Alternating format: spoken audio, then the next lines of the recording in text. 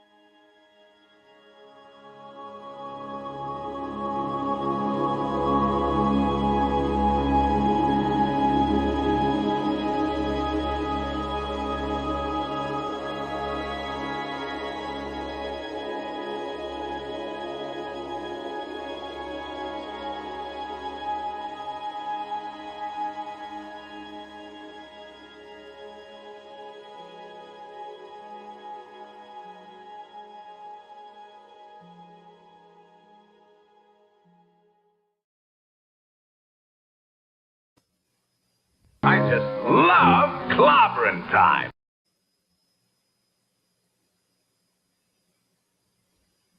Hey, my friends, welcome to Clobby'S Clubhouse on Clobberin Times. ICU number, what is it, 47. Yeah.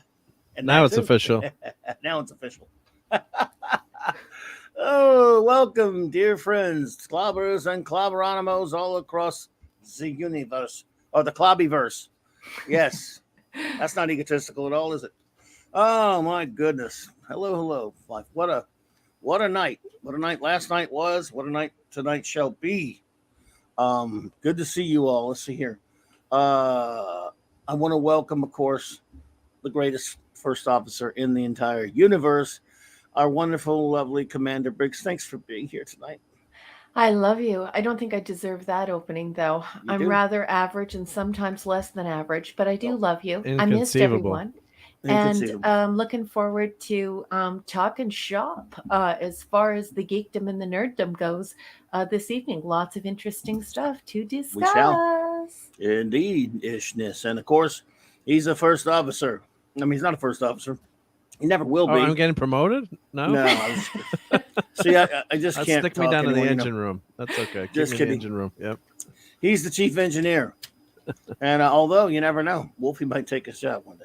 Just kidding. That's not Mirror universe, thankfully. The chief engineer, we move up by assassination. He's in trouble. Mark, very well to see you. Thanks for being here, dude. Thank you. Yeah, always looking forward to being here and hanging out with you guys on a wonderful Thursday night. Yeah, Thursday night used to be must see TV, right? With Seinfeld and what was that other show? Cheers. But now we got the Clubhouse to hang out with on Thursday night, right? So yep. And quick show note, and we'll get to it tomorrow night. I guess I'll probably be over there with Nick and the boys on Nick Weiser's Comic Shop, 8 p.m. 8:30, I think, Central Standard Time. And I guess we are. You will be here Saturday night, number one. I will. I will be episodes. Saturday night. Alrighty then. Well, we have 4 episodes of Deep Space Nine for you to review. What a great crowd we've been getting over there. What a great time we've been having over there. Indeedy-ishness. So can't wait for that. And of course, Sunday night geekery, 10 p.m. Eastern time on Mark D with a C's channel. Thank you. Yep. We got all kind of fun stuff to geek out about tonight. I think we do. Yeah. But let's say some hellos. Let's do it. Welcome some friends here. We ended up with we had started out slow, but ended up with a big crowd last night, and maybe they'll start rolling in tonight. You never know. But who, it doesn't matter who, no matter how many. It's great to see you all here tonight. the great Eric K., the wrencher of bronze, the bronze wrencher. Hey, baby, I love you. Thank you for being here. And dude, I'm still reeling from that incredibly generous gift you gave us tonight, gave me last night, and I'll explain that because I've still got to finish explaining it to what happened last night and the incredible events of last night. I got to explain those to Raquel in a minute. I need to know. You needs to know. The great Chris Persia, also great wrencher and great friend. Mwah, mwah, mwah. Brother, I love you. Thank you for the graphics and for the shout out and just the show advertisements. They're just marvelous, and I love you. Thank you, honey. Appreciate you so much. And we've got some great friends like J-Man here as well. Yay! J-Man, buddy. Good to see you there, bro. And Decepticon, his pal. Sean is here. This is very exciting. Yeah. Good to see you, Sean. Hey, guys. Wagnar's here. Wagner. Our buddy Kal-El is here tonight. All right, man. Hey, good to the see real you, buddy. soap. Stephen Good M. to see you there, man. Brian Hepburn. Hello, Brian. Hey there. Linrod. Hey. Good to see you. Linrod. Hello there, Classic Comics. Good to see you. Classic Comics is here. That's great. MMM is here. Masters Maniac Mexico, my friend. Good to see you. Triple M. Yes, indeedishness. But I'll see if anyone else is here yet. Dadman! Mrs. Dadman walking is where Dadman may be around somewhere. I'm sure. I hope you all had a great stream. He's recovering from the stream. Yep. Okay, he's here. I didn't see him. I got the stream pulled back. Yeah. So, there he is, Dadman. Show up. The whole family will be here. So I have to shout out the whole Dadman clan. I love you all. Nice. Great to see you, my friends. Great to see you, my friends. So I was bringing Raquel up to speed before we got, we were late running. So when Mark popped in, we decided to get started. Last night, was that not crazy, Marker? Was that not nuts? What happened? Yeah. You guys spill your guts. Well, for those who were not here last night, and if you were, thank you so much for being here. But Raquel was not, so I'll just go over it. I know some of you already know, but I as I was explaining to Raquel, I had, because I'm horrible about checking my one email there. I mean, I check my Twitter DMs as much as I can, and even Facebook. But I network on those, but I never check my Yahoo enough. And so a year and some change, like a year and a half almost before, around like May or June or whatever it was of 2021, I backed the Kickstarter from Wandering Toys for the Prisoner figures. Yeah, I remember this. And I couldn't afford the whole kit and caboodle, so I just got what I could. You got one of the twin play sets, right? Or the I got the Schizoid Man. Schizoid Man. Set. Okay, yeah. So I got one of the sets rather than just a figure. But anyway, and then as time went on, because it said at that point they said it would be March of 2022, and you know how it is when something's that far up, just kind of you almost feel like it's never gonna. It feels like you're never gonna see it just because it's so far away. But then around that time, I remember I just totally had forgotten about it. Hey there, Boosh McFadden, welcome. Hello. Hey, I hadn't been checking email. I couldn't even tell you the name of the company. Wow. Or whether it was even on Kickstarter or not. I don't remember that either. And we were fully on board with you. I think we even did a show about it where you were like, look at what I found. And I don't remember it either. Yeah, it just slipped my mind, and I wasn't checking emails, and maybe I got emails and just didn't see it because I don't see I don't see any of my emails. I rarely see them, and it's terrible. Rob Altus had mentioned, I guess he knows a buddy who was involved with that. I was getting to that. The figures. Oh, yeah. Sorry. If you want to tell the story, you can go ahead. Sorry. Your agonizer, please. Your agonizer, please. Just want to give Rob the credit. Well, I'm gonna get there. You think I was gonna rob him? No. Your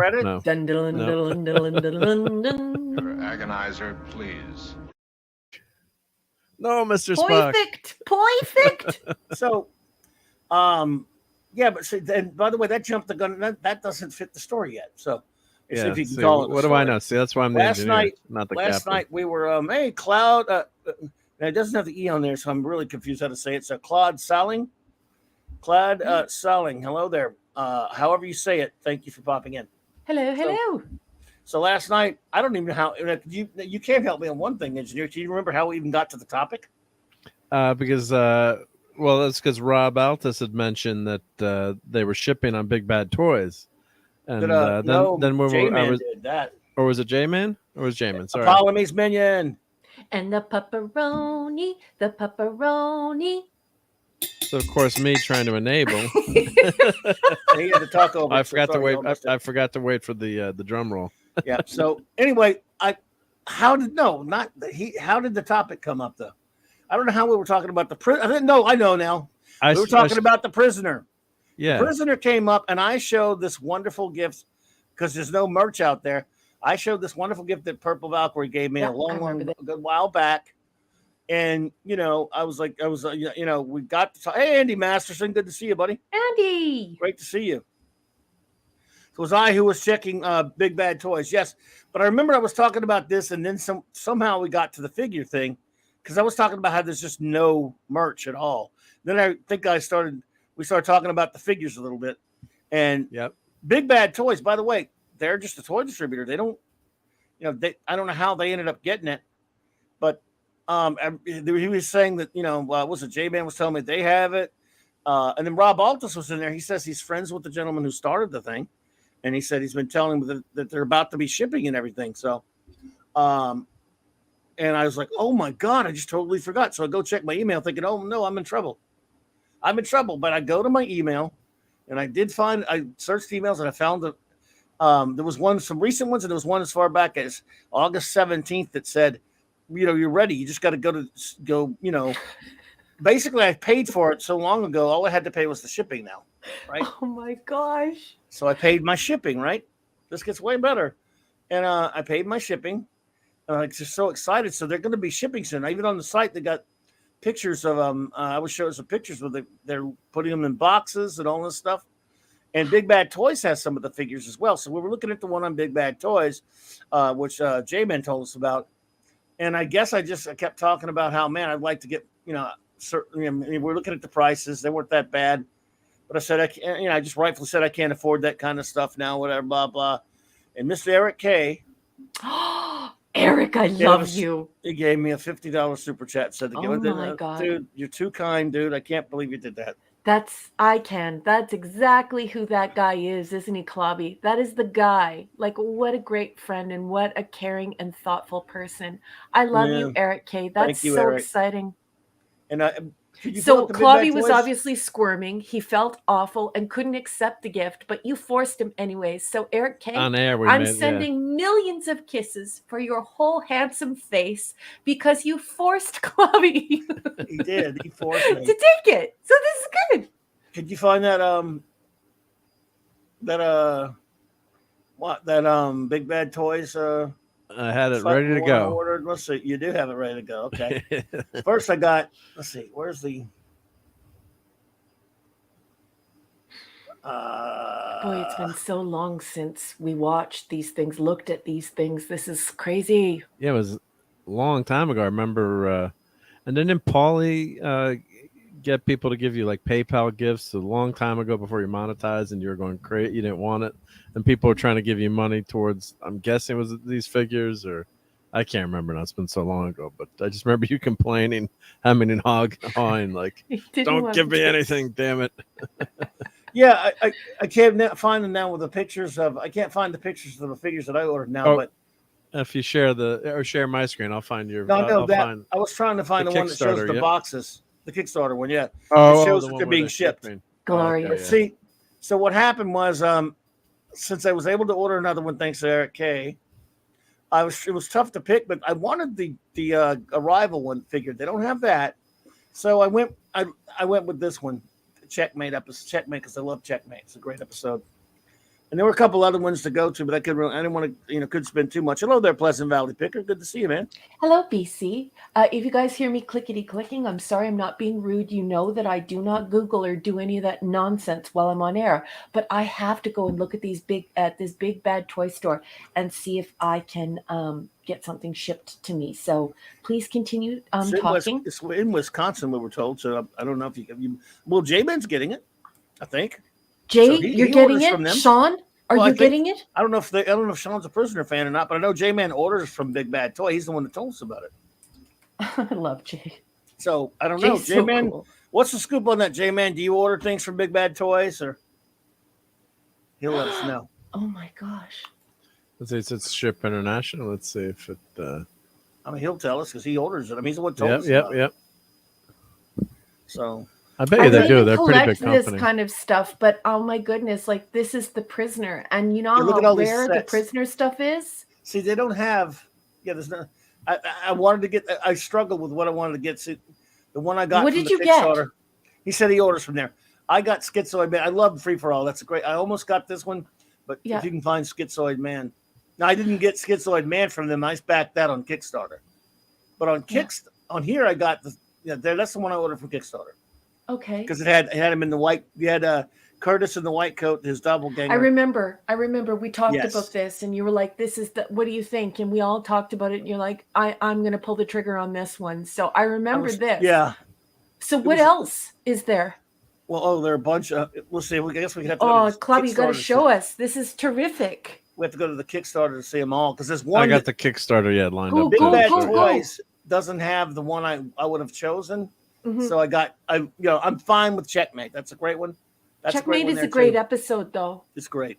It's instantly recognizable, and just the whole idea of the giant chessboard and everything. It's a very visual. Show them the one. Show her the one with the black suit. That's the one I would have got. Yeah, this is Arrival. the. But they didn't While have I'm it on here, Big I'll Bad just Toys. yeah. There's the Beach Escape. I'll just do the last one here. Oh then I'll my flip it gosh, over. that's a Rover edition. Yeah, I want to get this one. This one This looks is the really one cool. to have. Imagine wanted having to, but- Rover. What does Rover look like on your like you could put Rover on your mantle? How does Look, you Rover can work? put him on. Look, you put him in Rover, so you can put him in. You Rover. put him in Rover. Oh, shut up. Oh, See, I wanted, but I want the Arrival. That's him in the black outfit because you already have this. I already have him in this outfit. yeah. He's Schizoid Man. Find the Yeah, so That's the here's one I got. the. Schizoid Yeah, that's the Man one You you jacket. guys got, yeah. collect all this merch. I don't Look at collect this. merch. I'm not a geek, but I have to have Rover. So you can put him. I So you have can to put him have in Rover. Yep. Or you could just buy the figure and get a balloon. He No, so J-Man I don't want a says balloon. Shin J-Man says, kicks. I order Somebody from there. send him some shin kicks. See, I want that one, but Big See? Bad Toys didn't have this one available. Ooh, that's So nice. I went with Checkmate because I love Checkmate, but I love this one just because it's got the original. Yeah. It's got the Arrival outfit. That's right. That's John the Drake Arrival outfit. Yep. So, but J-Man says he orders from there. He says they are good, and I don't know what kind of what is it? Is it expensive? He said it's a USD. What does that mean? Yeah. And so what he's just warning me it's expensive. Did you pay import fees on that? I bet you the shipping's nuts too. J-Man, let me know if Yeah. it's reasonable. Let me know what you paid for a $20 item to get it into Yeah. Canada, to pay for the shipping, to pay for the import fees, and to transfer it into US dollars. Because I would absolutely love to have Rover. No import fees. Whoa. No. And Andy How do they Masterson do that? says he said they're a legit store. No import fees, huh? Wow. I don't know about that. Let's go see. That's what he's up in your neck of the woods. Okay. See, I do love the Rover one. Don't get me wrong. I was close to getting that one, but I went the cheap route. Matthew Pounder, good to see you. I'm not a Matthew, number. hi, sweetheart. I'm a free man. No, he's a. not. I am not a number. I am a free Clobberin. I will not make any deals with you. I will not be pushed, stamped, filed, indexed, briefed, debriefed, or numbered. My life is my own. I love Oh, that. J-Man said no import fees. Are you Yeah, serious, he said Jay? that. That's what he said. Yeah. Oh, I thought it was Maybe if someone it's under a certain value or something, or Schizoid certain man. items maybe don't have fees. It I wouldn't depends. know, It's but so weird. You're just like you have no idea how they rationalize what Michael they do. to Big. you. One time I ordered tried one, to still order waiting. a T-shirt. I think from was it Doomcock? Look what he said. If it's $50, it'll be $90. Yeah, well, that's it's going to be a lot. But one time I tried to order a T-shirt, I think from Doomcock, and after I changed it into USD and I paid the taxes for it and the shipping and the import fees, the T-shirt was like $125. I was like, I'm not going to pay $125 for a $20 T-shirt. Wow, look That. at that. So I didn't do Yeah. it. But it's not because I don't want to have the T-shirt. I want to support my friends. It's just it's very No, I hear you. important that Canadians be open about how expensive it is for us. It's a Sure, lot of sure. money. Keely Chow, Roll Tide. Hey, See, Keely. look at that set. Go back to that. I look, love this set. This is the one. That looks great. But look at now. See how much the big one was. The degree absolute, the one lower than that. You showed it. That's the one. That's the whole kit and caboodle right there. That's the whole My kit. God. Yeah. With the shirt and all that stuff. But that's one I really wanted to get, but probably should have. Yeah, but why does any one person need all those toys? No one needs all that Well, I stuff, don't know. right? I don't even have any place to put them. You shouldn't have that. You shouldn't have that many toys. You're nowhere one to to put 'em. talk. What are you talking about? There's an entire museum in your house. I want to curate the museum. I want to charge entry fees. Who are you kidding? More shin kicks. It was a That's mirror, More shin kicks. mark. Ironhide 84. Hello there, my friend. Thanks for Hello, joining us Ironhide again. 84. Hell. So I was really excited last night, needless to say, when I could. This is amazing. It's all. Oh, look at that T-shirt. This is all due to the great superhero Rob Altus and the great superhero Eric K. Thank you, Eric K. Oh, you guys are great, but look at that T-shirt. Can we drool over that T-shirt? Look, it's the perfect six. I love it. It has Rover at the center of the six. I love that. Yeah. It's nice. It wouldn't fit me, but it's cool. I want. And what's fun is when you wear something like that out, it doesn't say what it is, right? So when someone recognizes it, like I have a, you know they're your people. Yeah, your people. So I had like a really Currency, obscure Monty Python with the African swallows on it, like laden and unladen, and it's like a pictogram. So like when some, people come, oh, I love your shirt, and I'm like, I forget what shirt I'm wearing. Like that's so awesome in Python, then it's a real fan when it doesn't say, what it is. So if your prisoner fan sees that, they're gonna come right over and say, cool shirt. Can I get that shirt anywhere? Like, how do I get that shirt? No, I think Wandering Toys probably had it made exclusive. That one particular Get one. Get out of here, really? For that one set. Yeah, I'm sure they made that themselves for that one set there.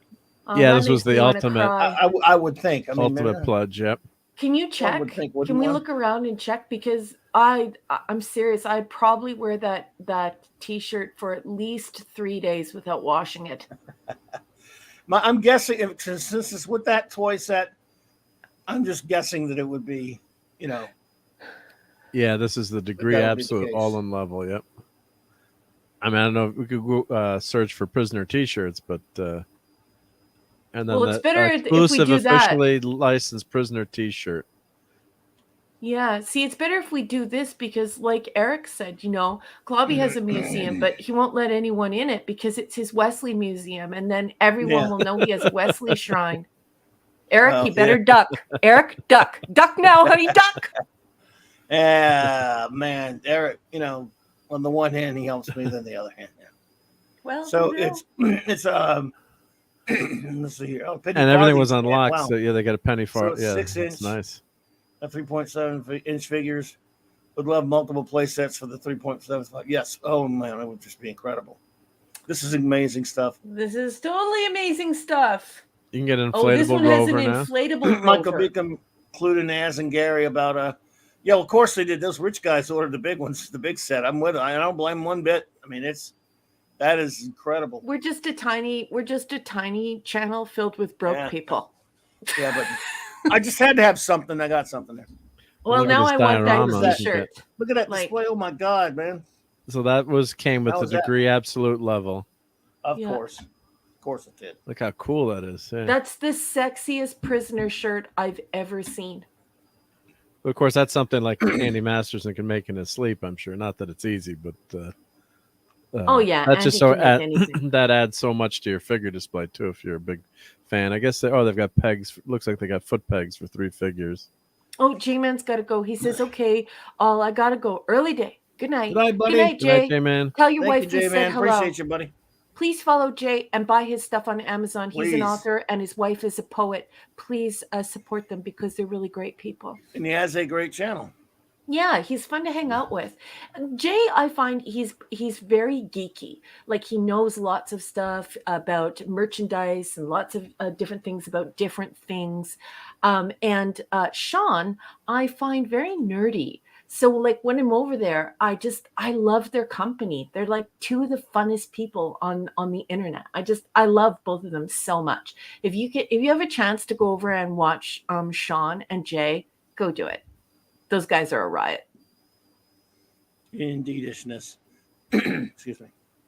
And the only fault I guess we could find with the figures, because we love them, was maybe McGowan's hair color is a little light, we thought, but Mhm. and that's Yeah. nitpicking. But, Yeah, I could take it. It is a little. And does he have any articulation in his knees, or are they straight? I don't think so. They're made to Oh, look like see, now you're older going totally geek on me. throwback Meanwhile, figures. all I Yeah. care about is would that look good as a bookend? And I Yes. think to myself, I want him standing by my books. I don't care if you can move him around and stuff, but I'm always interested to hear what Well, geeks think because I yeah, always learn so much from you guys when you guys are like, okay, do the knees move? What's happening with the ankles? What did they do? Are the clothes real? Are the clothes part of the mold or were the clothes made separately? You guys always have all these interesting conversations and I learn so much from you. Well, the thing is about, and again, like I was saying a lot last night, two shows that I dearly love: The Prisoner and Blake Seven. Never had it. Well, Blake Seven had a few toys actually, so but The Prisoner's never had anything, any merch at all. Like I said, it's very, very light on merch over the history, and to get anything like this, I mean, it's just I can't believe it. Fine, look how long it took. He looks. I mean, I think they look pretty good. I think these figures, the sculpts are really good. It is made to look like an old style, figure. They're not like they're not like the Marvel Legends figures or anything. Yeah, that. like retro. Yeah, Very retro. rough, yeah. I just it's incredible.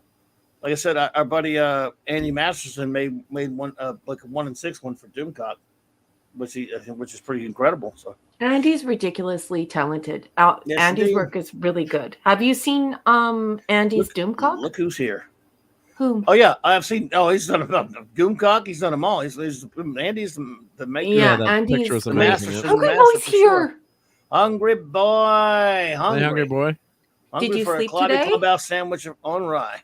Speaking of artists who are always hard at work and sleeping erratically due to their genius, Hungry Boy, have you slept today? I hope you got some shut eye. I love you very much. Some terrific Hope you got some sleep there, buddy. posting today on Twitter, or maybe it was the other day. I don't know, but just loving it, and I love you. Yes, indeedishness. So pretty amazing stuff. And I forgot where they are now, but I found some pictures of showing them putting these in boxes and loading them on trucks. So they're Do it. shipping. They're I coming, don't know right? where the pictures are. I don't know where they are now. Oh, I can't find them. Then your email. forgot Yeah, where they I usually found they email you. No, on the is that where Kickstarter, I can't remember how I found. I've got emails, but I can't find Yeah, where. yeah, I don't usually remember where they I got email that you. from. No, I have an email. I know what Yeah? you're talking about, but I'm Or not maybe sure a where I got Kickstarter that from. update. Maybe a Kickstarter update. They put it on here. Freaking remember where I got it, dude. Community, maybe. I don't I know, thought maybe so, it's but maybe you or can maybe find it. I it's can't find it. maybe it's updates. Let's see. I Updates. don't So like here, the maybe inflatable updates. one because it has seams Here we on go. it. Number Okay. 6 is Escape from the Factory. That's it. That's the update right there. There we go. Look at this. Oh my goodness, what a beautiful sight. You're killing me. So I don't got have $90 for this Rover, but I sure wish I did. I should have got the Rover one, but from but I got Checkmate, and I got my Yeah, but Checkmate got, would be my close second. It would have Yeah. to be the Rover or the Checkmate because those ones are just too, like, super well, Checkmate beautiful was a little bit things. cheaper, so because it's just Yeah. a figure. But Rover, Yeah.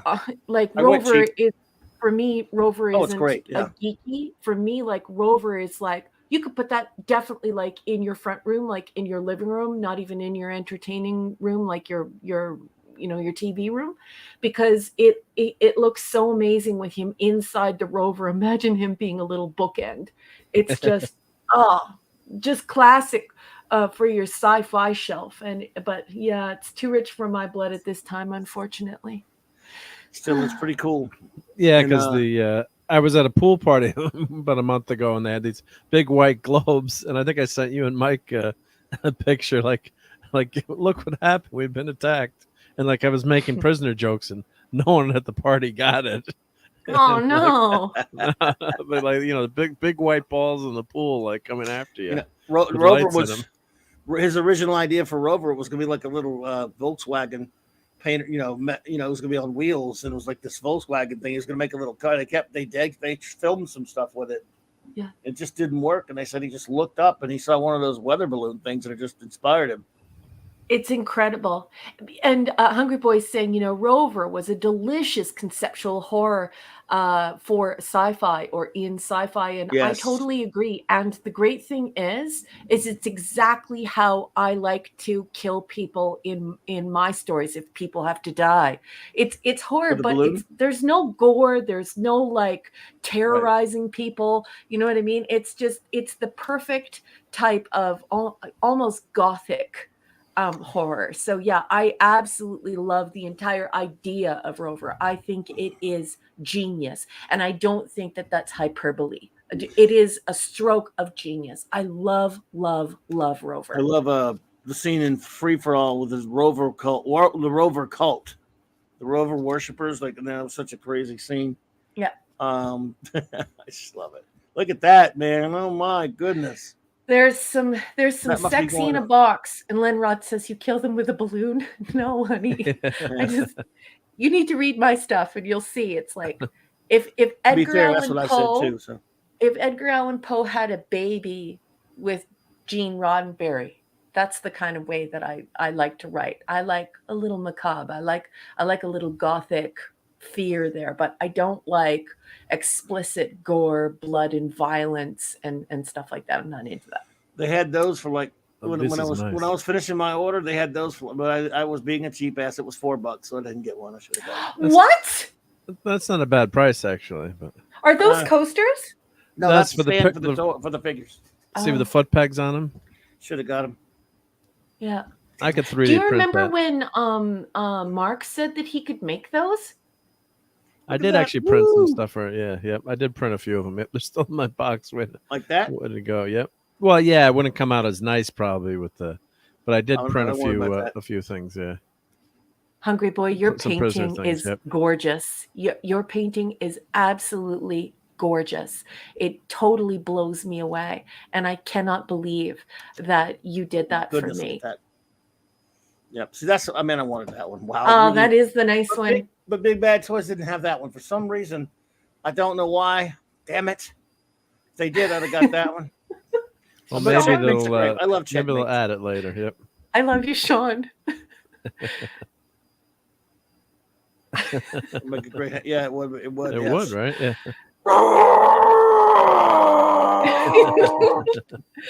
That's one of your best impressions, Zeki, Gorn, and Rover. Like when you do it, it's like when you do those 3 impressions, I they think I are did that so one too, spot though. on. They're so enjoyable. I love them, Clobby. I didn't think I did that one. I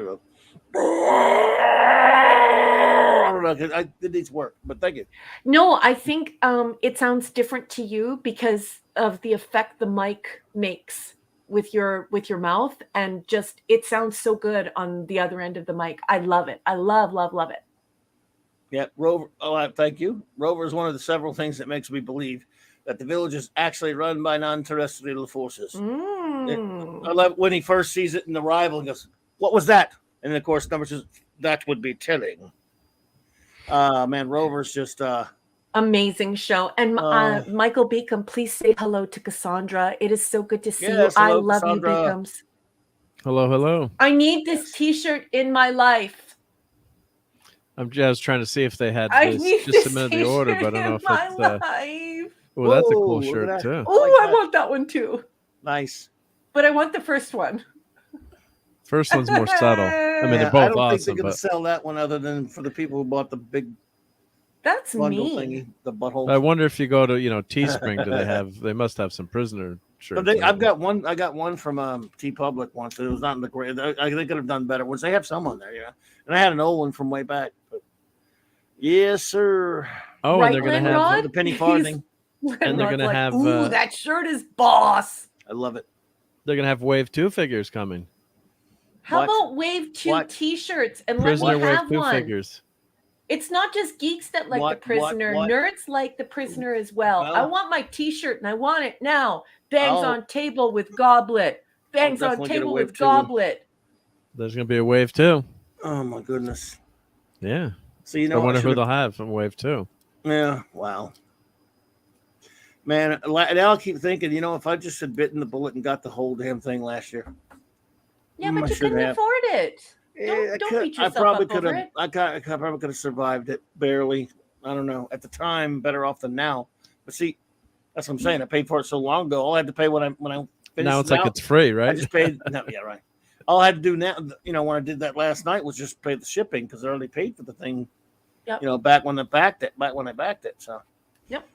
Right, Chris Persia? That is I'm sorry, but I'm just gonna slam down the gauntlet right now and say this t-shirt is the best Prisoner t-shirt I have ever seen. And I have been shopping them for Clobby, like trying to I love find that one shirt. in That's his great. size that's also sexy like this. This t-shirt is chef's Yeah, kiss. Yeah, they wouldn't. This one probably doesn't even come in my size. But I guess you could make it yourself, like, you know, if you wanted to, you know, do the image yourself and then, you know, print it at home on one of your laser, you know, you can buy those, you know, kits to print on T-shirts. I've done that before. Hungry Boy, the only way that would work. Well, I hear you, by the way. I'm with Hungry Boy. The only way that I would like that, yeah, Gary Leach. I think Gary Leach passed, didn't he? But with Ink by Bolin, that would look good. But I would want them to just make a comic book adaptation of episodes. Every time they try a comic that does its own thing with the Prisoner, it sucks. I hate the sequels they've done. I hated the Dean Modern one. I just realized what Hungry Boy's name is tonight, and it's Awesome Sauce. Hungry for a Clubhouse sandwich on rye. Yes. Now I'm hungry love this again. human. Should I show some food pictures? Just for that, dude. Do you realize I have 6 tripwires tonight, and now you're getting them right in the. You're getting Ew, 4. gross. You're getting them all, Hungry Boy. Now, just for that little making me Well, hungry. I have some questions. So before we move on to tripwire, we'll do tripwire later. We'll do okay. later. Don't worry about it. But go ahead. What you got? Oh no, let's keep looking at the Prisoner stuff until it's completely exhausted because it's so sexy to look at. We're torturing Pleasant Valley with it. I know. Sorry, Pleasant. Sorry. But I love seeing this stuff. I'm so glad these came out. Now, who knows how long it's going to be, but they're shipping, so should be much longer. Maybe the next month or so. I love you. I don't know how far they're shipping. I don't even know what part of the world they're in. But Rob Altus, I saw Rob Altus at Midnight Sins tonight, but he hasn't popped in here yet, but maybe he will. But he was a superhero for that because he reminded me about it when I totally forgot. I mean, we talking about the figure, but I didn't think they were anywhere close. He and J-Man, you know, helped me remember. So. Oh my goodness. Chris Persia had Portuguese chicken for dinner. Oh my goodness. The Portuguese chicken in Little Portugal in Montreal has some of the best chicken I've ever had in my life with those glorious Portuguese buns and those little bugatza tarts, but I forget what they're called in Portuguese. Oh my goodness. You have one butt, you have one ass. You could actually grow a second ass just living in Montreal eating Portuguese chicken dinner. Well, I had jambalaya, so I'm happy. Oh, nice. I had it last night and then the leftovers today. One of the great things about jambalaya is the leftovers are almost better than the first night. Yes, the flavors are intensified, right? Yeah, or maybe just really more. You loved it so much the first time you can't wait for more, but that could be. That's right. Dude, what are you doing? Chris Persia made me do it. He said, go ahead. I don't think this is Sunday Night Geekery. What the hell's wrong with you? I'm hungry enough as it is. Because that's been like hours since I finished up the jambalaya. Yeah. Now it's I'm good. hungry. It's good. Jesus, blame Chris Persia. Yeah. Okay, so I want Rover, but I don't want the seamed Rover. I want the Rover, and I want the 6 T-shirt, and I want it now. Rover, come on over. They're right the next Amanda Bear. Hey. You're out the next Amanda Bear. Jambalaya should have been in 60 Creeks of Claremont character, no chef. He was Gambit, you know. Oh my goodness. Wow, yeah, number 6 was not happy. Oh man, that is pretty Look at that. Oh, come on. I want that. I want that. Maybe you will get it. Oh, You never know. Still, I might order it from So I don't know. Big Still, Bad has it. Big Bad has it. It's 43 though. That's why. That's a why I lot of went, money, man. That's when I went with the cheap. Yeah, but A look lot at of that. mackerels on that one. Yep. Yep. But That that's is so fantastic, nice though. and so perfect. You put that up on your bookshelf and tell me that isn't sexy. The minute any nerd or any geek walks into your house, looks up at your bookshelf, they see the various little, things that you have from sci-fi, and lo and behold, there he is. And there's Rover. I mean, this is just mwah, gorgeous. Love it. That's so good. Wow. Yep. I guess we're talking about the manufacturing process. Yep. So. Oh my goodness. Very cool. Very cool. Yep.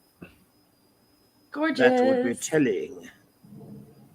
Yeah, and this Kickstarter stuff, it's never guaranteed too. I mean, that's what I thought. It legitimate just guys, didn't happen. I was just going, well, it figures no more.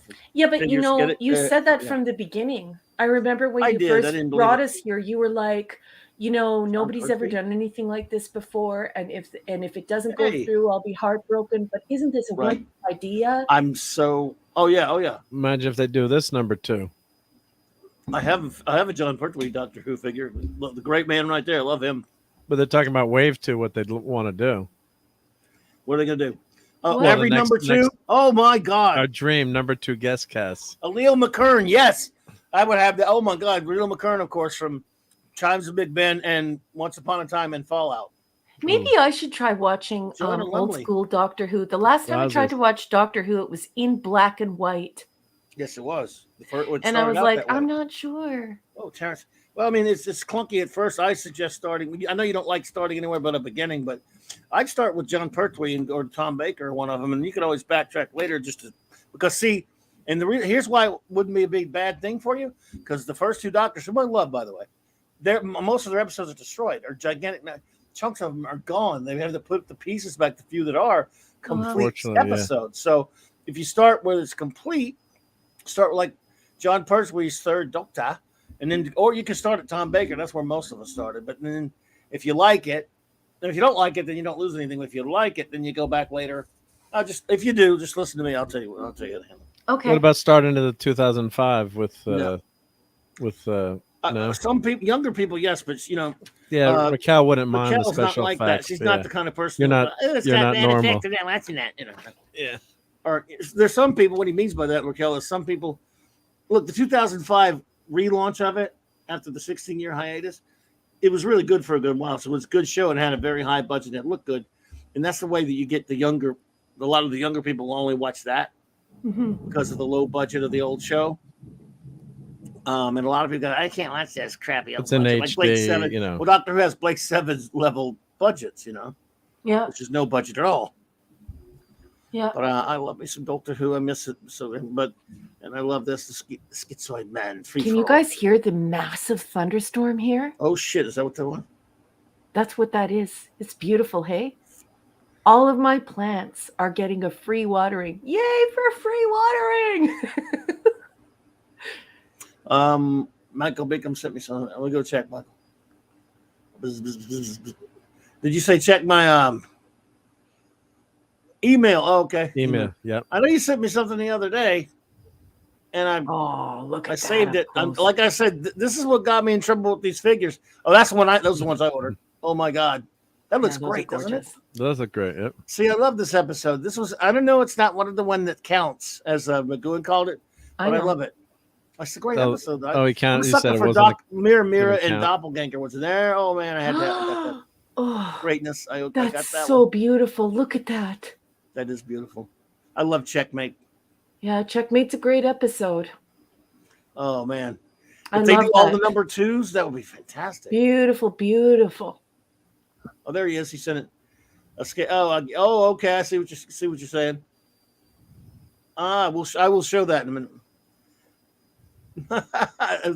That's pretty cool. Oh, I love it.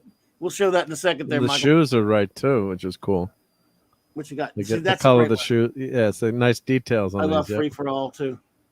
Yeah, so you get all these accessories too with it, which is cool. That opening, that line when he calls him on the phone, And he hangs up, and before he hangs, it says, "The mountain can come to Muhammad." And he hangs up on him, and he walks in. Muhammad, Everest, I presume. I've never had a head for heights. I love this show so much. Such a great episode right there. Oh my God! And that guy doesn't look much like that number 2, but to be honest, but still, he's a great actor. I don't know. The eyes are there. Yeah, I wanted Leo Chris. McKern. You need rain. You would not believe the thunder boomer we are having. Was that just some phasers going off for photon torpedoes? It's super intense, but the thing is I don't know if it's because like I'm ethnic or indigenous Irish that I'm not afraid of rain, or maybe it's because I read too much Edgar Allan Poe and Sherlock Holmes or Sir Arthur Conan Doyle when I was young. But rain doesn't frighten me, and neither does thunder.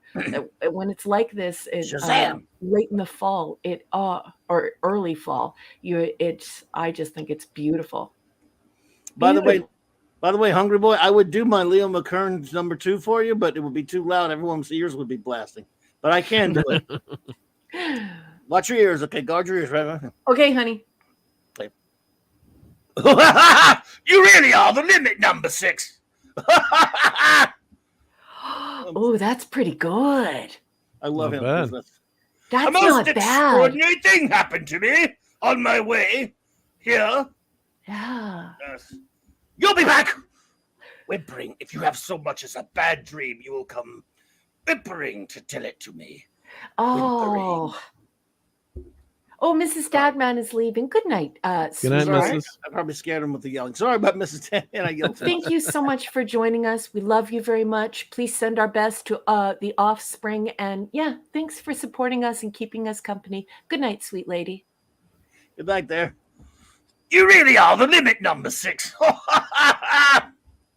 Like serious. That's another one of your great impressions, right, Hungry Boy? I could cosplay him, actually. I would cosplay him. I mean, but Leo McKern is my. There's some great number 2s, by the way. Yeah, but you're giant. He's the best. He's not giant. Well, yeah, but I could cosplay him. You could cosplay him, but you would be a very, very tall version of him. Oh yeah. What a great actor, though. So I love saying this. So this is an injection mold for an injection molding machine. Yeah. So this is how they make the figures. So this is, so they're making, and of course you don't make one at a time because it takes forever. So it looks like they're making 6, 3, and 3, or they've got some pieces lined up. And then the trick is you got to get everything to flow. So these are your flow lines through the mold. So you've got an injector that goes through the top and squirts the plastic and it flows through. So the art of making something like this is you've got to have everything so it flows through and fills everything. Yeah. And also the trick is it can't cure that quickly too, because what happens is you've got some narrow passages. Your mold could clog and the plastic won't flow and everything if it's not designed properly. The nooks and crannies. Yep. So this gets flipped over the top, so onto each other. So those are your guides for the mold, and that's your negative, and there's your posts here. So a mold like this, the old days could cost, like $50,000, $60,000, $80,000. With CNC CAD, they can make it cheaper, a lot cheaper. But wow.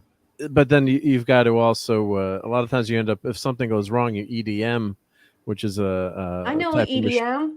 Yep. So you could EDM the mold to fix it. The biggest pain in the ass is when you've got to taking stuff away is okay, but adding stuff is a pain. Adding stuff is impossible.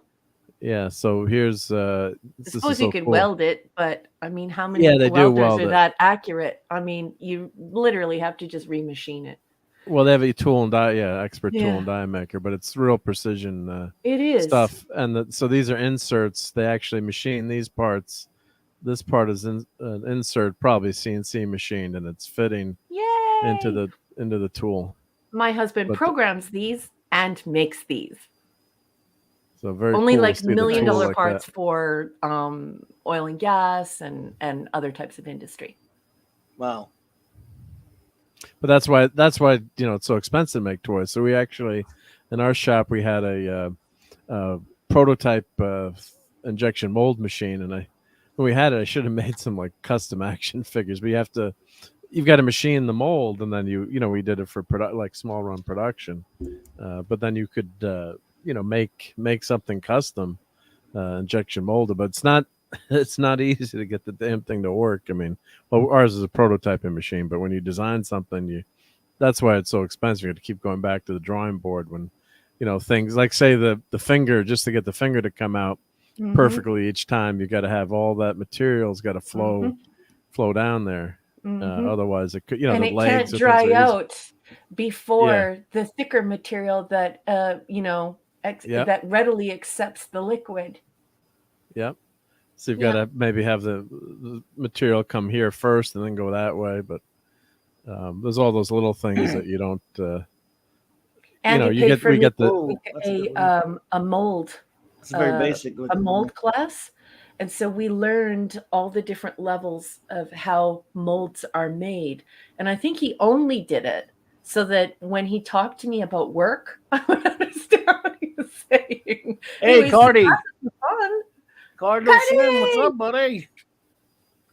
Good to see you, bro. Thank you for the $4 super sticker. You're too kind, bud. We're just looking at some prisoner figures that I've got on the way. Some of them, anyway. Oh, here's the sticker. Nice one there. That's what I wanted. Yeah. So, that's a cool sticker. Yay. Thank you so much, the great Cardinal Sin. Yes, you are. And another $5. Another one. Oh, what? What's that? I didn't see it. Oh, there it is. Thank you. Thank you so much there. Thank you so much, Cardi. Appreciate it, man. Hope Thanks, you're doing well tonight. honey. How are you, sweetheart? Yeah, what's going on, bub? What you up to tonight? Hope you're doing well. There's a good one. There's a gooder right there. Of course, that's just like the standard one. I guess it's standard just figure with him. And you notice that he doesn't have not wearing his 6, of course. Beach Escape, cool. Yeah. Did all the Canadians just hear Clobby? Can you tell he's been hanging out with me? He said it's a gooder. Isn't it cool? Well, you Mark have been saying that. This is the one I really would love to get. The Arrival. Yeah. I jokingly call it the John Drake outfit. People go, no, he's not. I know he's not really John Drake. He's not. Sorry. But I love John Drake too. But, but still, that's his Arrival outfit, his secret agent. Yeah. Secret agent man's outfit. Yep. So cool. Thank you for being here, Card. I appreciate it. So this one I'm looking forward to. This was great. So where's what's weird about this one, huh? Where is the marker mallet that he's carrying? Well, it's a prototype, I think. This is no, it's there. You can see it in there. Oh, yeah, it's behind him. Yep. Okay. Yeah. I see it. Yeah. Now I don't know why he has a badge on. I don't know. The Schizoid Man. Oh my goodness, love it. That's 12 or 6, 6 or 12.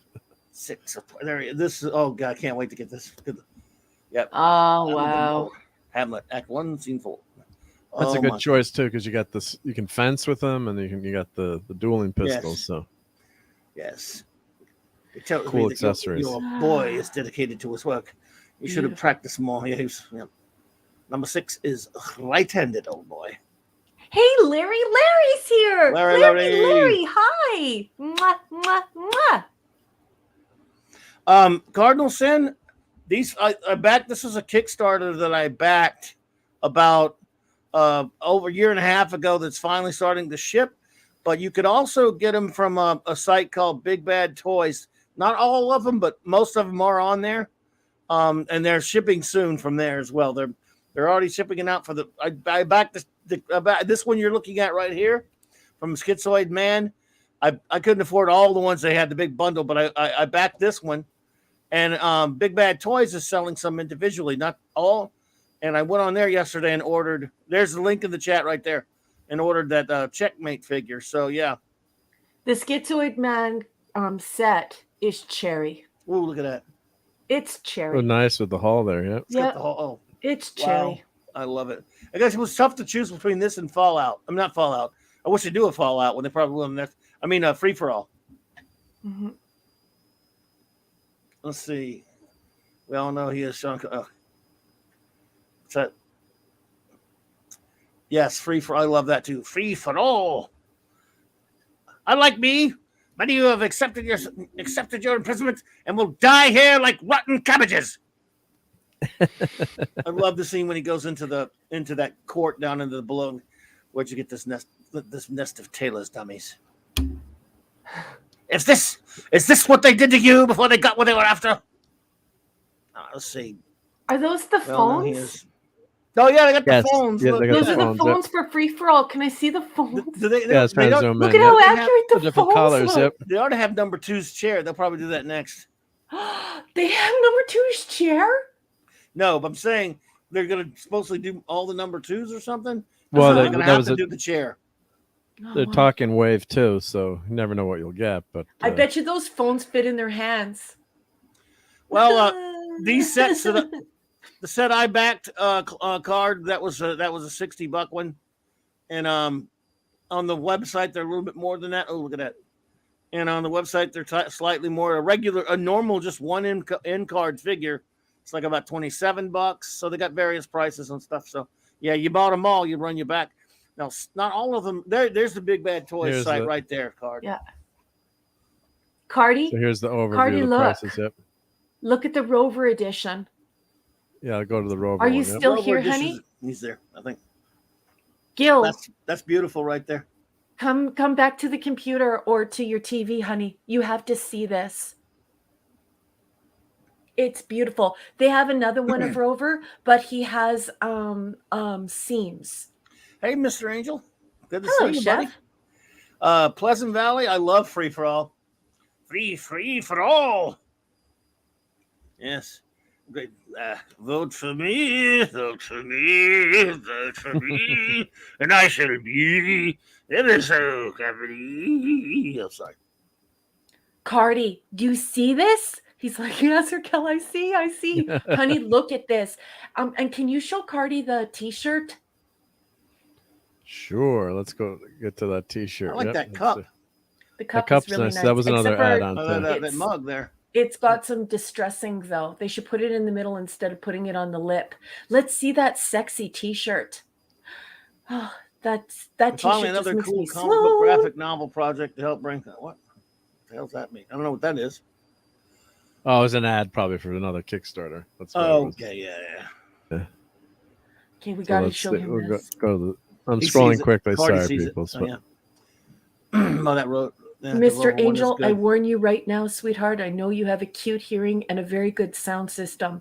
We are having a serious thunderstorm here. So if you're hearing a lot of booming and crazy weather, don't worry. It's not all in your head. There's a massive storm here. Look at this t-shirt, Cardi.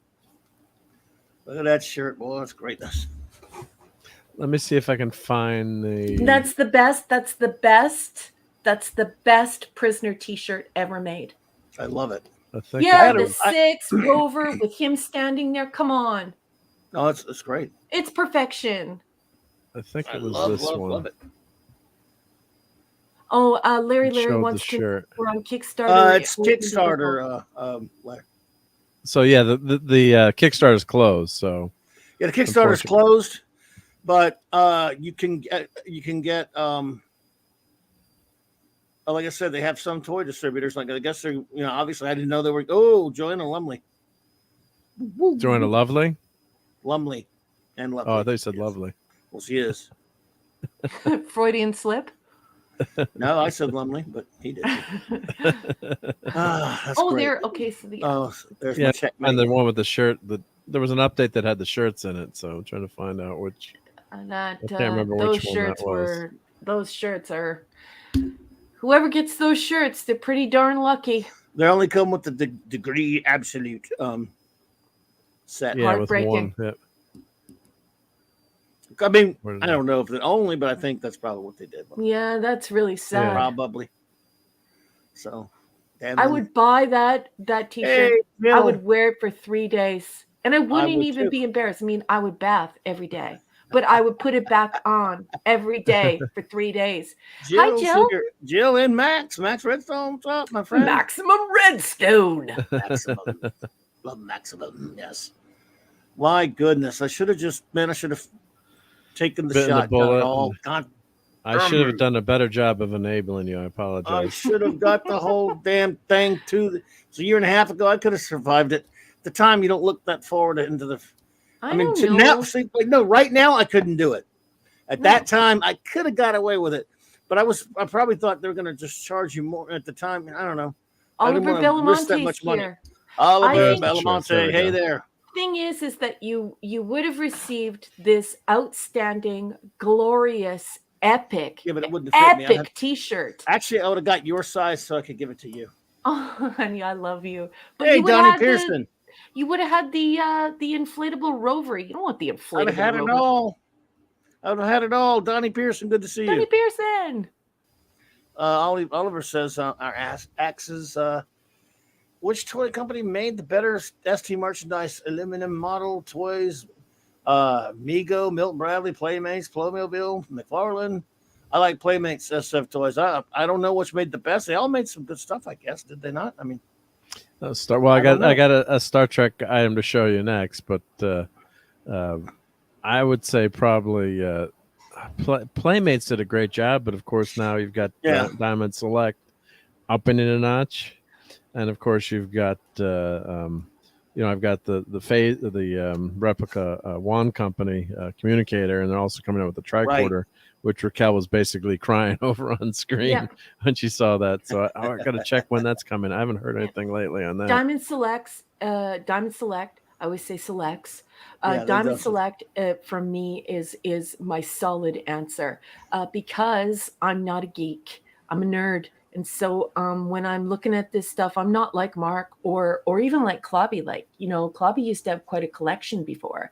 And you guys can collect all of these beautiful figures and you can make these complete sets, even guys like Scuba Pete. But for me, I love Diamond Select because Diamond Select makes these replica props. So they look at the prop. They in some ways they improve upon the prop because it's not so rough looking, and they make it out of plastic so it's more durable and stuff. So for me, it's Diamond Select, hands down, absolutely. There's no contest because of the fact that I'm a nerd. I love that replica stuff, and I love that it is reasonably affordable. In order to get a tricorder here to Canada, I don't know. I don't even remember how much it was. So I don't even want to say, but I know it was around $100 or probably more in Canadian money. And Mark and the boss, Clobby, they were like, what? Because in the United States, I think you guys can get it for like $50 if you can find it. But yeah, so my final answer, definitely Diamond Select. They're all replicas, replica prop making. Now, on the other hand, too, like I'd say Migos, maybe they weren't the best figures. Don't shoot me, anyone.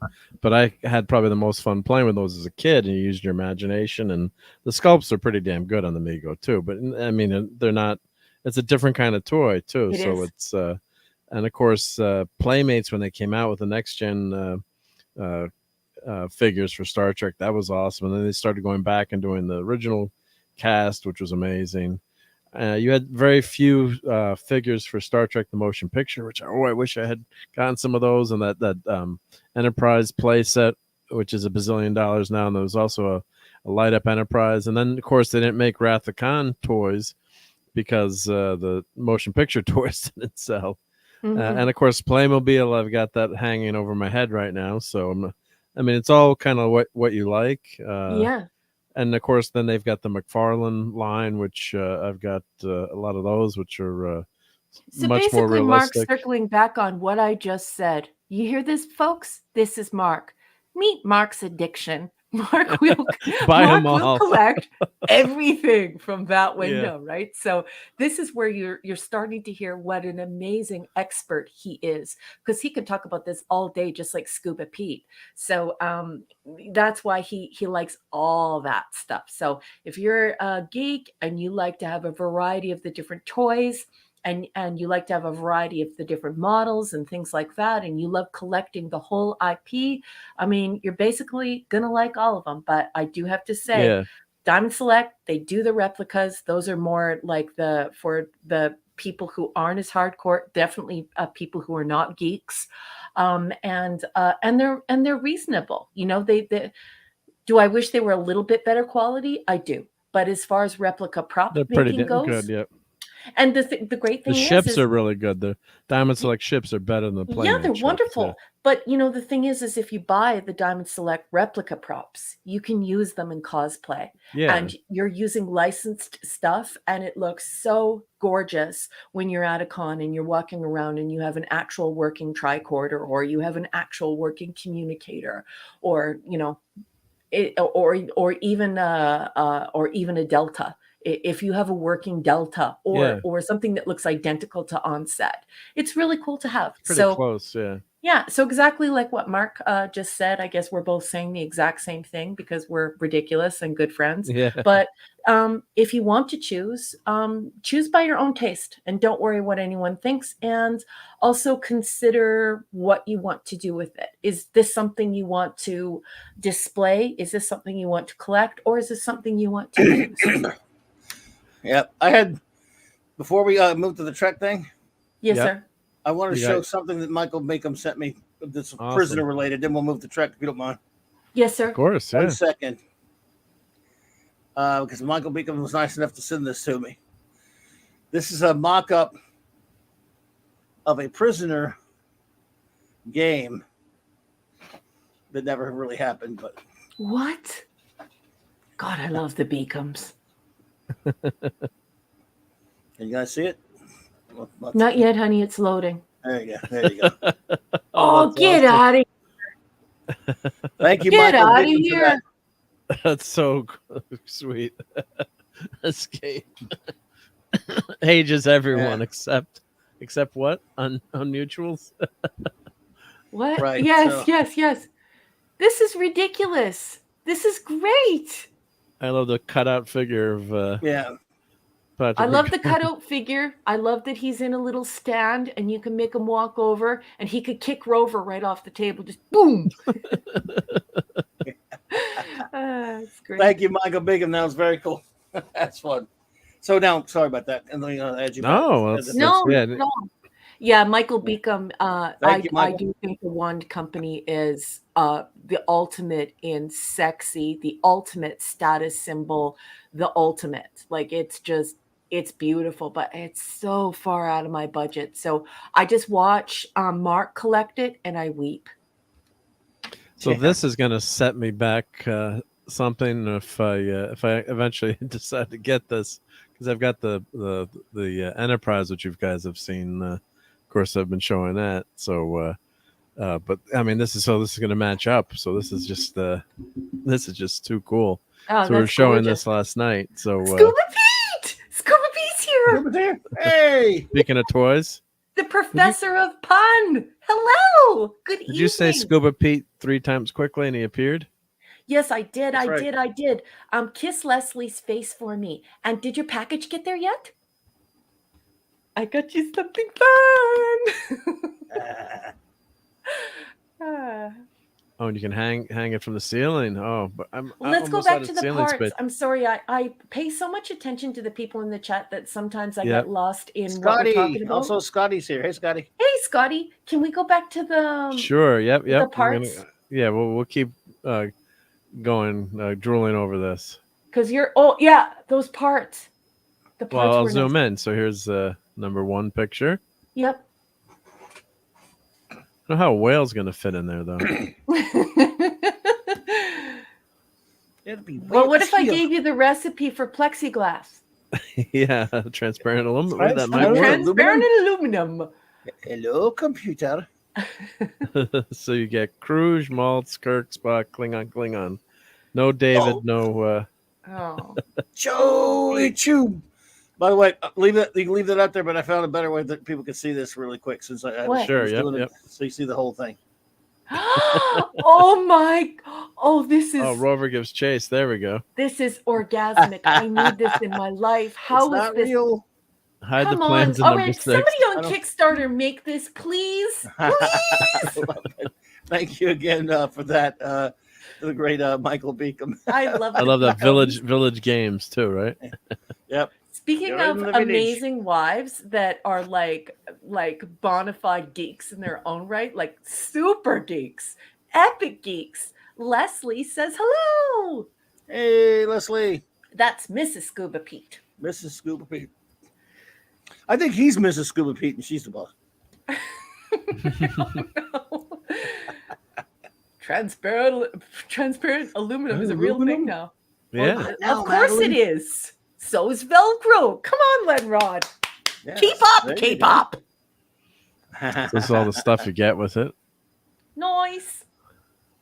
And you get view screens too, yep. Gorge. Genesis is planet forbidden. Genesis device, yep. Yeah. And see this Oliver Belamonte you were asking earlier. Seriously, like there's no way I would have room for this. Would I go over to Mark's house and drool over it? I would, but would I own this myself? No. And Scuba Pete responded to the boss and said, "She is the boss around these parts." Yes. Wait, of course. Yeah, I'm torn. Yeah, it's like, and that's not like something you can hide too. It's like, since I got this that's got to go enterprise- from the roof, and it's got to go in your office, or your beautiful wife is going to give you a talking to, mister. It's like, sometimes you can hide like action figures and smaller items. If I did actually break down and order that Galactus figure, that could be a problem. So yeah, I love that line. this is Classic cool. Comics. How can you be deaf with ears like that? No, Motara is restricted. Take permits, many, money, more. Cloak it. Cloak it. Yeah. You're going to be getting damn permits. Just get a permit to do a damn illegal thing.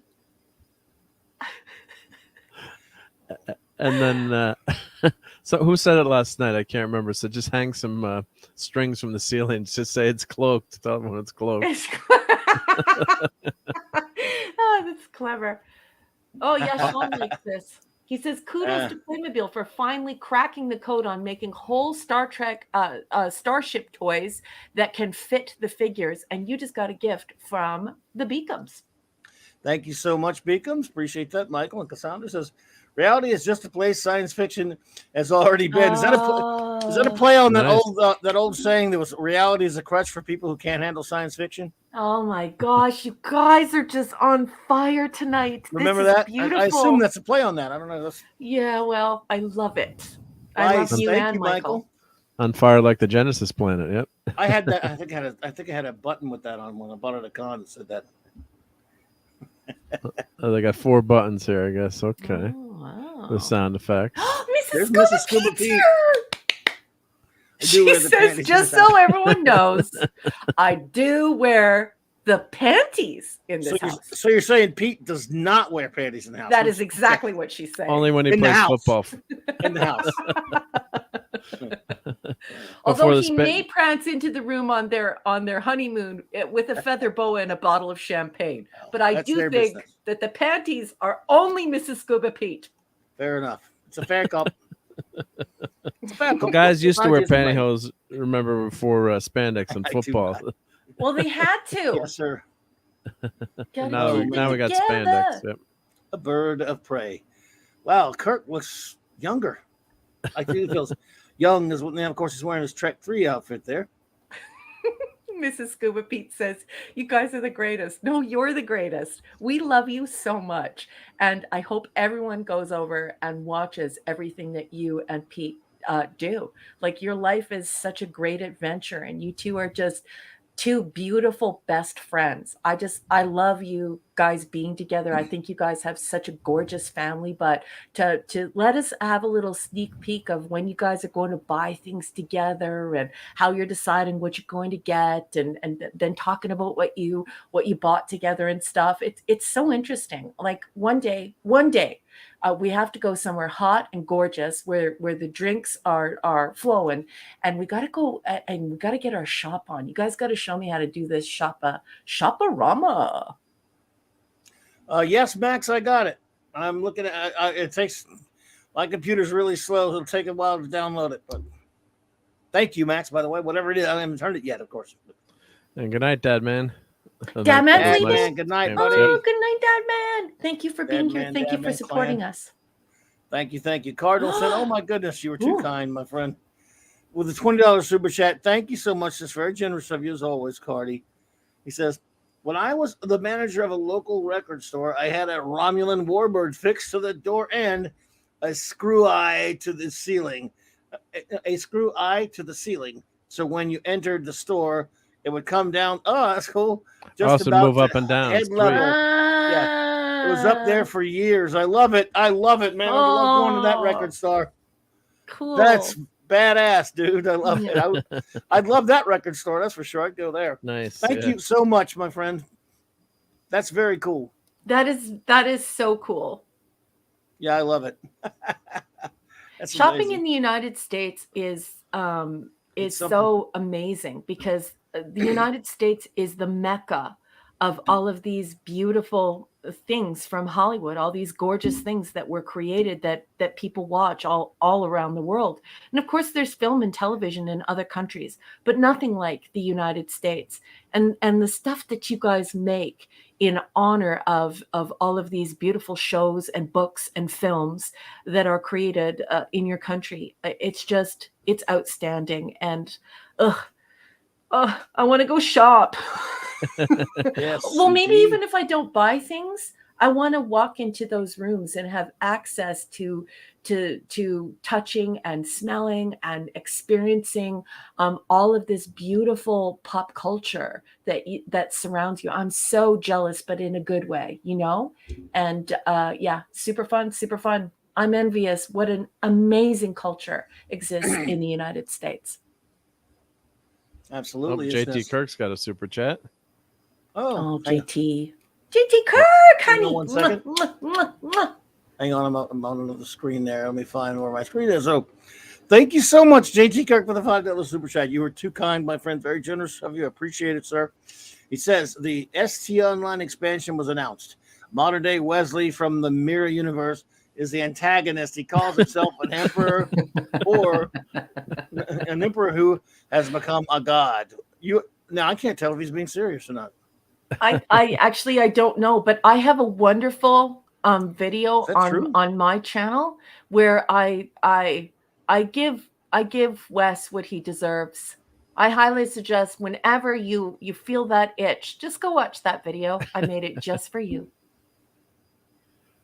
So I wonder if we can make a special Wesley for, because we have that I've had enough of you video. So if we have like a Wesley figure in this diorama, yes! see how cool this is. And Scuba saying this is transparent aluminum, but this is, I guess you could hang this obviously. So they designed it so you could hang. And then also this is a real cool diorama. What a great idea to have this underneath the ship on your, say like on your coffee table in your family room. I'm sure that the wife acceptance factor on this one though with the missus would not be too high in my house, but yeah, this is a fun.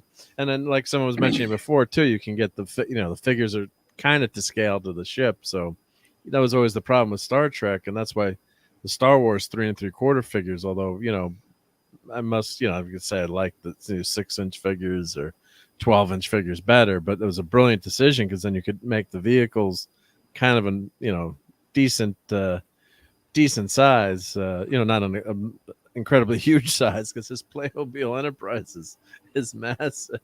So yeah, it's I'm laughing to a Cardinal wrote, yeah, why is Kiss in the background? Yeah. Yeah, but look at what JT Kirk wrote. I just put it up on the marquee. He said, "I'm dead fracking serious, and I wanted to vomit, eat it, and then vomit again." So this whole West thing is true. That's crazy. Yeah. I thought it was. I didn't know. Yeah, I mean, you can't tell if someone is kidding or not, being facetious or not. That's crazy, man. Wow. Ugh. That's pretty bad, JT. Look at this. I'm going to put him up on the marquee. Hold on. Go ahead. By the way, Max, did you want me to play that? I got it. That's up to you. Do you miss it for my ears only, or did you want to play it? What, honey? He'll let me know, and I'll tell you about it if he wants me to. Something he said. So what's the deal? What are you doing? Oh, so here I think I wonder if this has the app that hooks up to you. I'm gonna light up my Playmobil. He does want me to play it. Okay, we have some Max Redstone entertainment if you guys would like to hear it. Do we? Would you like to hear it? Okay. Yeah. Max has made a song for us. Well, he of course is a songster. He's a songster, and it's him, and he's singing something for us. So thank you, Max. This is the Clubhouse. We're all Star Trek in this month, so this is from the great Max Redstone. As you all know, he's the master of limericks. And he's obviously singing this time. So here we go, everyone. My Clobberin Times buddies, Clobbers and Clobberanimals and Clobberettes, the great Max Redstone. Hello, Clobbering Times, Clobberettes, Clobbers, Clobbertistas, Clobberonis, and Anti-Derivative Joe. We know it's been tough. You haven't had any good Star Trek since 2005, but we are going to sing you into oblivion, me and my brothers. Start us off, Harry.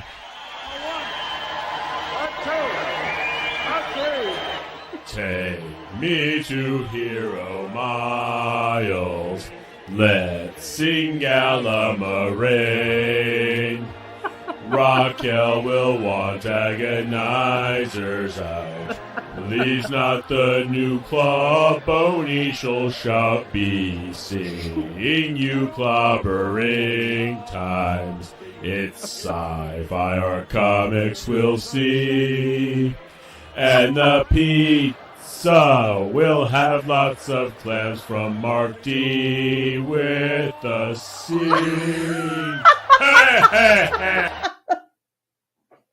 Hello, Clobbering Times. Wow. Hey, way to go. Amazing. Hail to the great Max Redstone, dude. Just for that, I'm going to send you a clam pizza. This dude, I enjoyed that so much. You've earned this, sir. Thank you.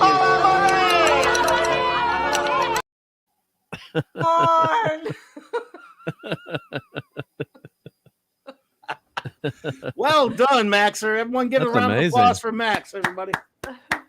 I'm with Nice. That must have taken a lot of work to get that. Cheer or shriek. Cheer indeed. The man pours his creative energies into us to give us some entertainment, and we appreciate it. Thank you so much, Max, our dude. Oh. Well done, buddy. Neurotic Max Vanderbeck.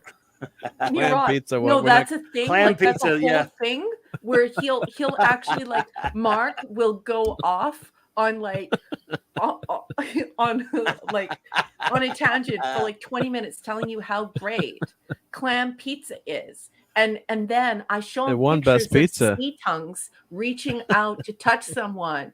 And he insists on eating nasty clam pizza. I mean, it's bad enough he eats sea tongues, but putting them on pizza, baking them in the oven. I mean, come on. Yeah. Pepe's won best pizza in the U.S. Their white clam pizza. That's disgusting. Yeah. It's better than Gok. It makes you want to. Clobberin,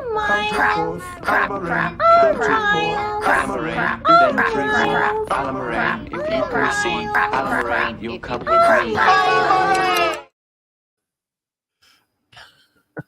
Please, chat. Just rover all of these people. Just rover them all. Rover. Look how good that looks. Doesn't that look delicious? Cloboni time. That's disgusting. Oh, it's Clam so pizza. good. That's gross. Yeah. It's delicious. With garlic. Oh, a ton of garlic. Oh, it's so sea good. tongues. Did they look up at you so and they're good. like, "Oh, Mark." Gross. Don't eat me. Right, Chris? Rover them, Chris. Whenever you come to visit, clam pizza on me. Yep. Rover indeed. I take all the rovers you got there. I don't get to play with these the emojis as much as everybody else, so I love them. I mean, they're awesome. Yeah, Raquel did a great job with those. Yeah. Look, I've been to a lot of channels. I've joined a lot of channels.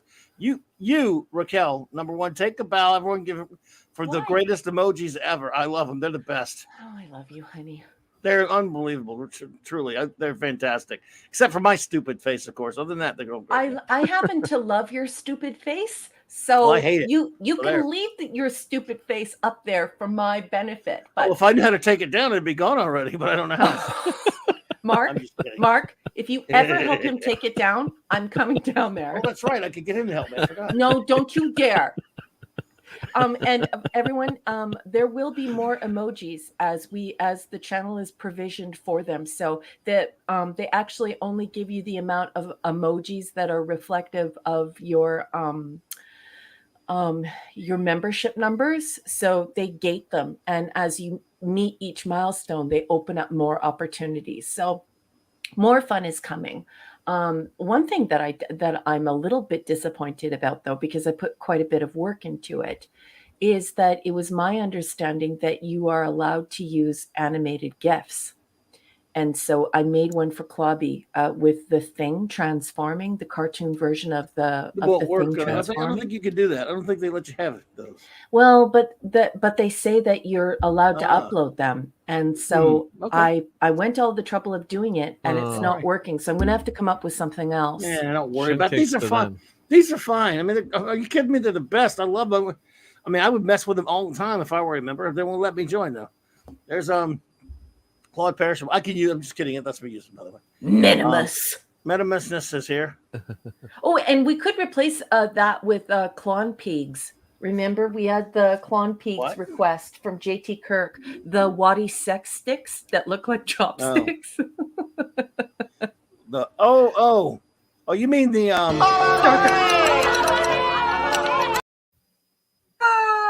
Stop. I thought you were talking about something else. Head desk.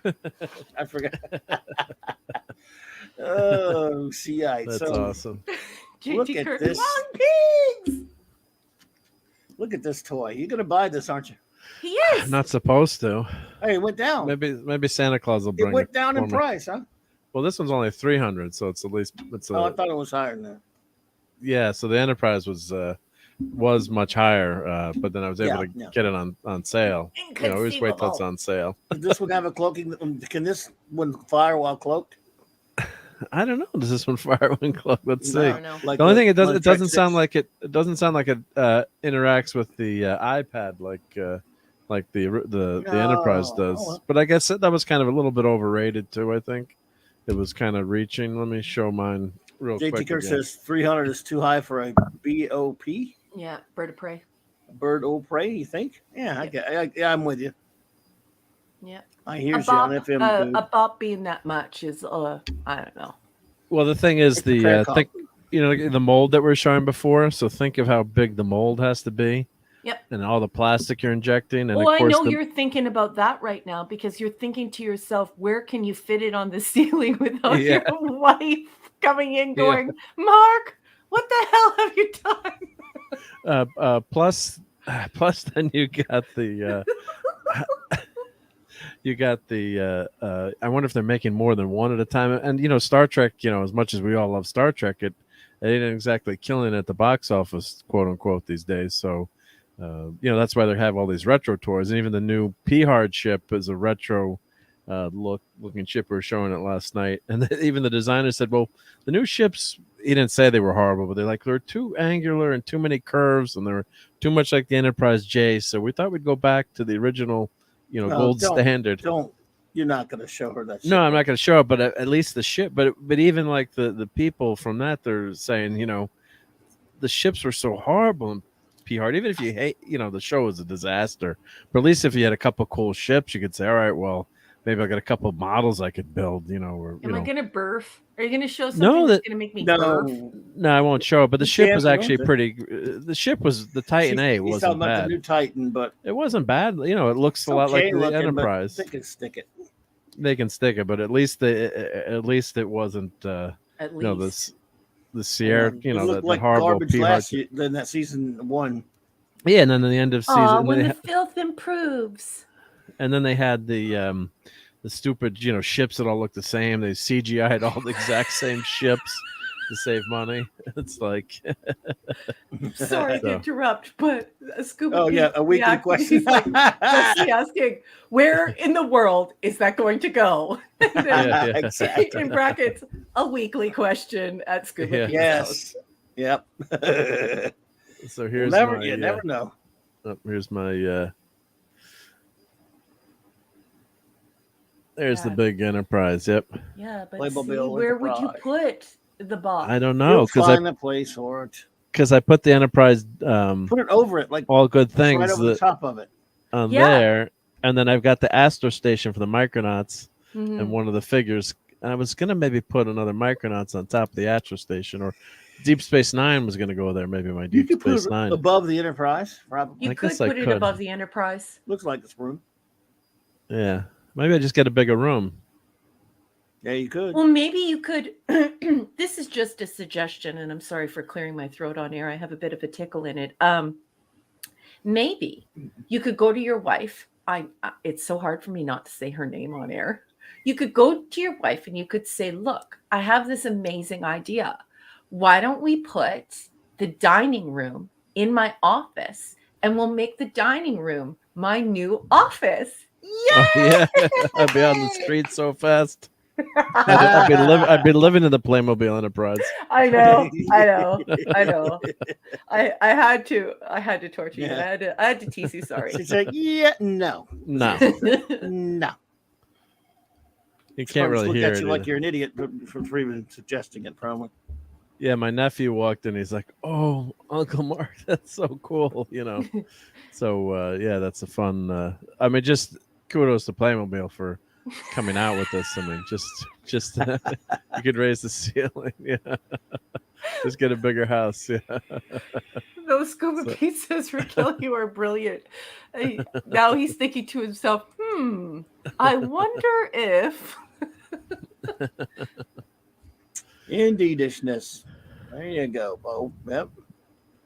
Fun stuff. Toys and stuff, yeah.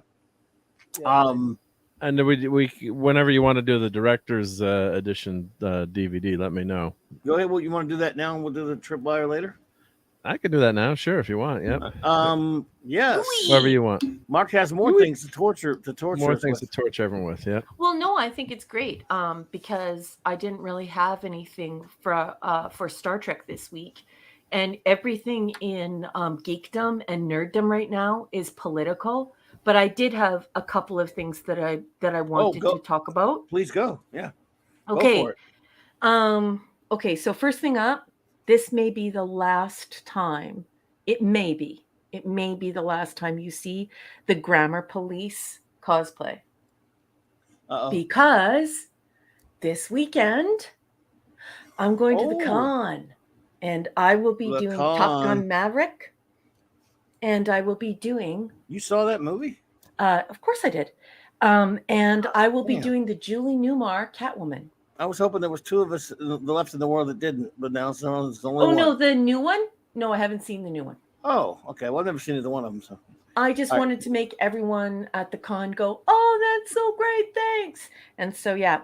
Anyway, so I'm doing the Top Gun Maverick, and I'm doing Julie Newmar Catwoman. That's why I'm Grammar Police tonight. So I have new cosplay on the horizon. That's what I'm trying to get into. I can't wait to see that. Yeah, love Julie Newmar Catwoman. My goodness. Okay. I met her once, by the way. Oh, did you? She was quite lovely. Yeah. She's beautiful. Okay, so here I'm just reading my notes, and I have some questions for Hungry Boy, Mark, and of course the boss. Okay. The other night I couldn't sleep.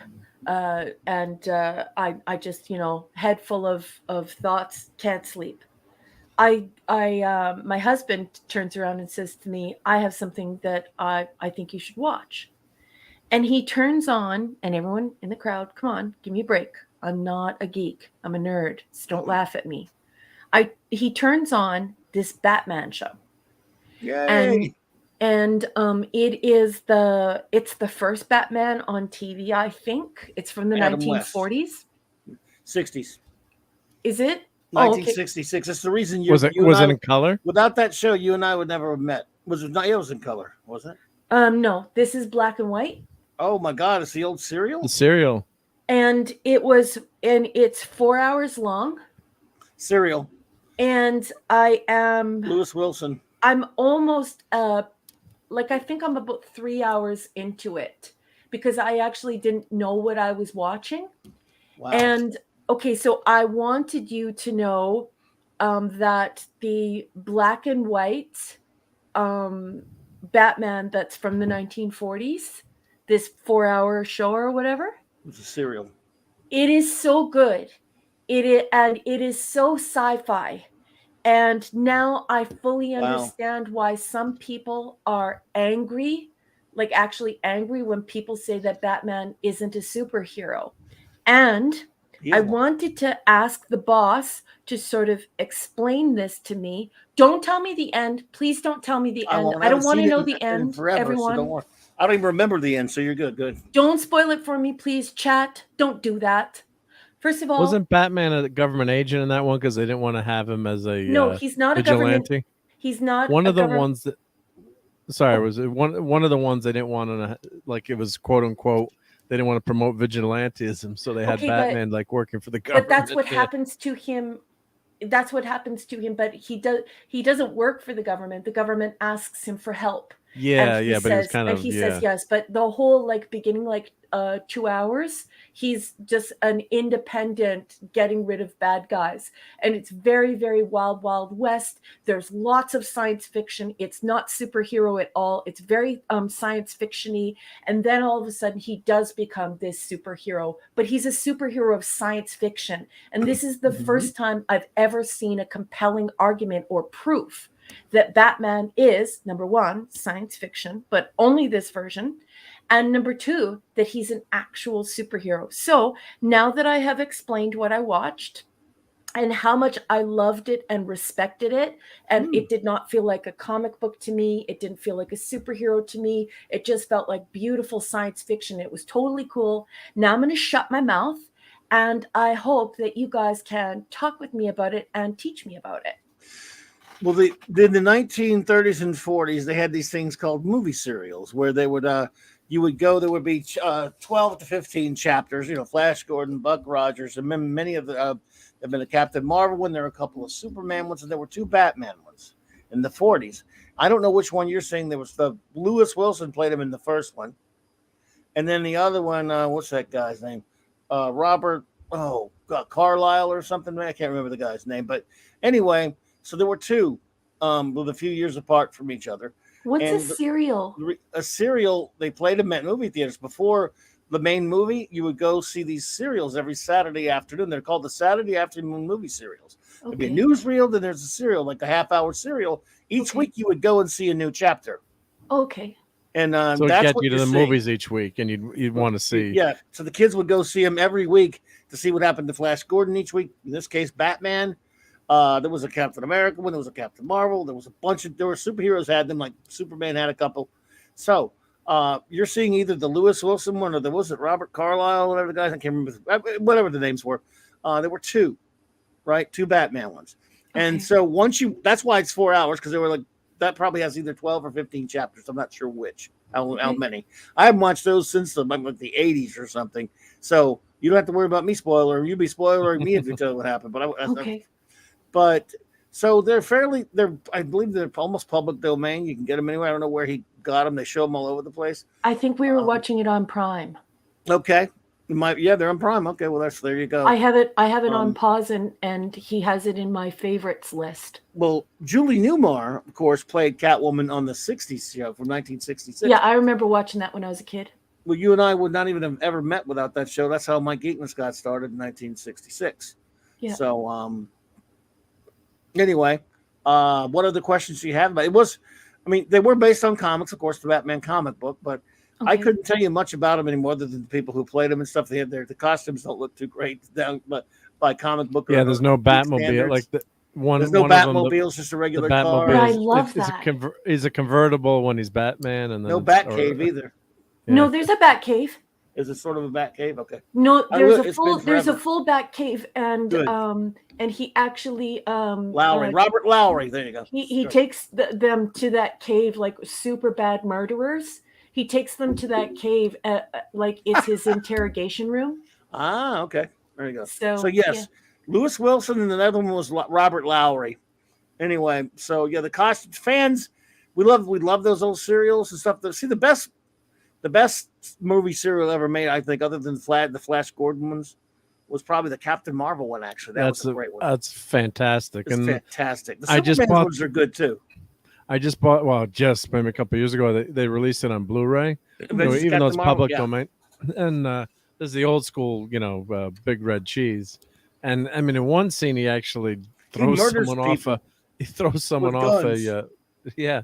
And the special effects are great too. I mean, for the time. At that point, yeah. Are we still talking about Batman? No, we just got off on a tangent about Captain Marvel, but the Batman, I haven't watched that in a long time. Okay, that Batman thing has completely transformed my my opinion of people who like Batman.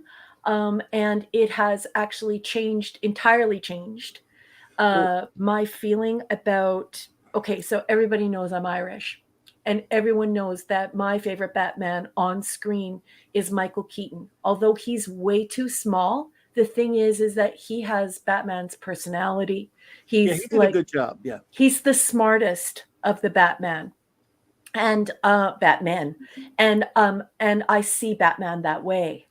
In this serial thing, and I read books as a kid. I had no idea what a serial is, so thank you for teaching me what that is. Batman is huge. He, just like Clobby said, he was supposed to be. He is incredibly handsome, and he plays himself off as like this useless gigolo. Playboy Bruce Wayne. Yep, but obviously he's completely in love with the secretary. I forget her name. He is such a good person, and he is nearly killed every night that he's trying to protect people. And all those inventions, he made them. He's a scientist who made Batman is a scientist. Yeah. all of those that's what inventions. the movies got away from. Unfortunately, they had Lucius Fox designing some of the stuff, and Batman buying is the a things. genius. Yeah, so at a peak of physical perfection and mental perfection. They call him the world's greatest detective, and that's what he is. So I would just like to say that I still hate comics as far as like the way too much superhero crap. I don't know if I can handle it. I do love. Wait a minute, them is fighting words. No, I do love the gorgeous. I do love the gorgeous art and stuff like that, and like. But I'm not going to sit down and read comics. So I guess I shouldn't use the word hate because you guys have taught me a lot about. Just not your thing. It's just not. It's just not my thing, is what I meant to say. I misspoke there, but I will tell you this. The original Batman from the 1940s that's in this serial is not a superhero movie, although it sets up the rhetoric to turn Batman into a superhero, and it is science fiction, and it's quite wonderful. It is beautiful to watch. It's great fun. You are so scared that Batman is going to be killed, and he gives up so much. And he creates so many wonderful little instruments and technological advances that would have blown everyone's minds in the 1940s. And if you haven't watched that and you're like me and you're not a person who digs comics and you're not a geek and you don't know anything about that stuff and it doesn't interest you, seriously, the more you dig back into these geek people's mythos, the stronger their arguments become when you look at their original source material. So if you watch this show and you're not into that stuff, you have to go see Clobby's version of Batman, like the actual original gangsta Batman. He's sensational. And I wish that they would put this Batman back on TV or back on in film. They get close to another iteration. See, by the way, did you know before sorry, Mr. Angel's leaving, so good night, Mr. Angel. Good night. Did you know that, by the way, right toward the ends of where they stopped making these movie serials, Leonard Nimoy, one of Leonard Nimoy's first acting jobs was on a movie serial called Zombies of the Stratosphere. One of those Rocket Man ones. So yeah, he got but those died out. Imagine what kids, you go every Saturday to see your favorite serial, like bring a dime, and you got to see a cartoon. You got a newsreel, a cartoon, a serial, and a movie. That was my dad. A lot of our dads went to see those as kids in the 30s and 40s. Yeah, so my dad did too. Yep, and he said they would spend Saturday at the movies. Yep, and then they'd sneak in sometimes again to watch it again. I don't want to insult anyone in the chat. Please forgive me. I misspoke. I like that Kal-El's asking for my agonizer. I misspoke. It's just I wanted to make sure that I rhetorically set up that I'm not a sycophant. I'm not somebody who just sits around hanging around with people and then pretending that I like what they like. Comics don't appeal to me. I'm a woman. I really like science fiction. I'm not really attracted to a lot of science fantasy or this superhero stuff. And you have to understand, it's like Clobby says, they've remade superheroes and destroyed all of the original source material. Now, when people think of superheroes, they think of all these dumb movies. But I wanted this set up what I was saying, not to be verbose or to overstate my case. It's that I need people to understand that I'm totally not into comic books. I respect the art. I respect geekdom. I respect all that stuff. But I'm telling you, as someone who doesn't like this stuff, you have to watch that Batman serial. It is so effing good. Like, it is so good. It is so perfect, and it is so fun to watch. It's like watching UFO for me. That it's like it's an adrenaline rush. It's really beautiful to watch. The stories are fabulous. The visuals are amazing, and you love Batman when you're done watching those serials. They're just so good. You've only watched the first one. I mean, you've only watched one of them so far. There are two, remember? So what? You only watched one so far, or what?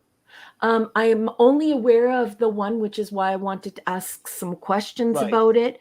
And it's 4 hours, but on, the little ticker down at the bottom, I'm about 3 hours and 10 minutes in. Because one of them was 15 parts, or around 15 parts, I think. And I'm not. You don't know which. Find out which actor is on the one you're watching. If it's Lewis Wilson, I believe he was the first one. Then Robert Lowry played him second. Okay. In the second one, first one was it Adventures of Batman and Robin, or was Batman? I can remember the exact titles now. But since you're enjoying it, you have a lot of it to go. After you get that one, you got a whole other one. And those like I said, they're 3 and 4 hours long because they were serials, 15 chapters and what have you. Yeah, I mean the science fiction ones are I mean, the Flash Gordon and Buck Rogers, especially Flash Gordon, all those 3 serials are great. Okay, well, just let me write this down then, because you've always told me the truth, and my interest is piqued. And this is not like when you get away from the corporate, when you get away from the corporate idea of superheroes and what has been done to these stories. Like, the stories now are garbage compared to this. This one has Kane in the credits, in the opening credits. And everything, it's amazing. Anyway, so boss, there's another serial called what? What? Well, there are two. Well, the other superheroes. Again, there's Flash Gordon, and there were 3 of those. The first one was Flash Gordon. Okay. Flash Gordon's trip to Mars. Flash Gordon conquers the universe. What? Gordon trip to Mars. Of course, I'm gonna love this. But what year is this? Which is deceptive because it's Mungo. But that was in the third. That was 10 years earlier than this. Now again, I don't know if Flash Gordon will be too much fantasy for your liking. I don't know, but it's very science fiction. George Lucas, when George Lucas, before he got the chance before he made Star Wars, he wanted to redo Flash Gordon. He couldn't get it together, so he made his own. Yeah. Star Wars is very influenced by it. John Carter is it's very influenced by John Carter. Flash Gordon is very much like, because it's about 20-something years after John Carter. I think Alex Raymond was inspired by John Carter when he created it. It's very similar to that. So it's a world with all these different aliens and stuff like that, and it is adventure. Of course, all these serials are adventure. They were made for kids at the theater. I mean, movie theaters. So, but there's again, the other superhero. I don't know if you'd like the other superhero ones because they're guys with superpowers and all that stuff. What's the other one? There's Captain Marvel. Whereas Batman doesn't have superpowers. But the other ones are more in that fantasy genre you don't like, with the superpowered beings like Captain Marvel. Adventures of Captain Marvel. Well, I will definitely look it up. There's 2 Superman ones. There's 2 Superman ones? There's Superman. There are 2 Superman ones. There's Superman, then there's Adam Man versus Superman. Okay. Let's see. There's Black Hawk, with the same actor in it, Kirk Allen. That's more of a war one, though. Let's see. What would be another one? If you want to see Leonard Nimoy, you watch Zombies of the Stratosphere. That's one with the rocket. I don't think I can get that one. I know about that one, and I've tried to watch it a couple of times before, but I don't have access to it. I got you.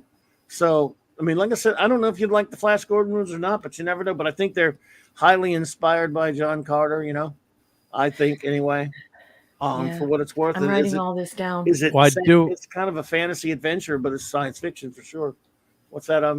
Oh, sorry. I was gonna say I have the 1943 one. I can get to Raquel. Which one? Can Batman? you show? Can you The show 15 it? chapter one.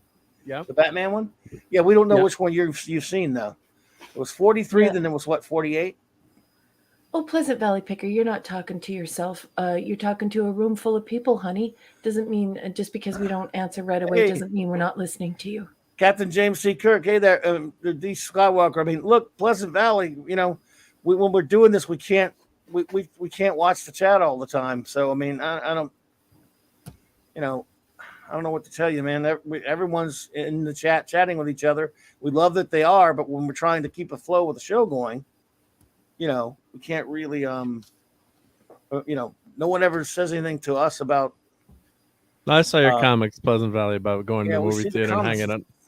Yeah, they're cool We can't comments, but comment on sometimes it's tough. But yeah, no, I appreciate those comments. They're we appreciate it everyone's reminded me comments. my dad, going to the movies. May I telling me those stories, please be excused? I'm just gonna put the show on mute, and I'm gonna go into my room, and I'm just gonna go and look at what version I'm watching. Okay, find May out I who the be actor is. excused? That's all we need to know. Find out who's Yeah. playing Yeah. Batman, and you're good. I'll be right back. I beg your pardon, everyone. Excuse Go me. for it. So here's the Batman There's serial. the Batman. Yeah. Which one is So that? Is that let me is get that Lewis? move my mic again. Robert? That's Lewis. That's the Lewis one. Yeah. Yeah, he was first. So I have that one. That's 43. What Batman, was the the other one electrical. called? Adventures of Brain. Batman and Robin, right? What's the second one? Yeah, I think that was the second one. So let's just show. Let's see if they have any. So these are the different titles. So, excuse me, 15 chapters. That's what I thought.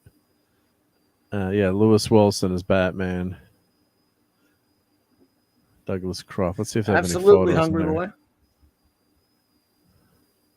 The only They true one don't is. have any pictures What's on that this now? one. So Columbia's serial succeeded by the Phantom. Oh, I guess they're doing in order. The serials. Phantom one. I've never. Yeah, you know the Captain America one was really weird. Yeah. He doesn't even have a shield. So let's see. Let me go back to that Batman one and see if. The TV series, and even Batman and Robin. Yeah, that was. I remember reading this. So the success of the re-release led to the creation of the TV series Batman. So in some ways, the serial has that effect, because when they were showing the serial again, it was super popular, which is really cool. So let's see. I think I did a search for Batman. Oh, Batman and Robin serial. Yeah. Okay. Batman and Robin. So the first one was the Batman. 49. Yep. And that would be Robert. Yeah. The costumes look kind of crappy. Robert Lowry. Yep. The costumes look kind of. Let's see if I do images here. Yep. Just show us the. Okay, guys, I know which one it is. Okay, which one, Lewis and or it's Robert? weird because it is cereal, just like you said, but I didn't know what a cereal was before because I read books. I didn't watch any of this stuff. I don't know this geeky genius stuff. It is the Lowry and Gordon one. Okay, so that's Batman and Robin. Or no, Duncan. It's Lowry and Duncan, but right. Yeah. I'm trying. Okay, so there's no difference between the two of them because they're a serial, but I guess they're broken up into two serials. No, I'm currently watching the one that starts with the Commissioner Gordon episode. So Robert Lowry. So you got which one? I'll go back. I'll go back to the. I'll go back. Yeah. See, the first one was called The Batman. That was with Lewis Wilson from 1943. This one says 1949, boss. The one you're watching from 49 is Robert Lowry. Yeah. Yep. So, and I don't know if that's wherever venue you're watching it on. I don't know what. I'm watching it on Fire TV, but I think it's coming through Prime. Turner Classic Movies had it for a while. Riff Tracks did it. Yeah, Riff Tracks made fun of it. Yeah. Want to fall in love with Batman, and you're not a geek, you're a nerd, and you're just here to hang out as a nerd, like Jill. This is how you fall in love with Batman. This is the Batman Clobby always talks about. This is the big, strong, handsome guy who is just bloody brilliant, and he's such a gentleman. He's funny. He's kind.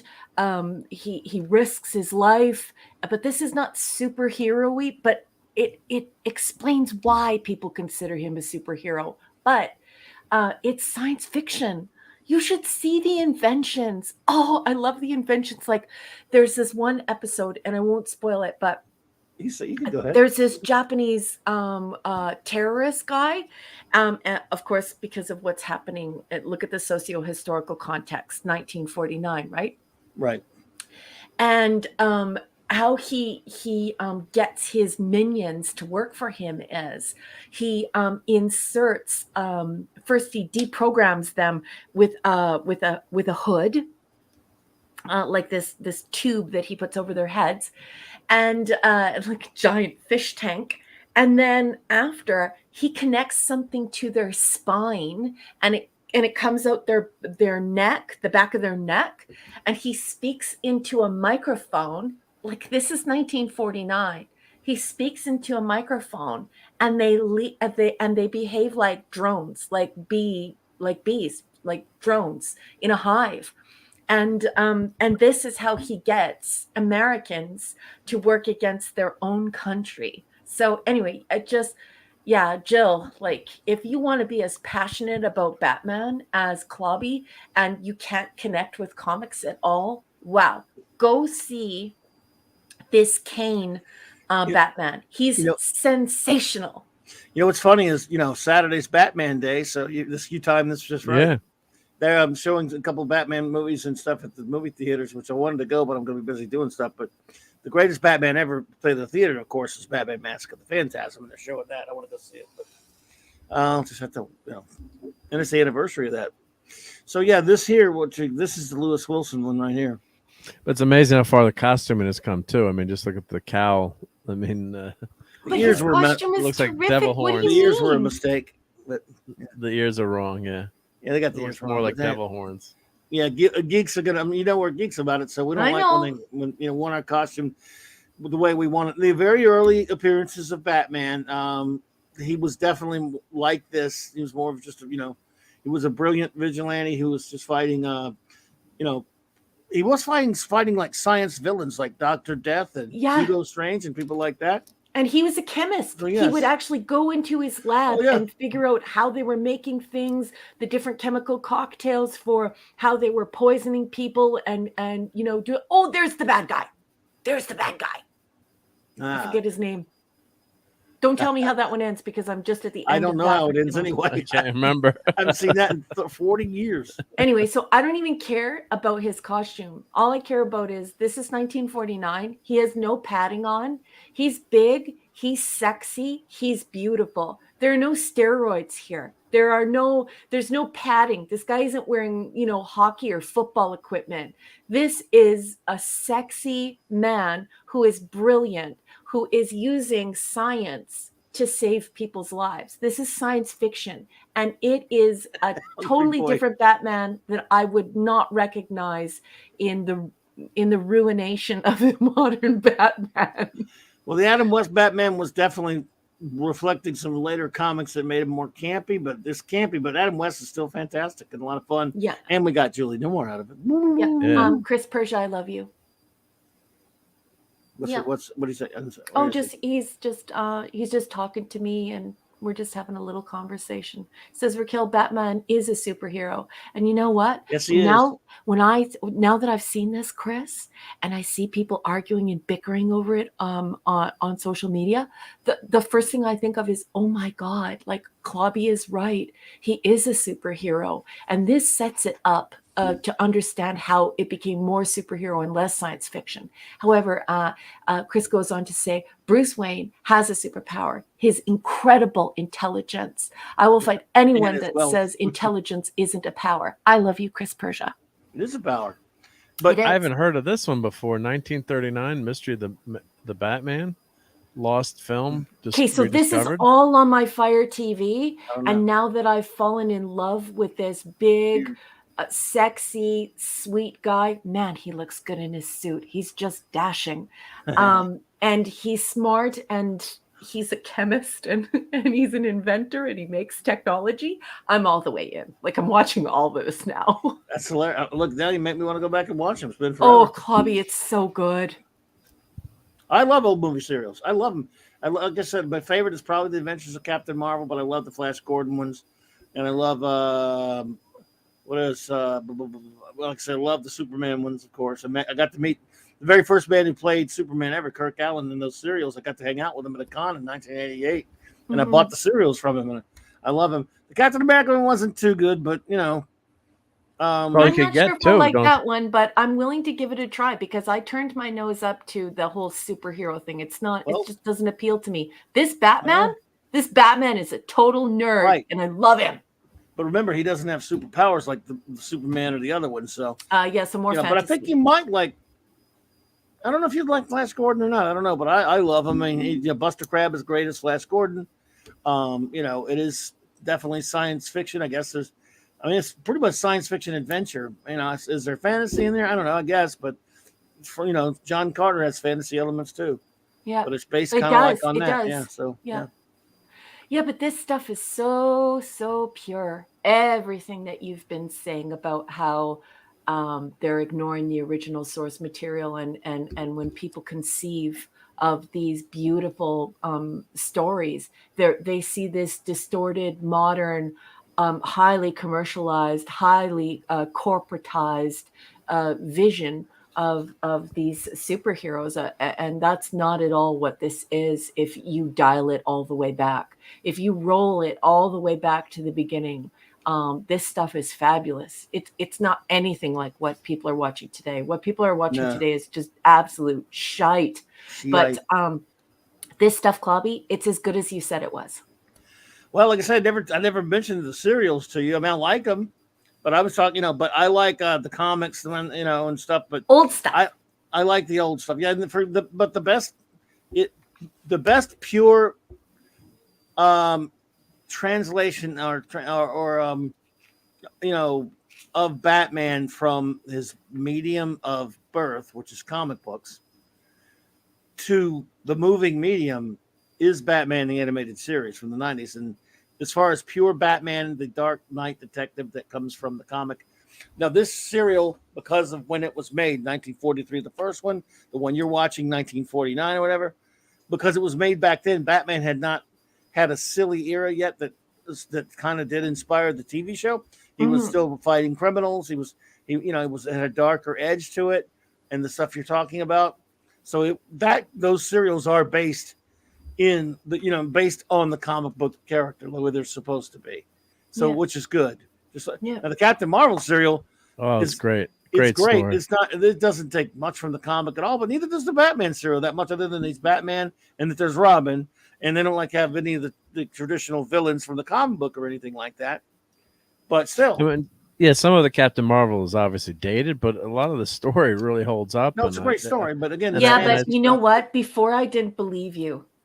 Now, and it's not anything that it's not because I don't believe you, because you obviously know I trust you both. You guys are my friends in real life, and I love you very much.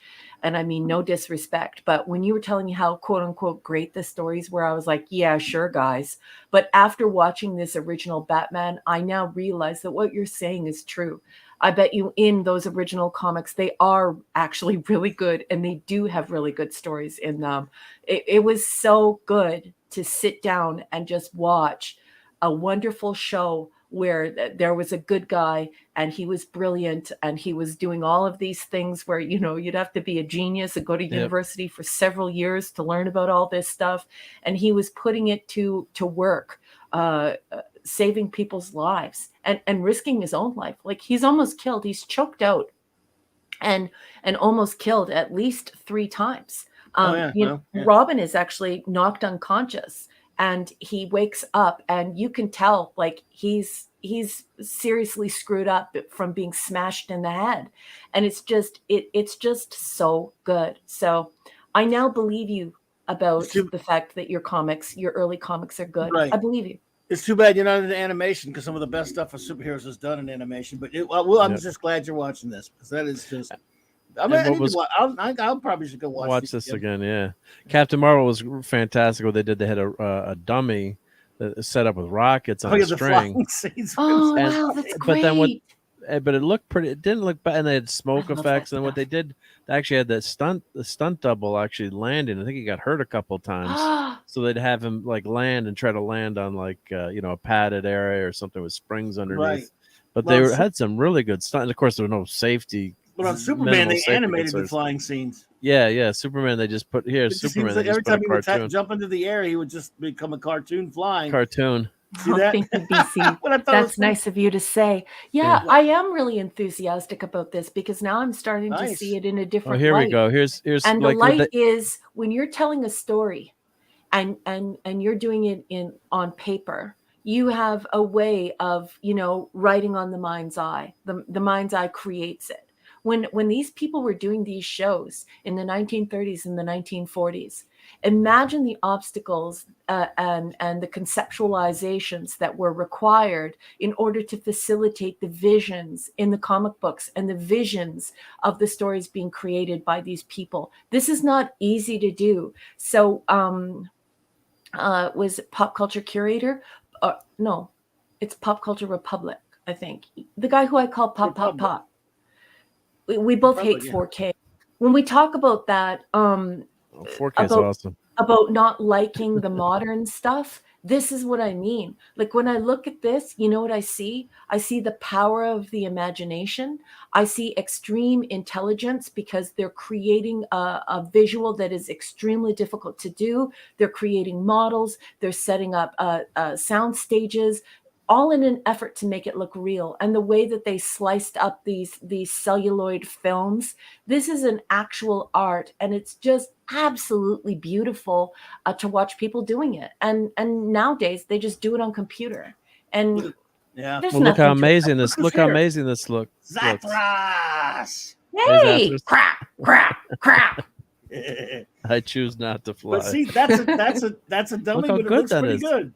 Looks That pretty, does especially in not look like a dummy to 1941. me. It looks beautiful. Of course, in the movie. But so what they did, they had the dummy Wow. between two strings, real Right. inventive, or fishing line, or probably Better than wire. they did on Actually, the Superman show that just laid him on a table. yeah. But I love it anyway. And then, so what they did brilliant stuff like this. So he's jumping, and he jump out the window, Yeah. and then boom, and then they cut to the look out as a kid. That's Yeah, kind this of is amazing. semi-believable, Yeah, but no, So they have even now, to me, this is way more believable than 4K CGI. Sorry. Look at him it just flying up, is. That looks flying up that's the really building. good. I mean, Yeah.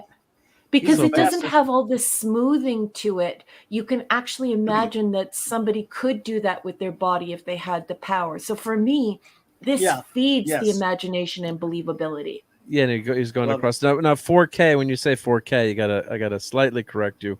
All 4K refers to is this. I'm the engineer I here. know. It's the scanning. So I film know. is actually the resolution of film is more than 4K. So I know. all Show it some, refers to is to show some Flash Gordon. No. Show us some Flash Gordon. I want to show Raquel if you got any Flash Gordon pictures. Sure, from yeah. The old serial, I mean. Yep. Some Buster Crabbe. He also played Buck Rogers or before that. But Hey, Lark Harrison, how are you? Laura Harrison, hey. I'm not sure if this is on Tubi. It might be though. I think some of those things are. Most of these Where are are you, public Oh, by the Lark? way, I forget. Aren't you by in the way- Oz? I'm by not the sure. way- So if you're in Oz, it'd probably be closer to what's happening in Canada than our American friends. By the way, Raquel, I think someone said the first Batman serial was on YouTube. Oh, is it? Yes, this is Okay. Flash Gordon Conquers the Universe. Flash It's Gordon beautiful. serials. I love these. But Buster Crabbe, Look at. he was This is what I mean. These Larry Buster costumes Crabbe. and stuff. Why is his shirt not on? Look, Why I do don't you mind. think? And look at that non-steroid body. I love that. I love the outfit. I also love his costume. There's a badass costume there. Yep. Trip to Mars, Thing, which is yeah. really Mongo, but they have laser beams and have laser guns. They had rocket ships. Oh man, and Flash Gordon played by Larry Buster Crabbe. Well, Buster Crabbe, dude, he played Buck Rogers, Flash Gordon, and even Tarzan in the serial. Tarzan, yeah. Yep, I love the ships. I love those rocket ships. Good God, look, Show the rocket ship. Hungry boy, I don't care if you're making mistakes. I love you. I am upset that you're sleepy, but your mistakes don't bother me. I adore you. I also know that you are a very intelligent person, so don't worry, honey. And if at any time you want to step away and go to sleep, I love you, and it's okay. You'll miss Tripwire, but that's okay. I gotta get it done. Okay, look, don't make him leave. I gotta catch up. But that show him the ship, and Captain Proton. Yeah, you saw that on Voyager. That was based on these little serials. Mm-hmm. Why aren't they showing the ship here? Where's the damn rocket ship? Where's the rocket? I think one of them. Let me see if was the rocket up they here. Maybe some of them called rocket ship. There's one. There's one. Yeah. Yep. You can't see that too well. Yeah, it's nice. I love those rocket ships. I love stuff like that. Oh, it's all practical effects, obviously. No computers back then. So yeah, but the thing is that practical effects make so much. Well, I love practical sense. effects, but so I'm just. Like they got the sparks coming out. They got sound effects and stuff. I love it. Yeah. And they have space battle or like ship battles and stuff. Oh, here's a GIF or a GIF. Yep, there you go. Yeah, the sparks coming out the back. Yeah. But that's exactly what it would be like. 1930s. Yeah. And yeah, I'm a big Flash Gordon fan anyway. So if you were doing it, especially back then, that's exactly what it would look like. So for me, like the practical stuff and the modeling and all that stuff, that is way more realistic to me than the 4K images. I'm good without the CGI. I love those posters. The posters are sexy. They're fun. Yeah. If you keep it up, I'm going to fill my basement with these, which obviously in Canada, if you don't know, everyone uses their basement as like their main entertaining space. So our basements have full ceilings. Some people even have 10 or 11-foot ceilings in their basements up here in Canada because, people have pool tables and foosball tables and poker tables because in the winter, you need stuff to do. So basically Star Trek pinball machines. Right. So basically I want that. Been looking for one. But so basically up here, everyone turns their basement into like a pub. And that's where you go to hang out and watch movies and stuff. Everyone had their Kells. Cardi says, my dad told me that when he was growing up in Israel, the Flash Gordon and Buck Rogers series would come to the theater. And even back then, he was a hardcore science fiction fan, so he watched those. Yeah. Cool. Yes. Oh, that's cool. That's nice to know, Cardi. Imagine being a kid back then, going every Saturday to see the next chapter, the next thrilling chapter. Because you get a whole thing. You get a lot. You go in, they had the newsreels, and they had a cartoon. You got the one chapter of the serial, and then you got the movie, whatever it was. I mean, that was the whole experience. Well, there was no TV back then. We got to remind people too. So there was no boob tube. No. So, that's a very good socio-historical point. You had to go to the movie theater to see your TV's boobs. Barely around at that point, and then in the 50s. So the TV kind of replaced this. Yeah, so in the 40s, Look at that. They put a horn on that poor old lizard. It's a big monster. Oh, Cardi, that's so nice. He says, and my dad loved them for the exact reason Raquel is talking about. That was the pinnacle of special effects back then. And nobody really noticed. And if they did, they didn't. Yeah, you wouldn't make fun of it. That's just what it was, right? Yeah, it's fun. Yeah, great stuff. So. When I think about a human giving us too much information now, though. When I think about a human being flying, I think that it would look awkward. Like, I think that the person would have to have a very disciplined body form. They wouldn't be able to move around too much because, I mean, imagine sticking your arm out. You'd probably kill yourself. It'd act like a rudder and you'd be dead. So I want the person flying to look awkward. When the modern Superman is, Mach 4, he can reach up and just tickle his nose and stuff. I don't know. It doesn't help. Christopher Reeve looked great, though. Yeah, well, Christopher Reeve is the exception. He's amazing. Superman can fly. He's perfect. Yeah, but Gene Rogers, she was something. Woo. Wowzers! Woo. I loved her as Dale Arden. Oh my God. How do you feel about the flying an awkward look, Clobby? Oh well, yeah. I mean, we like to see the graceful flying, of course, but it was funny the way they did it on the show, The Greatest American Hero. Remember that show? Yes. Love that show. Where he lost the instruction manual to the alien costume, and so he flew like crap. And was, Yeah. That was funny. So that's how someone who doesn't have who's not a Superman or a Captain Marvel or a Green Lantern would fly if they're just for the first time put on a costume that gave him those powers and didn't have the instructions. Yeah, that was kind of fun. I love that kind of thing. That And kind then- of thing just makes you think, yeah, like that's when you also- start engaging in the science, and you're thinking, Oh, man, that would be speaking of really this, scary to do. speaking of the scientist, the great movie The Rocketeer. You know, when he the first time he flies, he's going all over the place, and the guy who made his helmet, he says, "Listen, that helmet has a it acts like a rudder. You got to turn your head if you want to do this." He actually made the helmet to make it aerodynamic, and he's a pilot anyway, but he didn't realize, that the helmet actually has a wing on the back of it for that reason. You love The Rocketeer. You got to see The Rocketeer. It's wonderful. I And, will it's a eventually. great I'm movie. making my way through all this stuff. I believe you and Mark, and I believe Hungry Boy, and I believe Kal-El, and I believe Larry, and all of our friends here, even Minimus.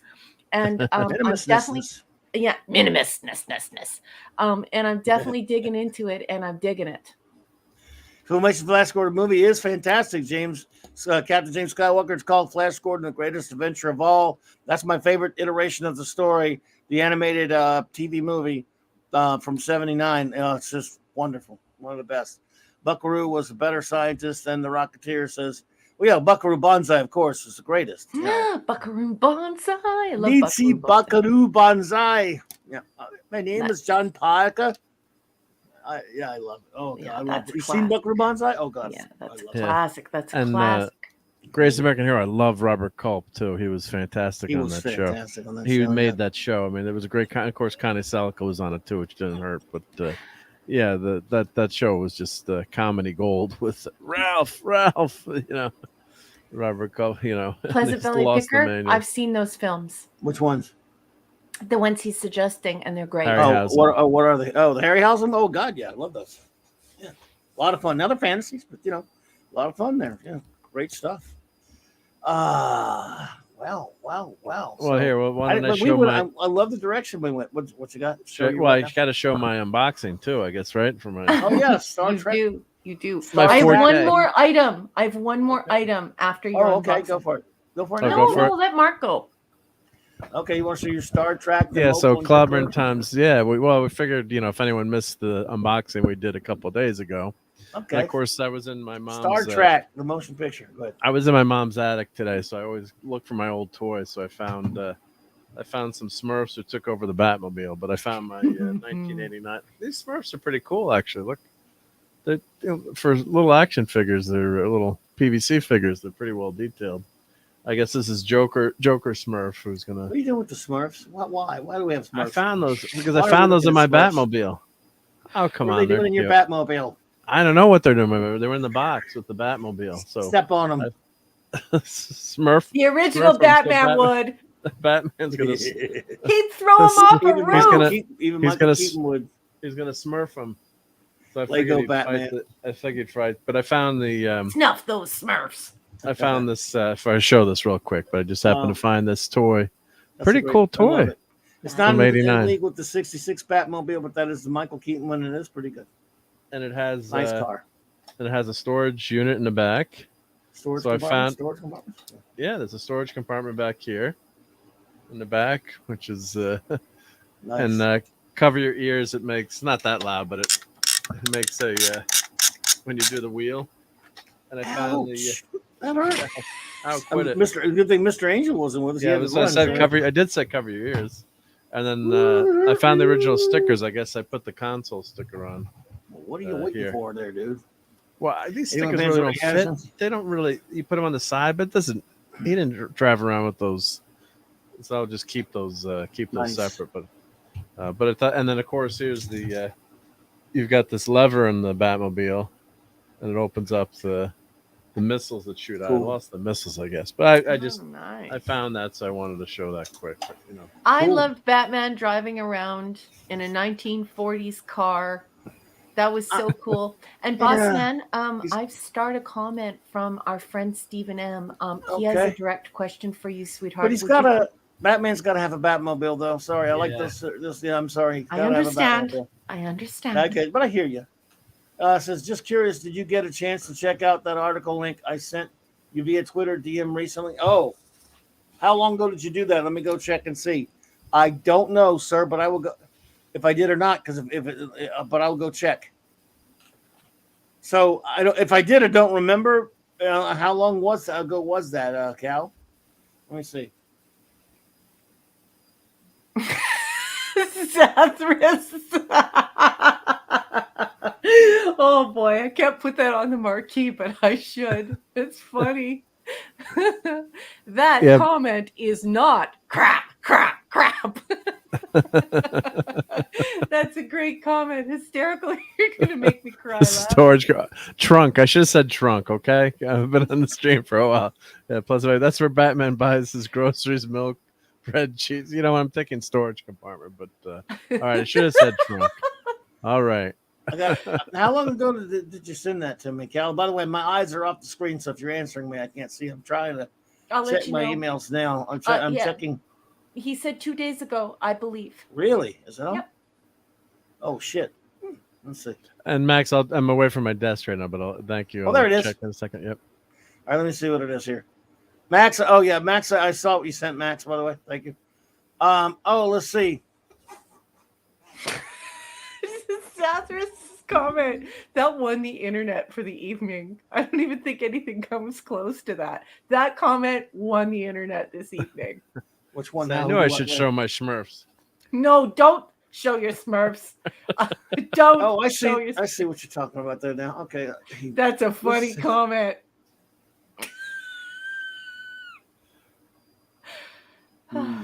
So unfortunately, this came slightly damaged on the outside. See, the quarters are kind of dang. You need that to was complain. Damaged. You need to complain. Of course, they're out of stock for 3 months. It doesn't matter. You need to complain. Yeah, see, that's the little ding there. And then here's the end here. So,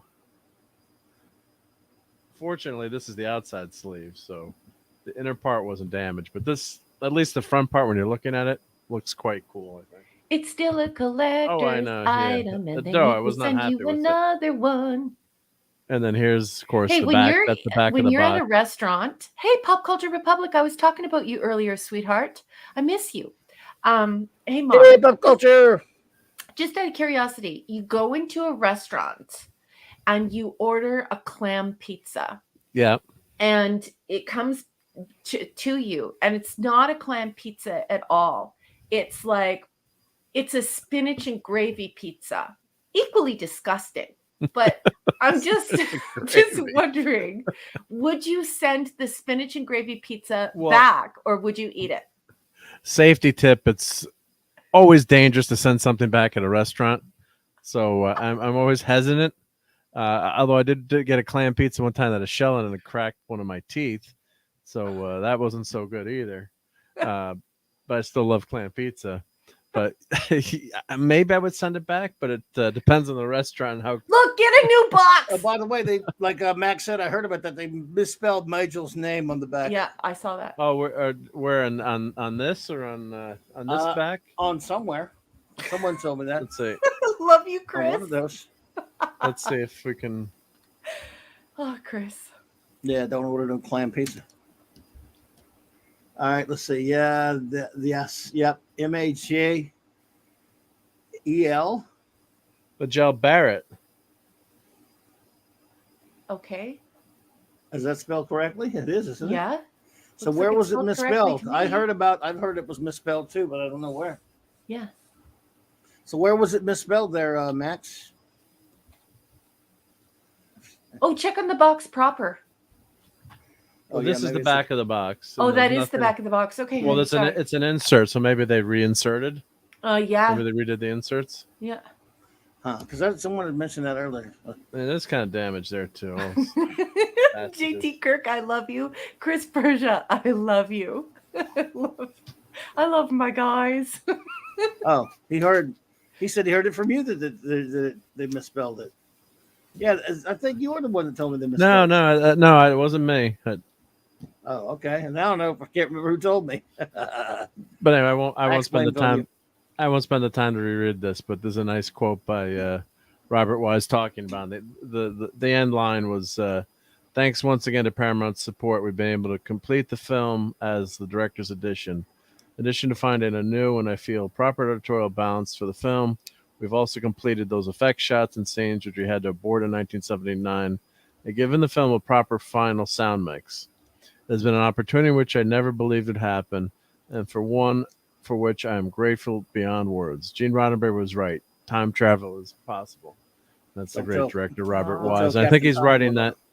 I think he's writing that in 2000 when the first director's cut came out. So, obviously then they were able to release, go back and scan it and release the 4K version. Zathras and JT Kirk. That is exactly what I thought. That is exactly what I thought. But I'm not going to say it out loud. This is why I just let my friends express what I'm thinking. It's safer that way. So here's the book that you get. I can't see the chat right now, guys. So sorry. Nice book. Wow, cool. Gorgeous. I love that. I wish maybe I'm gonna scan that in with my scanner. Maybe blow that shit up as 24/7. That's a gorgeous. Blow that shit up. And of course the redesign of the Enterprise, super gorgeous, obviously. And then they've got some of those artist conceptions, and here's like an original take. Of course, that doesn't look that good, but you can see where they're headed with the pylons there. And then here's the.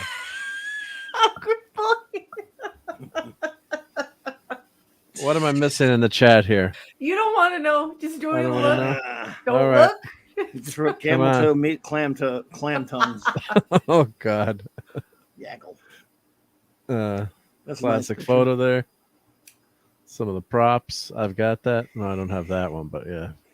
Got the Repro. Oh, Pop Culture Republic says as far as getting 4K, this box set would be the deciding factor for me. Actually, I feel the same way. Every Pop Culture Republic, every time I think about getting this, and I've had the conversation with the husband about it. I mean, you can always buy the player. The player plays both, and then whenever you get pretty much every TV now is 4K, so it's not like it's anything special. Except mine. And all that means it's just closer to the original film. You're just trying to reproduce the theater experience. So, of course, these are the artist conception sketches and JT Kirk. I very well join the crew of the university. And became a counselor, which she be known as Clamel-toe. Wow. Oh my God. I'm afraid I don't know. Oh my God. Come on, guys. This is serious. This is the motion picture. No, I love these people. I love hanging out with them. I had a crap week, and these beautiful people are totally cheering me up.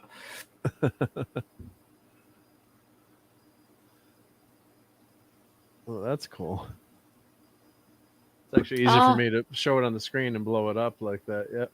Wow. Pop Culture Republic says, I have a 22-year-old rear projection TV, one of those big box TVs from the bygone era. Nice. And Donnie Pearson yells, amazing!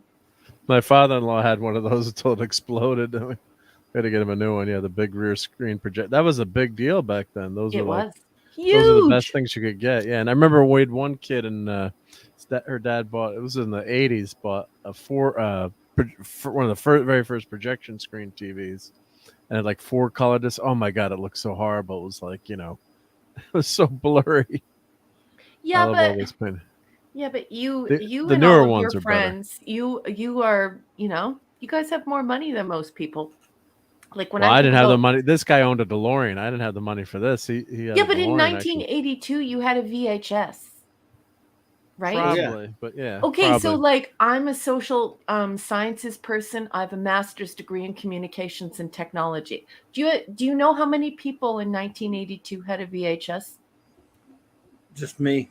No, 2% of the population. 2%. We got ours in '79. It was a big monster too. Yeah, like you guys. We weren't rich. Got some green going on there that a lot of people didn't have. My dad did okay, but he was not like super rich or anything. We didn't live in the high side of town or anything. But God, who shrank Kirk and the gang? You mean that they were that small? God.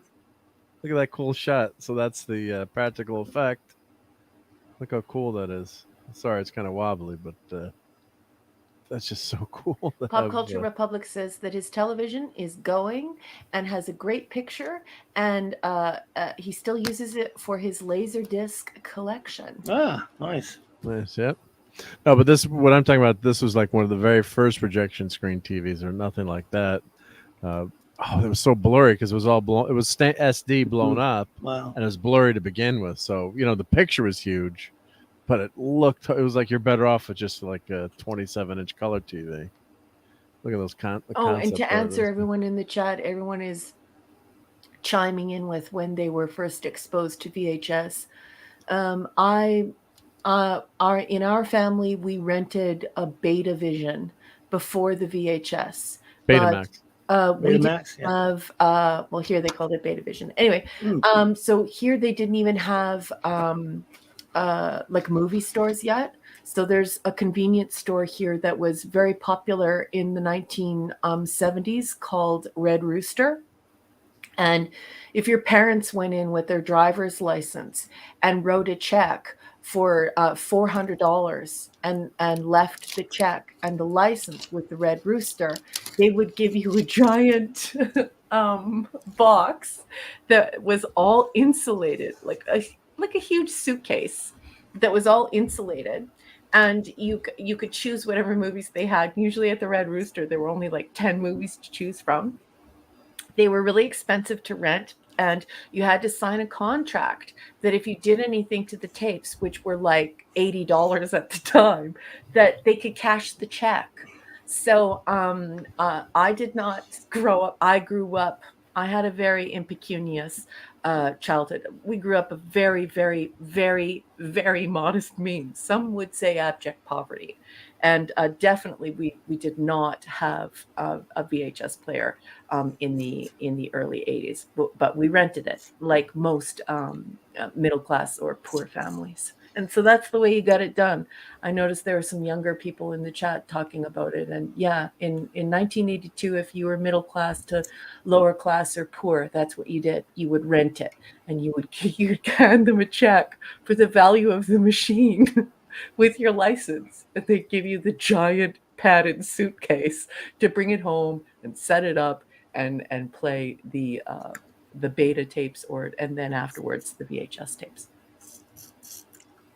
Star Trek, the motion picture. I'm a Trekkie. I gotta scan these in so I can make copies of these and blow them up because they're quite small. I was hoping that they should have made the bumper stickers the size of a bumper sticker. Figured nobody would actually want to use them. I guess, or give us two. One to collect. Would you put one on? Would you put one on your car? Oh, I would. Yeah. That'd make any sense. So beam me up, Mr. Spot. Well, if I made a copy of them, yeah. So. Yeah. But yeah, Chris they had says, room in Red here to make Rooster, it you bigger. say? We had Red Rooster in Australia, but they all they sold was chicken and chips. Chris Persha, Red Rooster used to sell deep fried food and also donuts. Freshly cooked donuts. I want donuts. These are gorgeous. Gorge. Wow. Love it.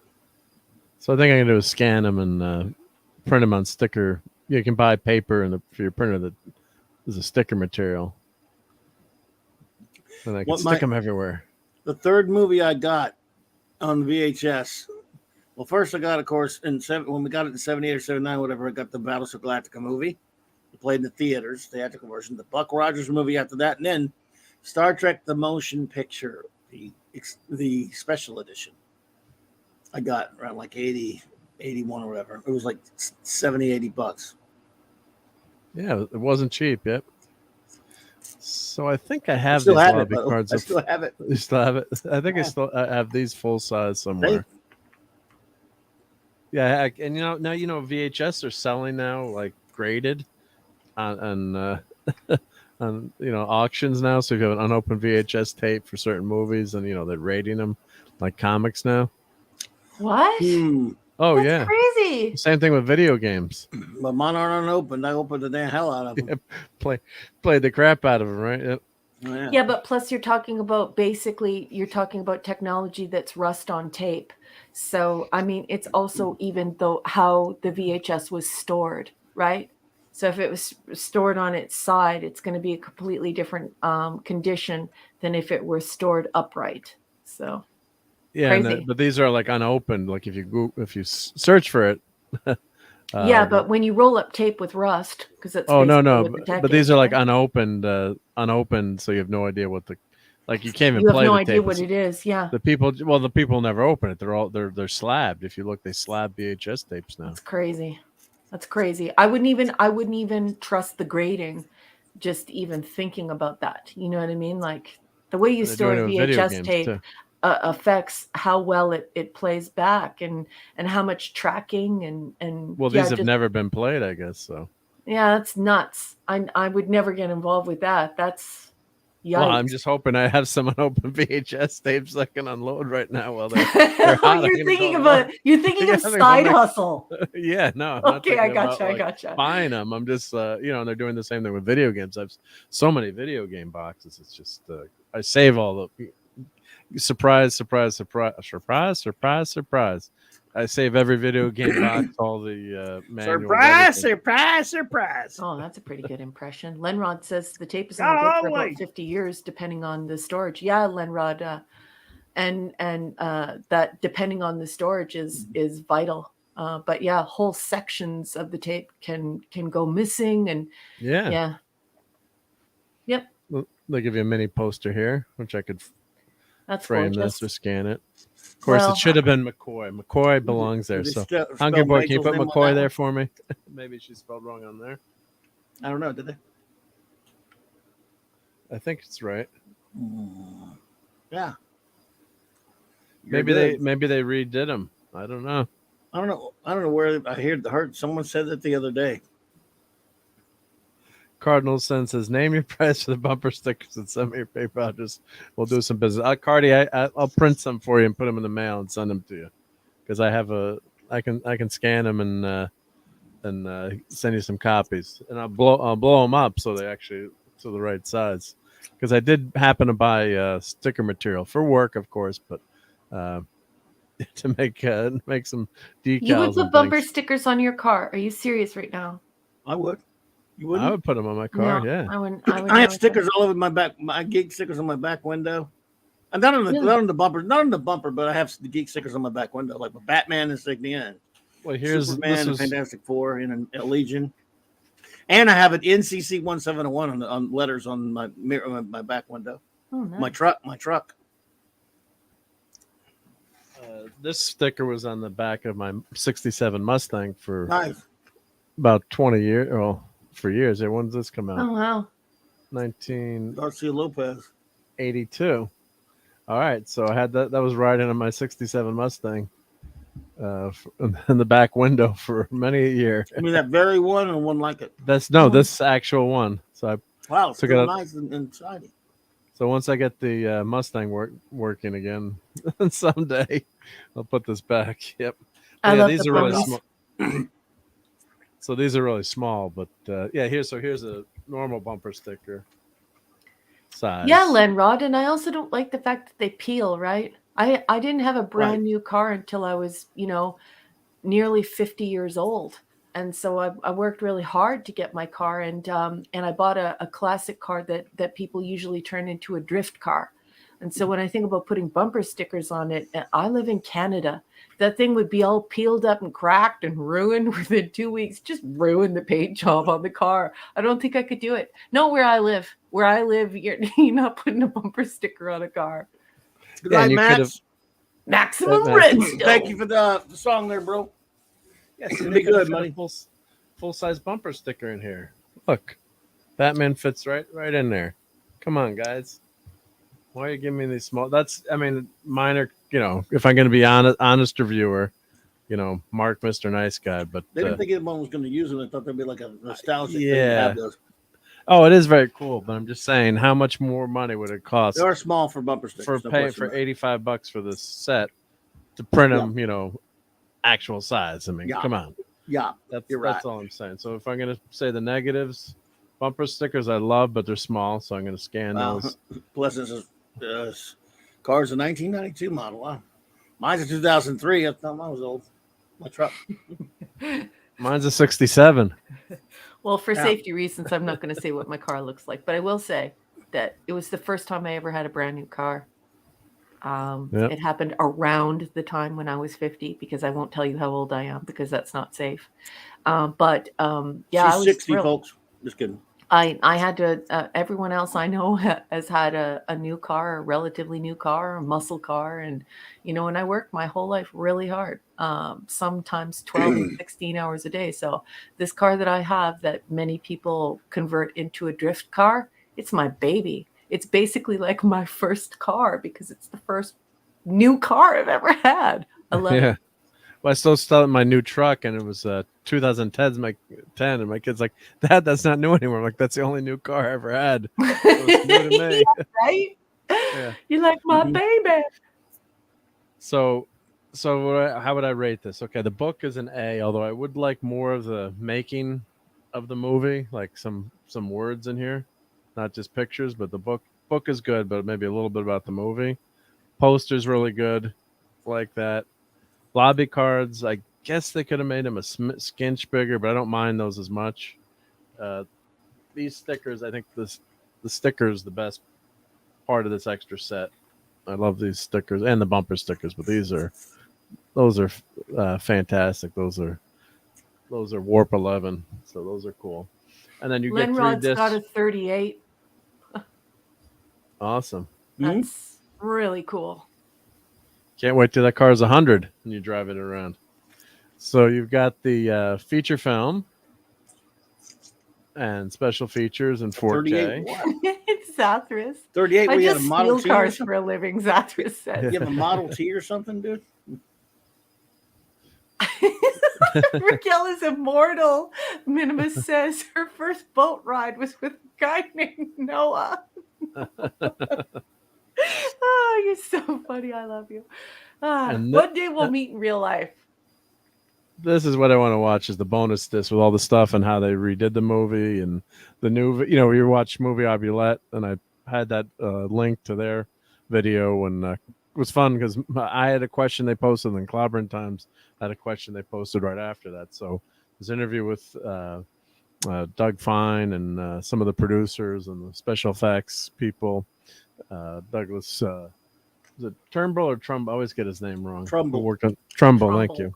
Trumbull, who unfortunately passed away recently, but and then they've got of course they've got the commentaries too on these DVDs, and they give you the director's cut and theatrical in 4K. So now I have theatrical in 4K to compare the two versions. So really, they're trying to give you the theater experience again, and you get the director's cut is just so amazing. I just I always watch the commentary ones before Clobby and I review a film.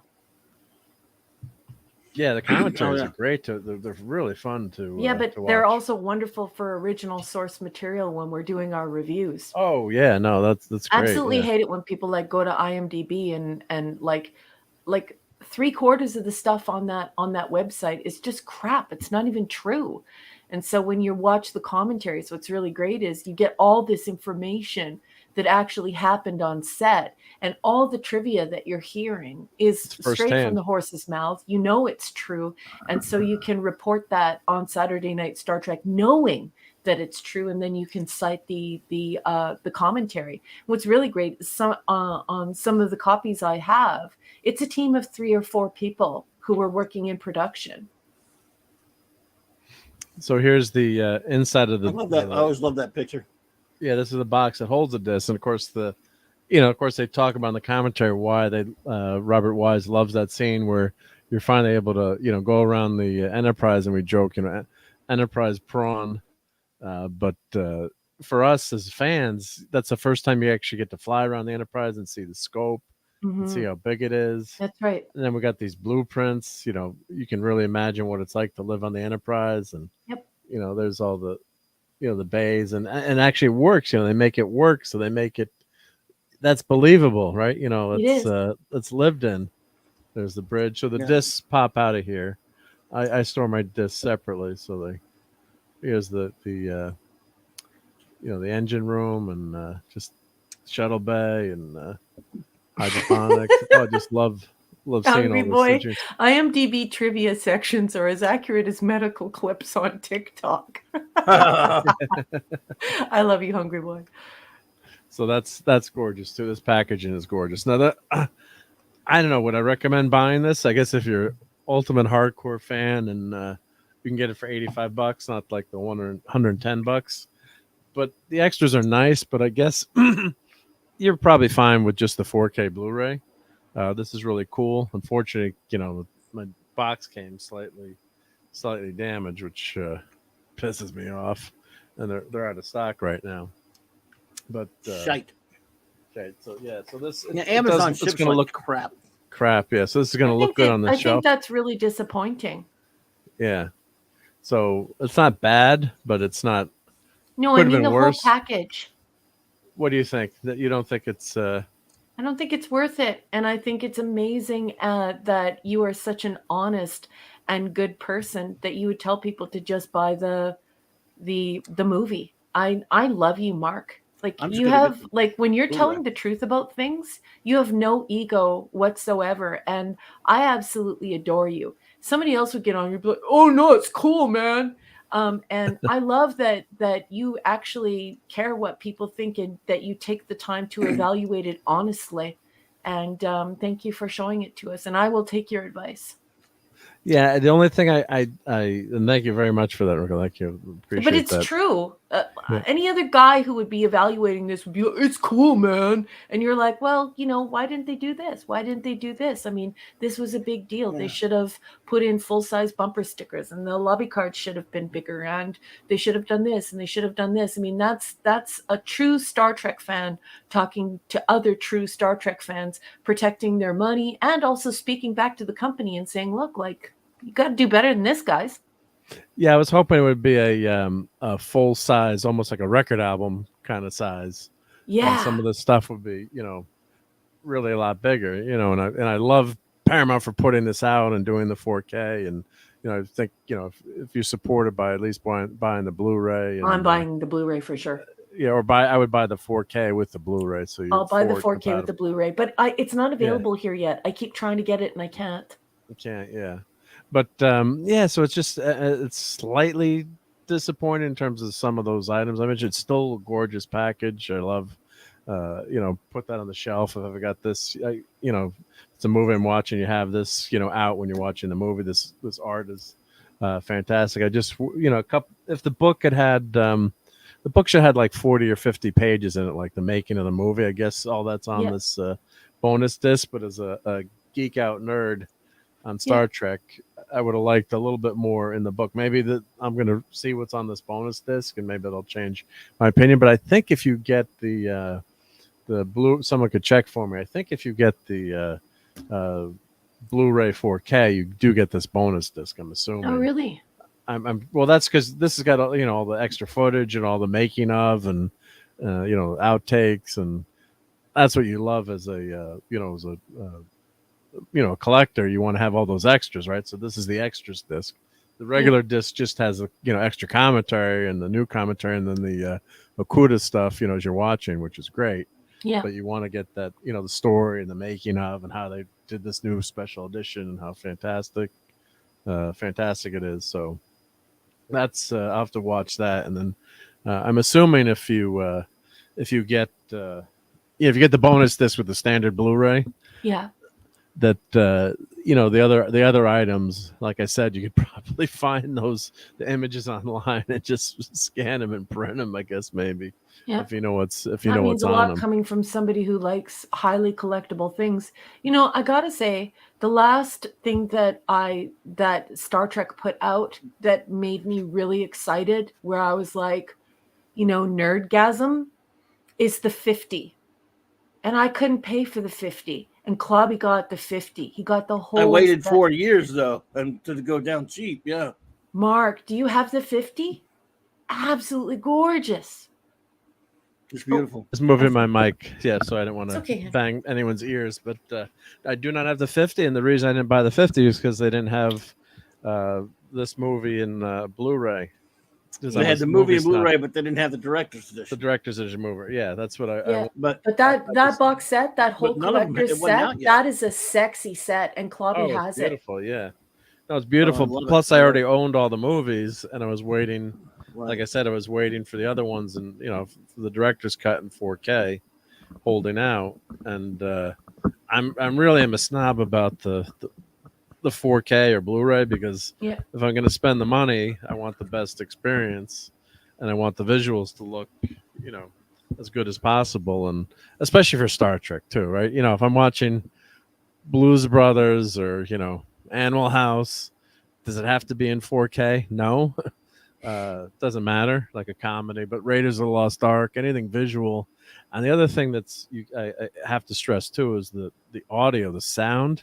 I have an Atmos system, just unbelievable. It just pops so much. You can hear the overture, you can hear the chimes and the bells and the high pitches, and you don't miss anything. It's just sounds gorgeous, and the whole atmosphere. I wish you were closer to come watch it. Are you kidding? If we lived closer, I'd be over every weekend. Oh my goodness, the way you cook and how cute your family is and how wonderful, and you have a couple of kids who are academics. Yeah, I'd be hanging out all the time. Yeah. So when I got this in the afternoon, I'm like, oh, stop work. And I'm like, are the neighbors home? And I put my stereo on like 80, and had the overture blasting. And even then I had to turn it down after that. But it just I played the Klingon but not scene, before you made the house rattle. Yeah, and my kids weren't home to complain. Dad, turn that down. You're me. So, you're me. yeah. You're the area in which you are in. That you are me in your area. I am you where I am. So what do you mean 112 dB is? Yeah, I know I told you that'll damage your hearing, but listen to how clean it is. Yeah. They're like, can you turn it down now? And if anyone does have a system where they can listen to, they have Blu-ray audio, and you have a higher end or Blu-ray, make sure you switch the audio on the Blu-ray player to the Dolby Atmos if you have it, or the 7.1, or the uncompressed audio. So it'll have different selections on the disc normally. But I love music too. So like the band's The Last Waltz, I was playing. I'm like, oh, they said it was uncompressed audio, and I was all of a sudden I hit the button, figured it out on the button, and it sounded like the guys were in the room with you practically. All of a sudden the music changed, and it was just so super clear, and the spatial effects, and movies do that too. So that's another thing too, to see what you like, hear what you want to hear. If you love the audio and it's important to you, you got to have which is unfortunate. You got to check all these settings. You do have to check the settings. I'm like, this doesn't sound that good. And all of a sudden, and my friends were like, oh my God, that sounds good. So good. Yeah. Oliver Belamonte says, Raquel, when you watched the 1970s Charlie's Angels TV show, which angel had the better car, the better 70s car? Sabrina's Ford Pinto, Chris's Ford Mustang Cobra 2, or Kelly's Ford Mustang? Oliver Belamonte, I'm going to be totally 100% honest, even at the risk of people being upset with me. I love all three of those cars. I believe that the Ford Pinto in the Hulk green was one of the coolest cars ever created. And my family had one for a very short period of time. The inside was all black leather, and then the outside was the Hulk green. Now, the Pinto was extremely dangerous because of the position of the gasoline tank. And so if you were struck from behind, you could be killed. The whole car would blow up. Captain Affinity's here. Hey, Captain Affinity. Hey, hello. Hey. If you like, on a lot of chop shows, they move it to make the Pinto safer. it is my dream to definitely have one of those Hulk green Pintos with the all black leather interior. Just loved that car, but the gasoline tank has to be moved. But the Ford Pinto is such a cool car. I love the ponies. So while we're talking about ponies, of course I love the Ford Mustang Cobra 2. The Mustang actually has that same problem with the gas tank, which isn't as publicized, but the gas tank is literally in the back of, so you can buy an add-on to make a lot of the old cars too. The Pintos, I'm not going to say it got a bad rap because it was dangerous, but there are a lot of the old cars, the safety features, like on my Mustang, they're not good. One of the brochures says an absorbing sidearm, and like the sidearm is like 6 inches wide. Yeah, it's like, no. Yeah. But I also like just the Kelly's Ford Mustang. I don't even know what year Kelly's Ford Mustang was, but I can tell you this. I'm someone who likes European cars, and I definitely love I love Toyota, and I like really sleek looking cars. I absolutely love Jaguar. That is an amazing vehicle to me. It's like my dream car. Of course, I could never afford one, but I love Jags. I've always loved Jags. But as far as domestic cars go, I have to tell you, I love the ponies, and any pony will do. I love all ponies. Ponies, ponies, ponies. Give me ponies, ponies, ponies. I think they're all fabulous looking cars. Just cool as heck. Thanks for the question. Well, what else we got going on? You had something else, number one? I did, but we can just burn through it really quick. I'm not going to put it up because we're already at the 3-hour mark. But I just wanted to let everyone know that there was a huge release of information right before we went to air for the new Blade Runner TV series. Oh yeah, what's happening with something that? About that, but I don't know. I sent that on the Clubhouse if you want to show it momentarily. But some things have been finalized. And I think that the article went out at 8 p.m.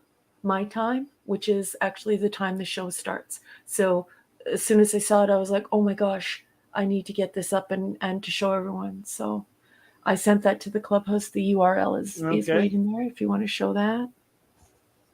And that was all I wanted to talk about. Yeah, I love the 4-hour Batman from the 1940s. I learned what a serial was. I learned that there's more of this Batman stuff, and I love it. I have 2 new cosplays coming out, and the Blade Runner TV series. So yeah, I got to everything I wanted to get to, and thank you so much for allowing me to do that, everyone. I love you all. Sure. So, what's the deal? Blade Runner sequel promises the next generation of Blade Runner Amazon series.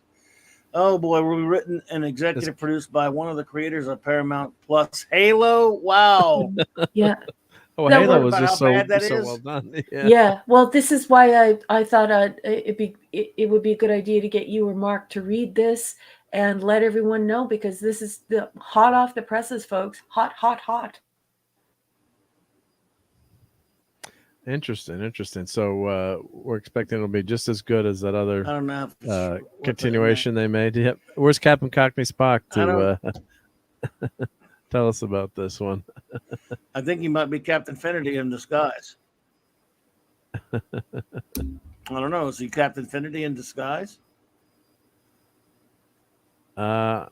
Well, he was streaming under that name tonight. Yes, so I was lurking in his stream for a few minutes before I got on with Dad Man. So, yep, I think that's him. Yep, we don't want to give away his secret.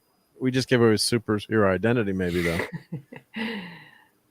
though. So they're saying Amazon Studios announced on Thursday that Blade Runner 2099, a new live-action series set after the events of Ridley Scott's 82 film and Villeneuve's 17 sequel, is currently in production for Prime Video. The news comes nearly a year following Scott's announcement that he was working on a 10-episode series set in the Blade Runner universe, with a pilot for the series reportedly completed. Now, of course, if Ridley Scott's involved, I'm more likely to have some positive thoughts. Yeah, give it a chance. You mean, yeah. Give it a chance. Yeah. I mean, I give everything a chance. You guys know me. I know. Believe me, I know. But let's see. He's the originator of the series, so let's see what. We always just glad to see you, Captain, no matter what name you're using, brother. That's what happens when you time travel too much, right? Yes, sir. Yes, Do not it's me, engage. the very same. I don't know Captain who I Time am Lord. anymore. I love you, Yeah.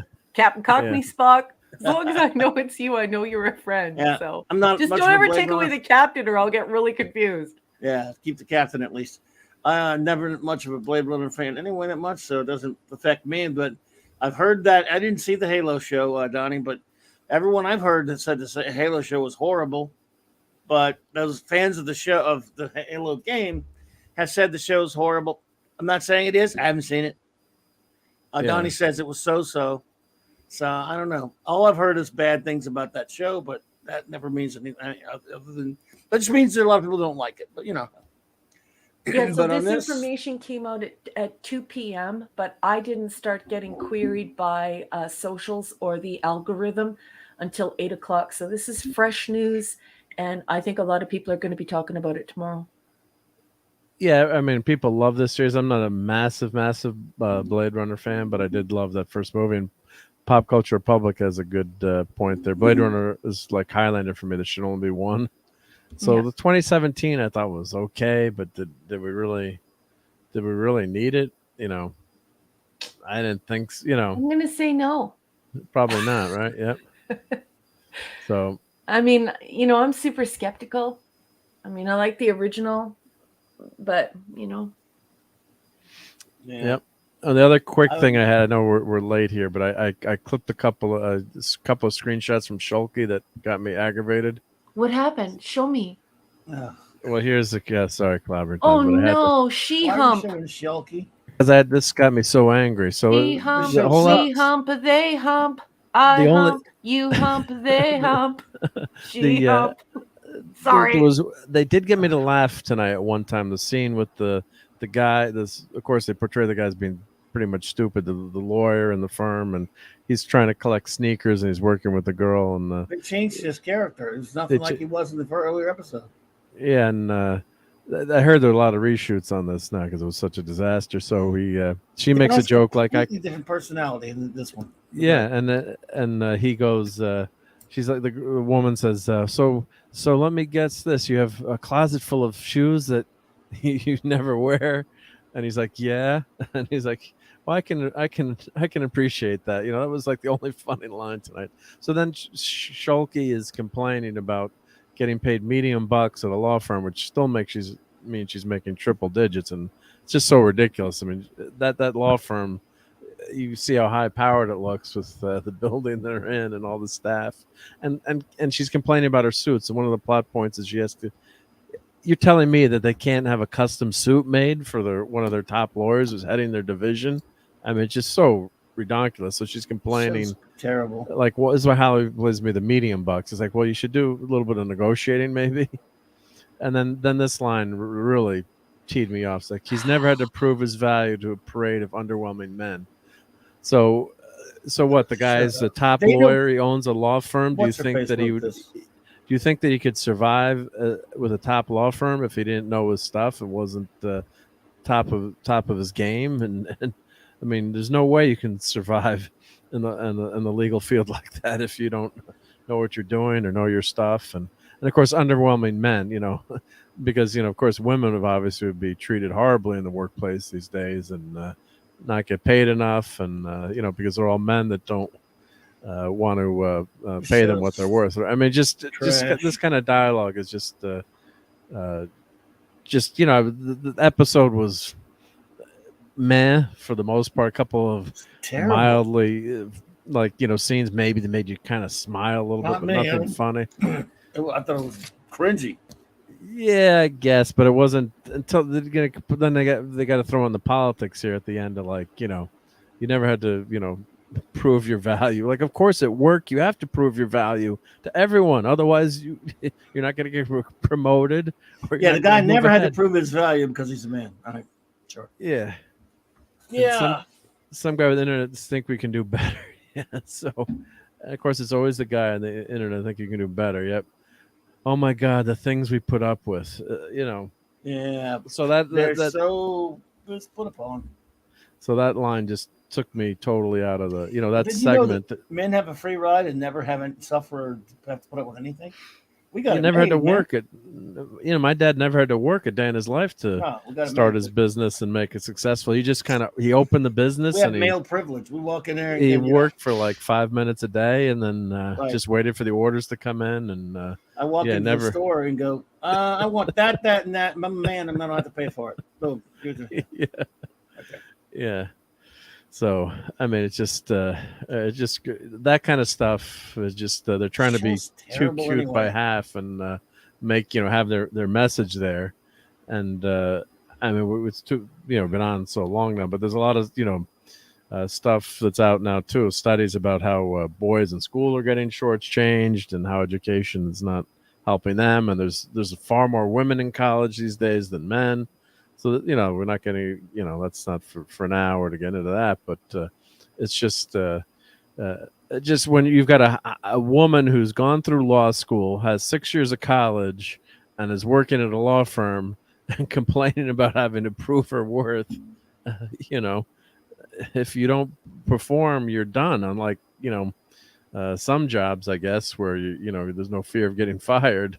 But in a case like that, it's Hollywood too, right? Well, I guess maybe not, but some people. But it's I know wherever I worked, if you were a slacker, you didn't do your job, you're not getting that bonus, you're not getting that extra pay. And not to say that, yes, there's cases where people get underpaid and bad things happen, but just generalize that and not show that part of the character too. There's no basis or justification for saying that in this show.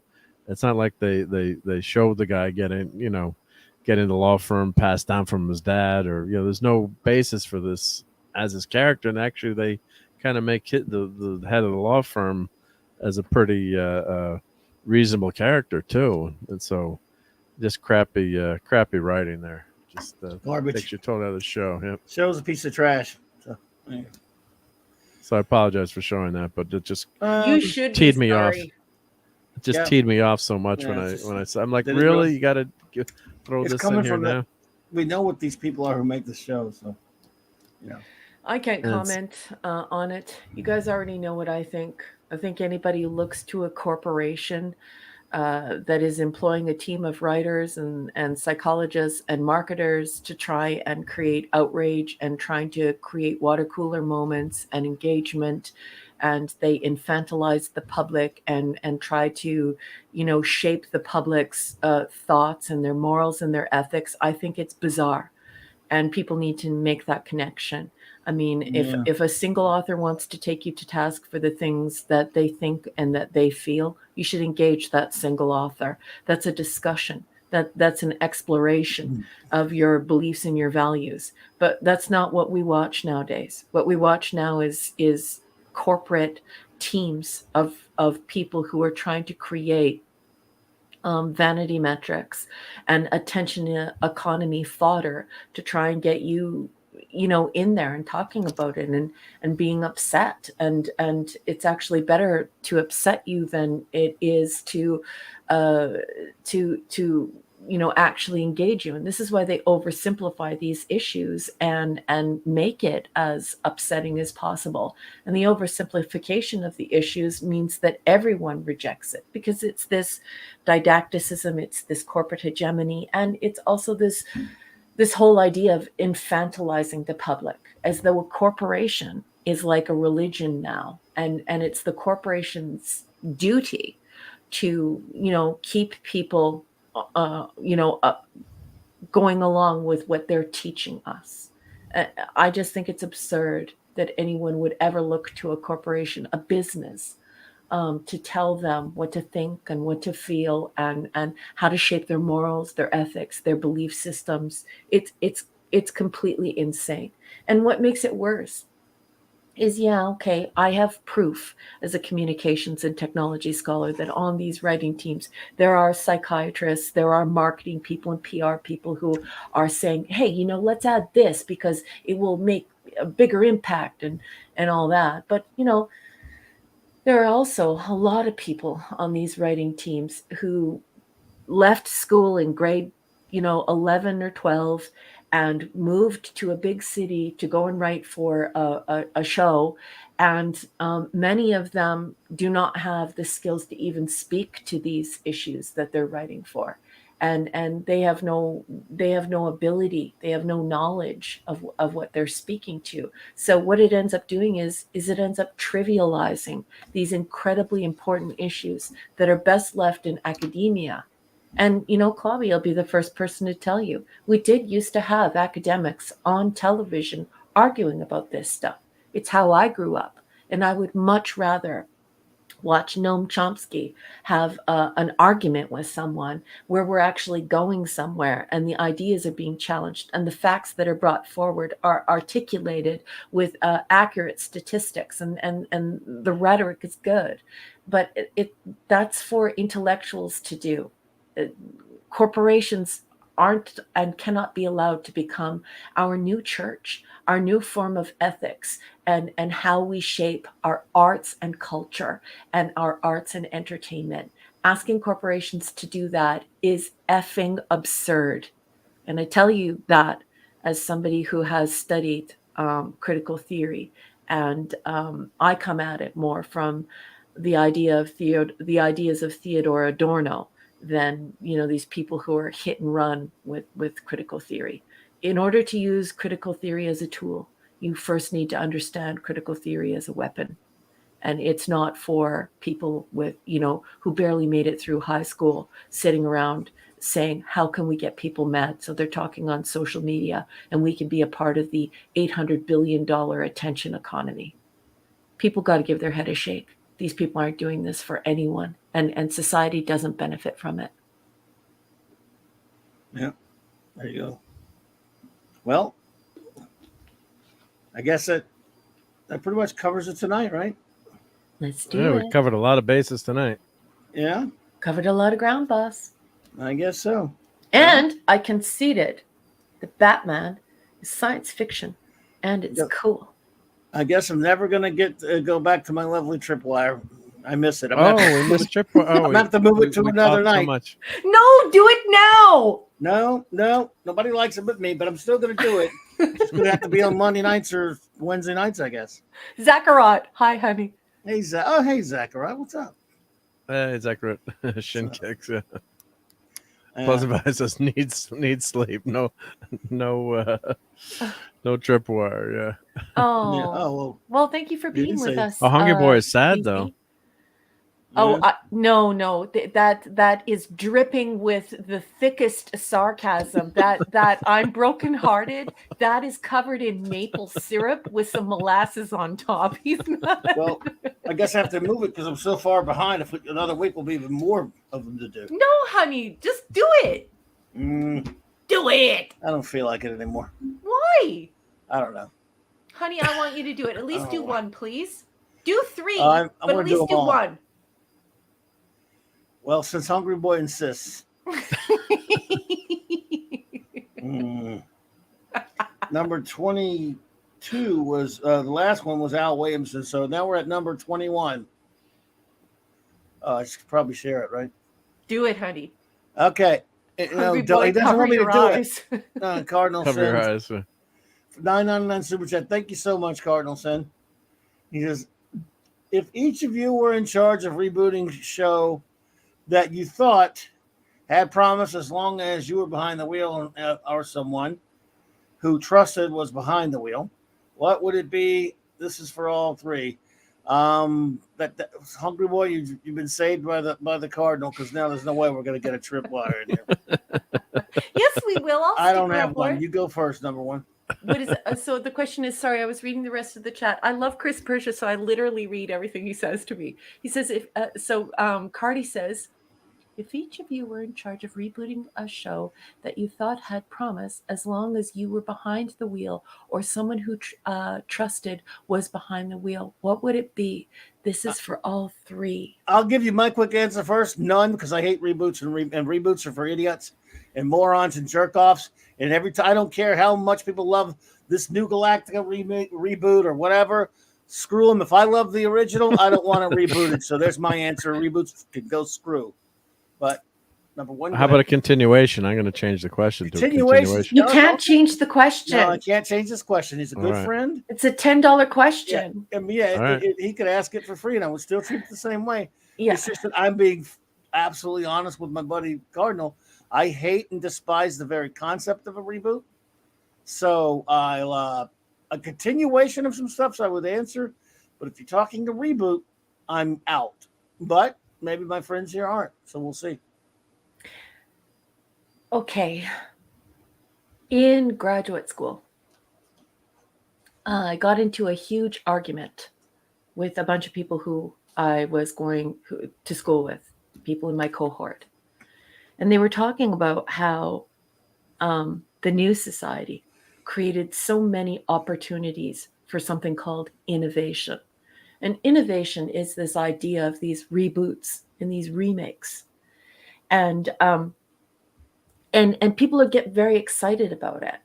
The thing is that if we move down a line, like an inverted pyramid, and we keep getting away from invention rather than innovation, I think it damages society. And when I was going to school, I gave this example. There's a gentleman who is very known in the art community. I believe how you pronounce his name is Ai Weiwei.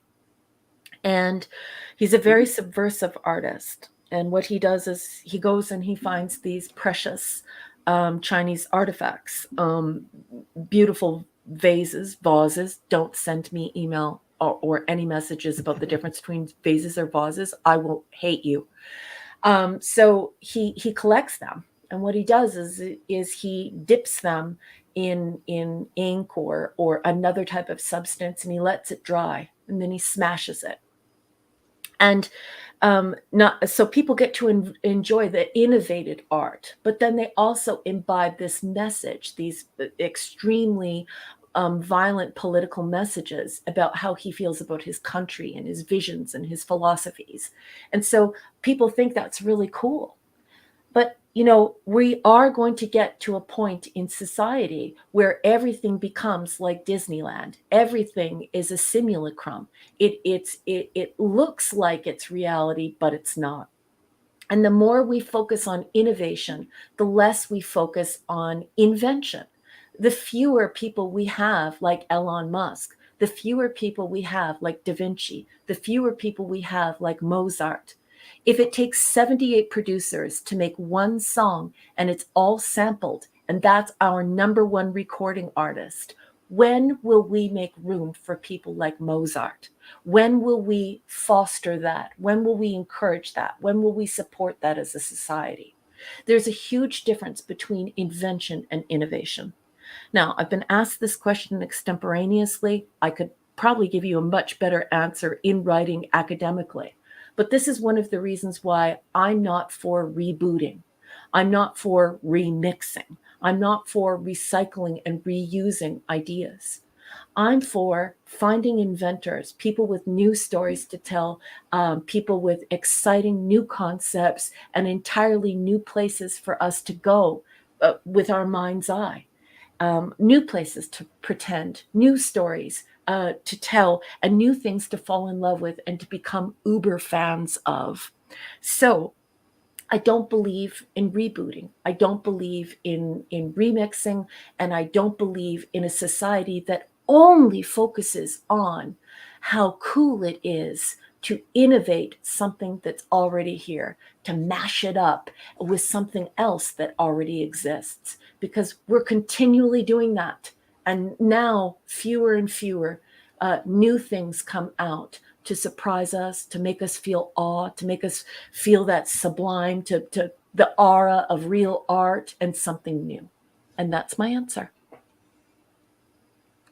All right, my turn, I guess. Well, I agree with that sentiment on rebooting, but I have to say Battlestar Galactica, the reboot, really added a lot of new ideas and new theories to the show and told some fantastic new stories. And at first I was really negative towards it. And when I watched the pilot movie, it was just really enthralled with it. And also it came out just after 9/11, and it just resonated with me too in terms of what was happening to that in that galaxy, and then that one scene where you've got the girl on that park bench on the recreation planet, in the glass bubble, and then that that scene where that ship gets blown away, and it really really affected me, that scene, and that the beginning of Galactica, the miniseries, I thought was top notch in episode 33. So if really a talented person can do it, and of course you could have called that series something else too, I guess, but they took those concepts, they could have done an AI concept and name, but it was, I just happen to personally really love it. It's one of the few quote unquote reboots that I think was done well. I mean, if you look at the absurd end, it's like, Muppet Babies, right? Let's reboot the Muppets and make them babies. Or they had the, they had the Looney Tunes characters, all as kid. That was a trend for a while, which was, Scrappy Doo and that kind of stuff. I just can't, that's I can't stand that stuff.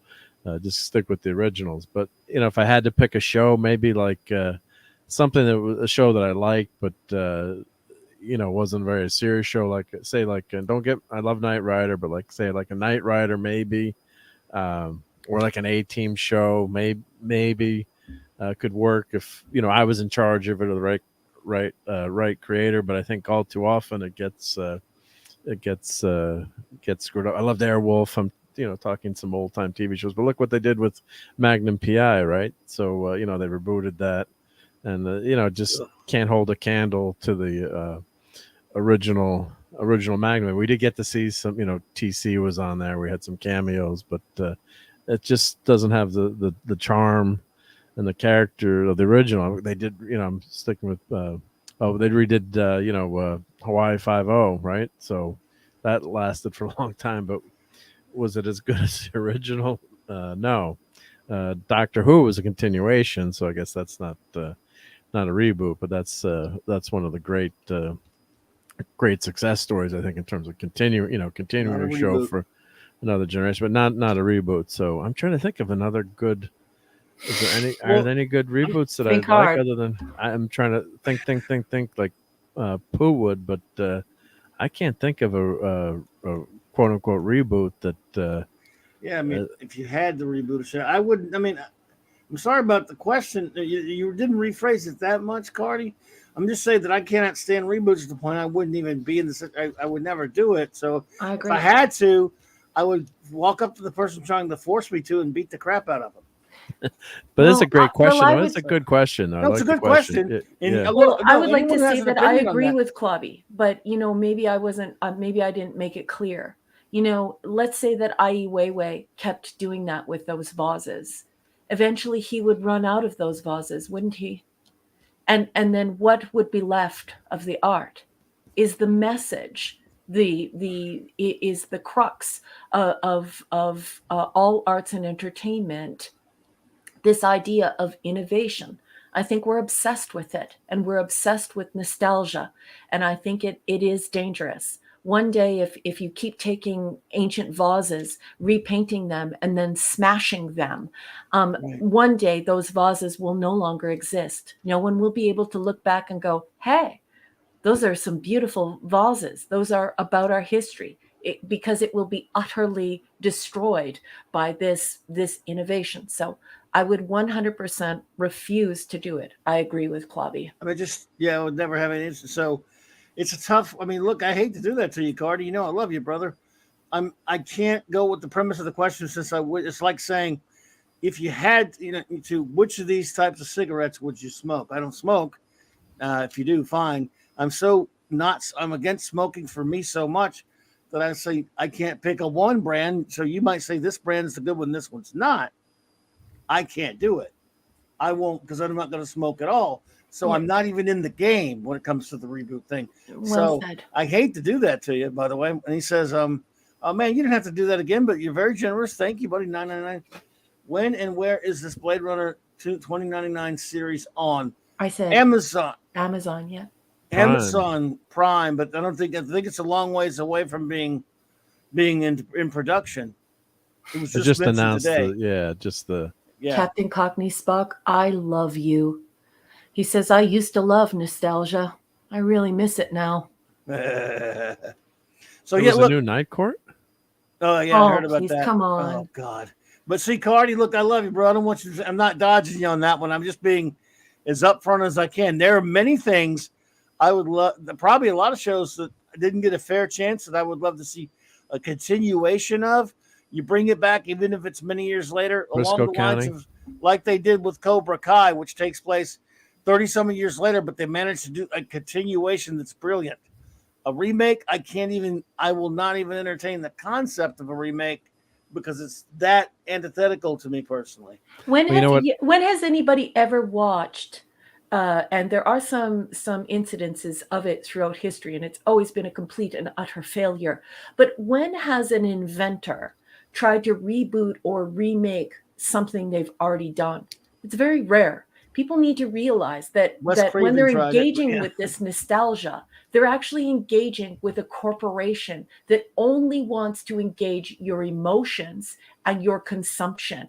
There's no art being created here. There's no art being presented. That nobody cares about your feelings. Nobody cares about the characters. It's a corporate team trying to get you to rewatch something, to re-imbibe it. It's like being a cow. You pick the grass up off the ground, you chew it. You're like, oh, this is delicious.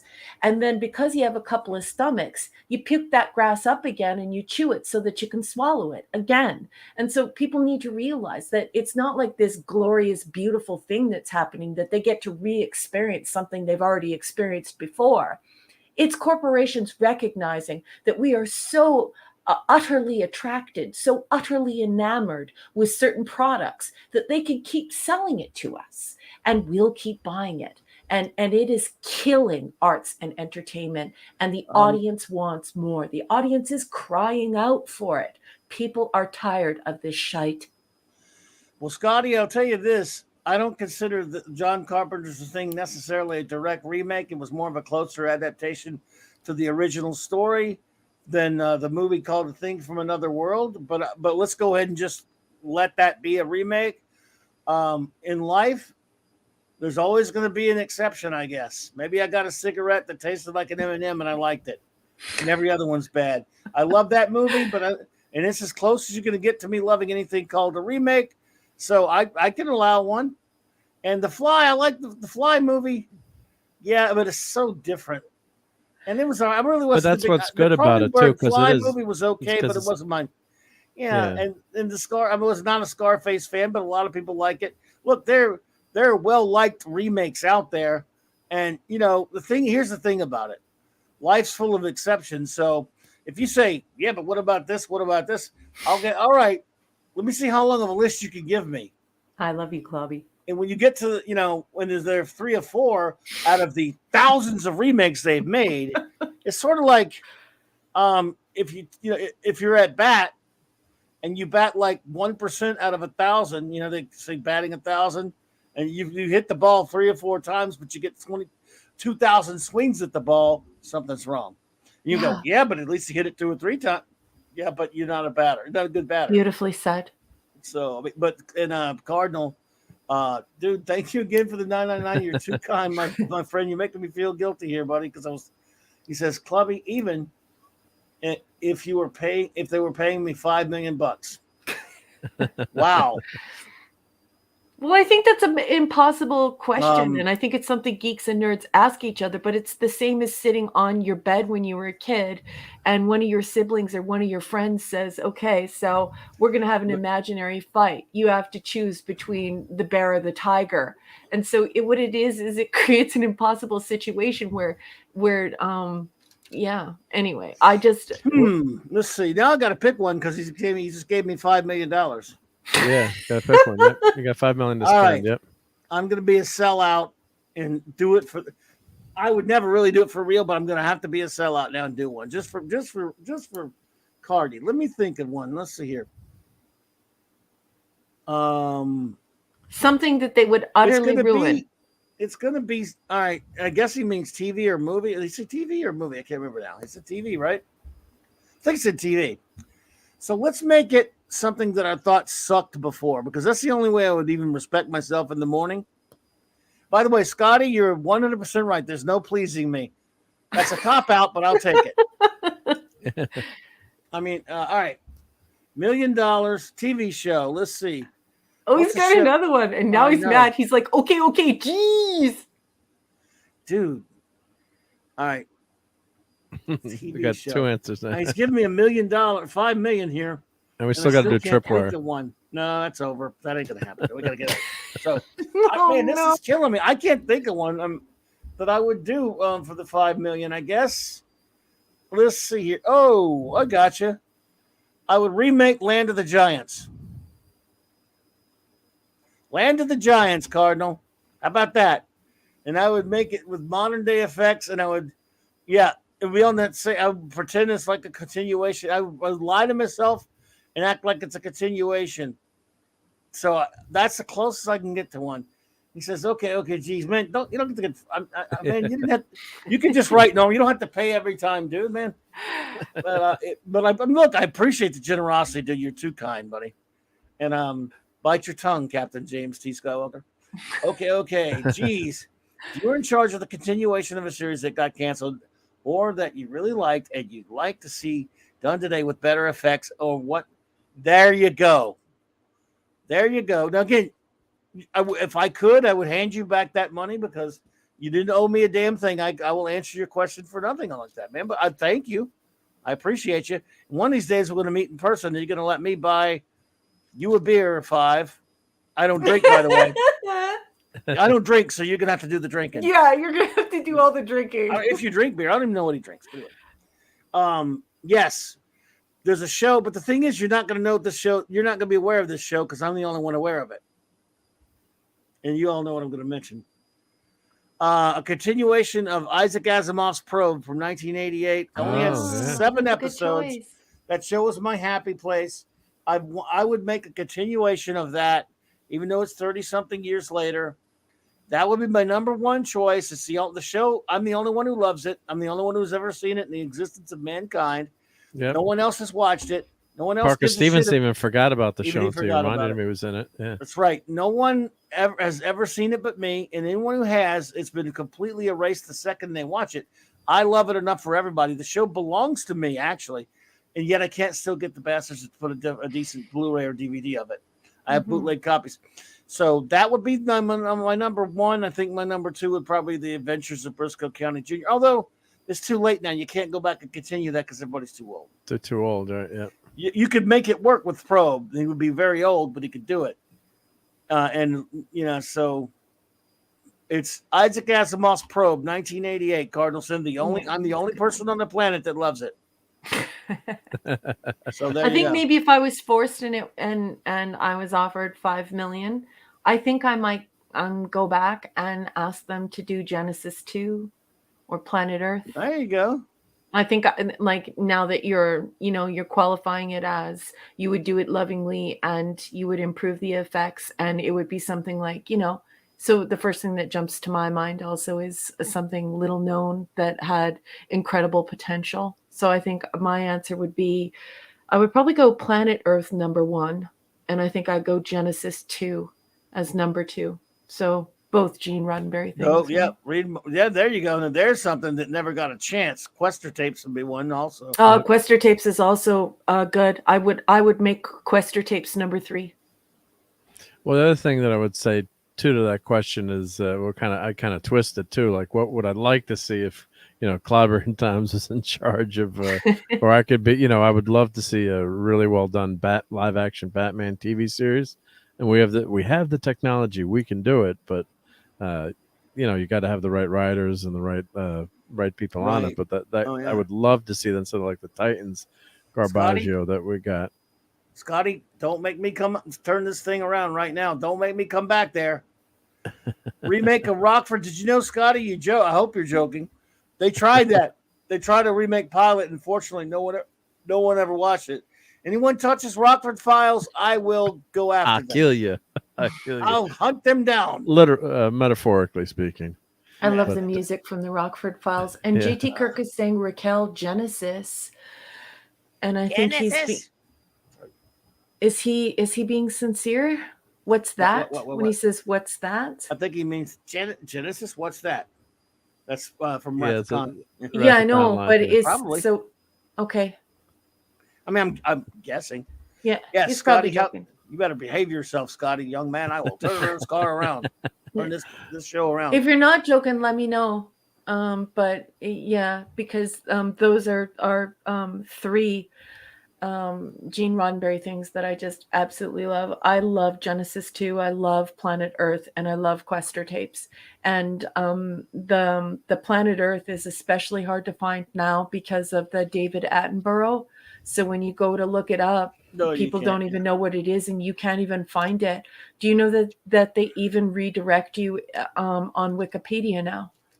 So Yeah. there's you Interesting, can't yeah. find Planet Earth anymore unless you specifically know how to look for it. It won't even populate in a Google search. So Yeah. which is kind of sad. Cardleson, yes, The Time Tunnel. I love that show. The Time Tunnel.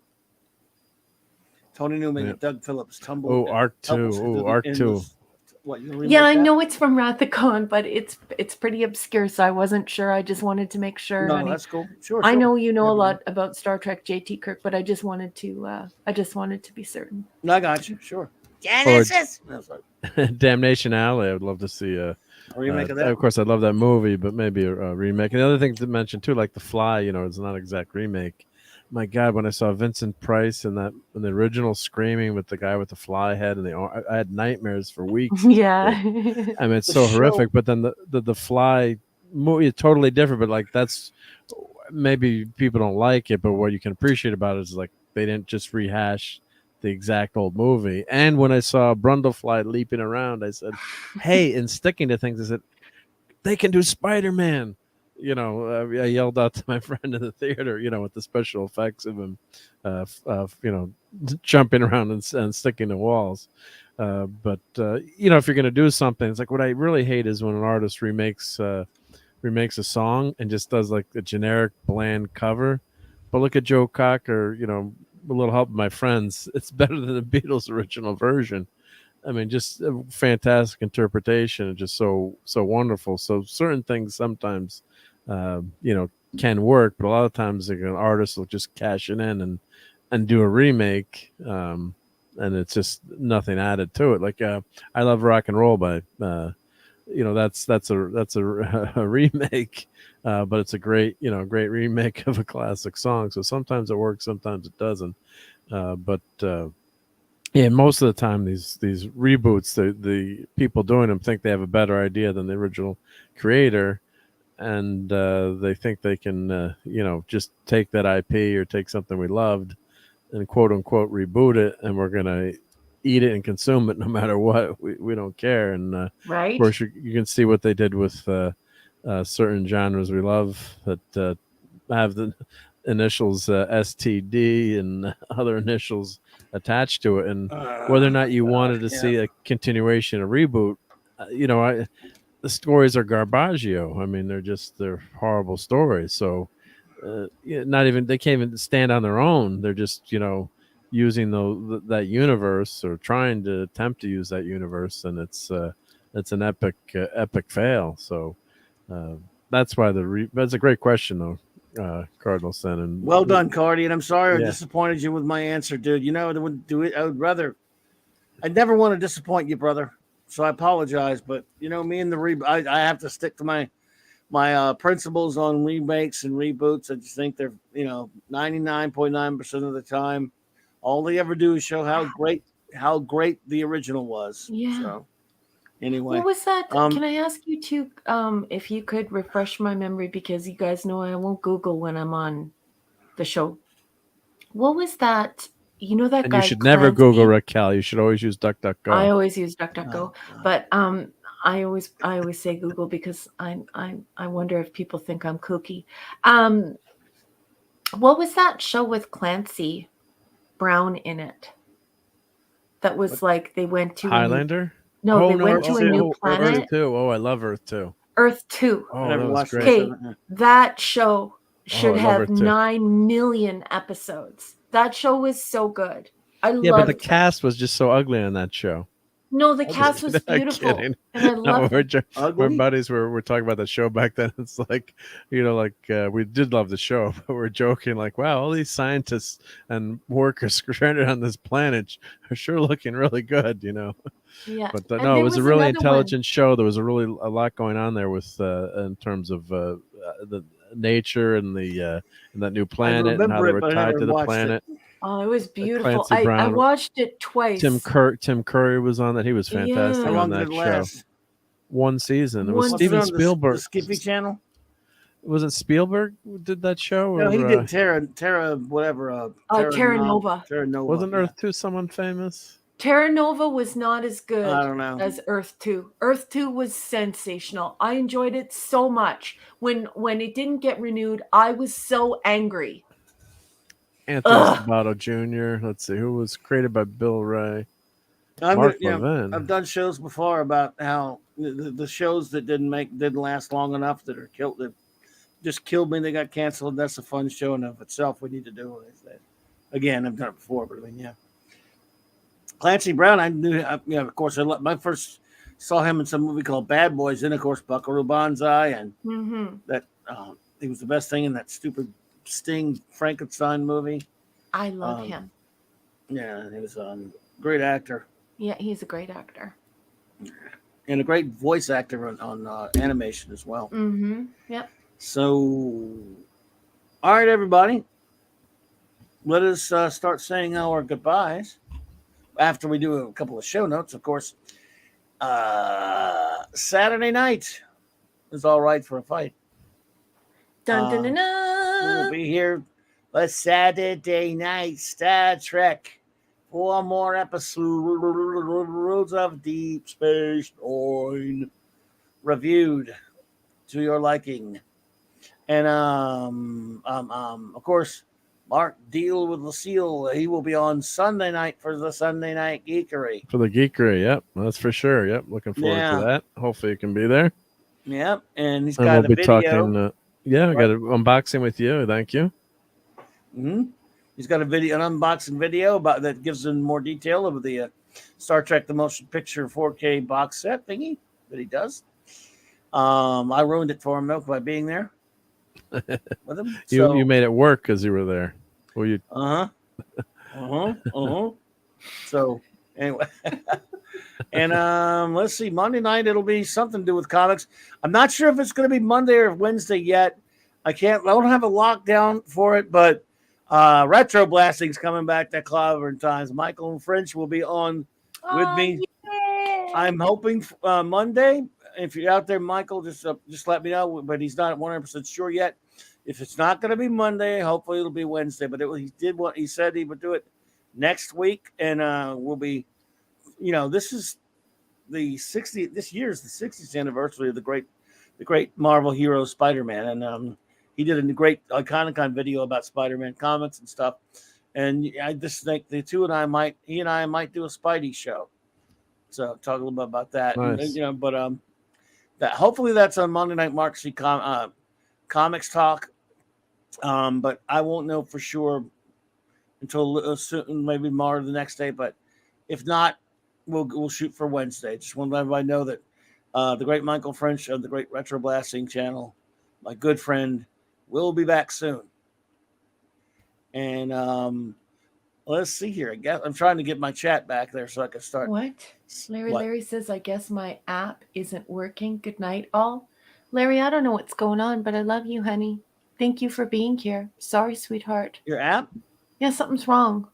Oh no. Maybe his I love YouTube Larry app Larry. is crashing or something. Yep. Yeah. Oh, Chris Persia, Tales of the Golden Monkey. Oh, I love that show. Tales of too. Gold Monkey. That was a good one. That will give Zathras a chance to make his 5th Stephen Collins joke tonight. Yes, I've been seeing him. He's been making Stephen Collins jokes all night. I vaguely remember Tales of the Golden Monkey. Yeah, it was originally supposed to be Tales of the Brass Monkey. That was all the stuff in Starlog talking about it. One of the first shows to rip off Raiders. The Raiders yeah. of the Lost Ark. Yeah. Praise. Bring Them Back Alive. That was another one around the same time. I never forget they were flying through the clouds, and they couldn't see, and the artificial rise was broken. So he took a bottle and put lipstick in it. He MacGyvered a false horizon. So yeah, I don't know. I remember weird things like that, but that was a great show. I love that show. Corky, it's Corky, the guy, and Roddy McDowell was on that show. Mm-hmm. Yeah. Okay, well, we'll just say our goodbyes tonight. There are quite a few of them to be said. I want to thank you all for hanging out with us. First of all, thank you anyone who lurks. We really appreciate you so much for being here, and anyone who listens later on a rewatch, or a reload, whatever you want to call it. Thank you so much. Not on a reboot. And, not a reboot. Thank you. Kick him now, hard. Okay. Shin kicks. And, the boss is called for shin kicks for Mark. Ouch. Yes. So anyway, and now I can't remember what I was about to friggin' say about. I was gonna say sorry. Eric O'Sullivan, you should be sorry. Let's see. J-Man was here. He had to run. Thank you, J-Man. Of course, thanks to the great Eric K and the great Chris Persia, both those wonderful friends, those great extraordinary buddies. Thank you so much, my friends, for helping us out as you always do. Just a pleasure to have you here, and we just really appreciate you so much. Thanks to the great Cardinal Sin, who put up with me not being able to answer his questions well. I did answer them honestly, though, and that's the important thing. I was totally honest with you, buddy, and I'm sorry, but I still felt bad about it. But thank you for all your wonderful generosity. Thank you. You're a good friend of this show. We appreciate you, buddy. Gwagnar was here. Gwagnar. Kal-El, I'm sorry I didn't get to that thing you sent. I wanted to, but we will do it next week if you help me remember it. I'll keep it there and that. And if you help me remember next week, if you happen to be with us on the Clubhouse, we will do it. It is a Star Trek item, and it's worth talking about. Thank you. Decepticon. All right, my friend. Thank you for being here. Brian Hepburn. Thank you. Linrod Classic Comics was here. Masters Maniac Mexico was here. Apollome's Minion was here. And the pepperoni.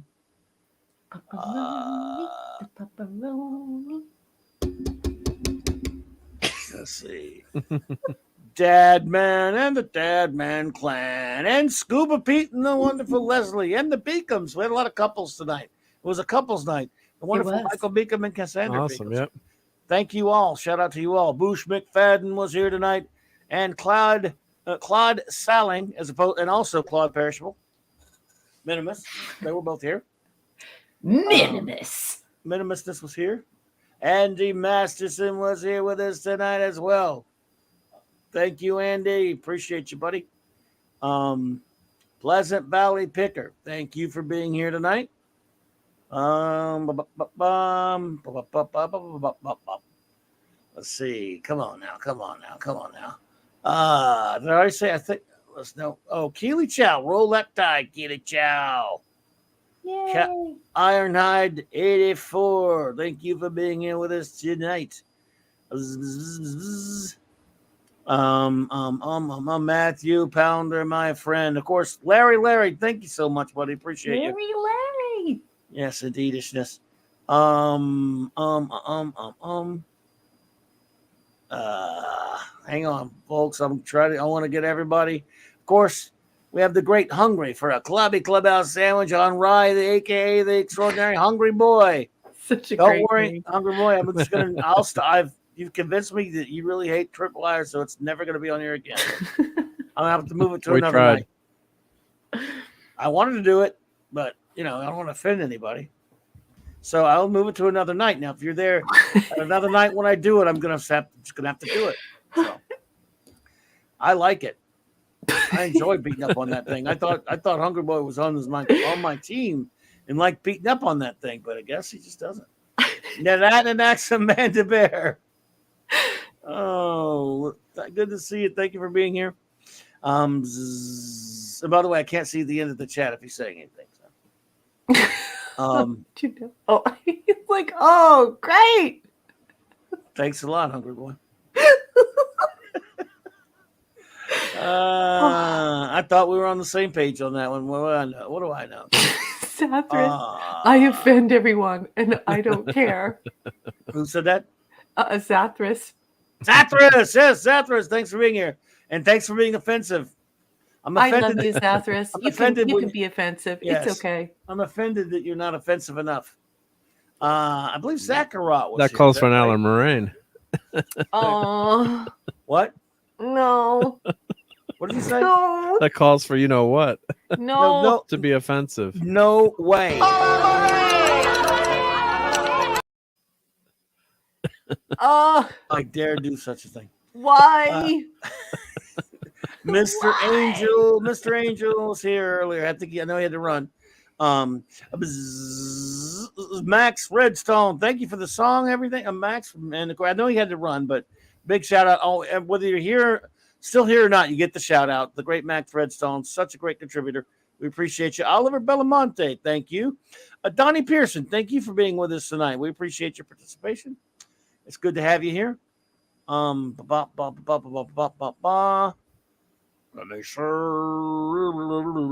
you need music, boss? No, I got it. Okay. I can make stupid noises.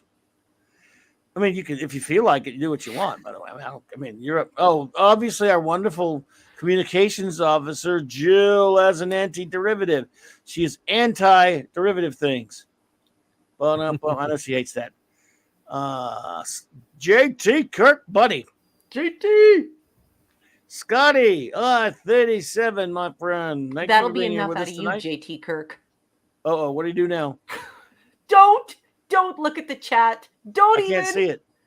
I can't see. Mine's pulled back because I'm going through all the names. Was it something I want to see? No. So he's asking for something? No. Maybe. No. Are you saying he's asking for that?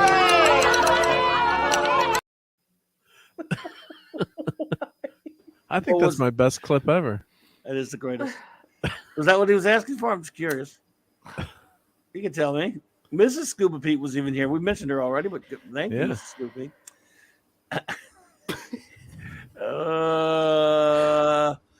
I'm getting to everyone. I hope I think we got everybody, but I always say that, don't I? I always say that, and then what happens? Did you get pop? Pop Culture Republic. I didn't see him yet, but now that you told me, now we got him. JT Kirk. JT Kirk. What do you do now? Nothing. Don't you dare. And look, we have nasty gnarlies in the chat. Who? What? They got kicked. They're good. They're gone. Good. Oh, we had some bots? Well, it's just on a night. If you play that certain clip, that might scare them away. Oh, and a certain Southern gentleman was here this evening as well. Pat S popped in? I didn't see him. Pat S, good to see you, buddy. Just now. Whatever you do, Pat S, don't forget to. Seriously. What? I think he wants to hear that. He likes that one. Pat S is well known for liking that.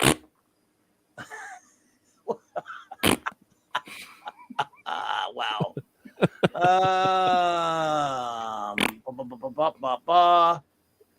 I think I always say we have everybody, then we don't have everybody. You know what I mean? Did someone make a request? No, they did not. Nobody made any requests, right? No, there were no super chats for that song. No, I didn't see any. No. What song? You mean clip or song? Clip. Should we play Max's song again? though? That was pretty awesome. Well, yeah, do you want to hear Max's song again, everybody? Yeah, to send us out, right? All right, as soon as I get through with this here, remind me. All right, I think we got everybody and got all our hellos out there. If I missed anyone, I'm sorry. Captain Cockney Spock. Yeah, Captain Infinity. And beyond. And beyond. So I'm not even close to that yet. We have so many. There was so much going on in the chat, and I'm not even close to that mark yet. That's how. Captain James C. Skywalker was here. See?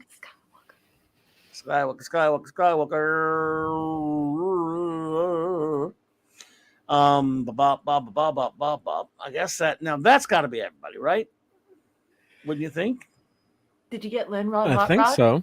Yeah, I got Lynn Rod. And you mentioned Eric K, of course, right? Yeah, well, obviously. Of course. First Yeah, off, the great bronze. Did Eric K donate any? Now, sometimes people might miss me tonight. I don't know. I don't think so. Sometimes people might miss me. Really? Getting them, you know. No. Did he? No, I'm just double checking. He did that the other night. It was the other night. Yeah, the other night. Okay, yeah. Just thank double you again, checking. Eric K. Let's see here. Okay, I think what? Hungry boy, just want to make a toasted cheese sandwich. I'm going to have a toasted cheese sandwich as well. That's a good idea, honey. Oh, Alaric Harrison, thank you for being here tonight. And see you in a dog's age. All right, I think now I'm going to go ahead and go out on a limb and think we may have it done.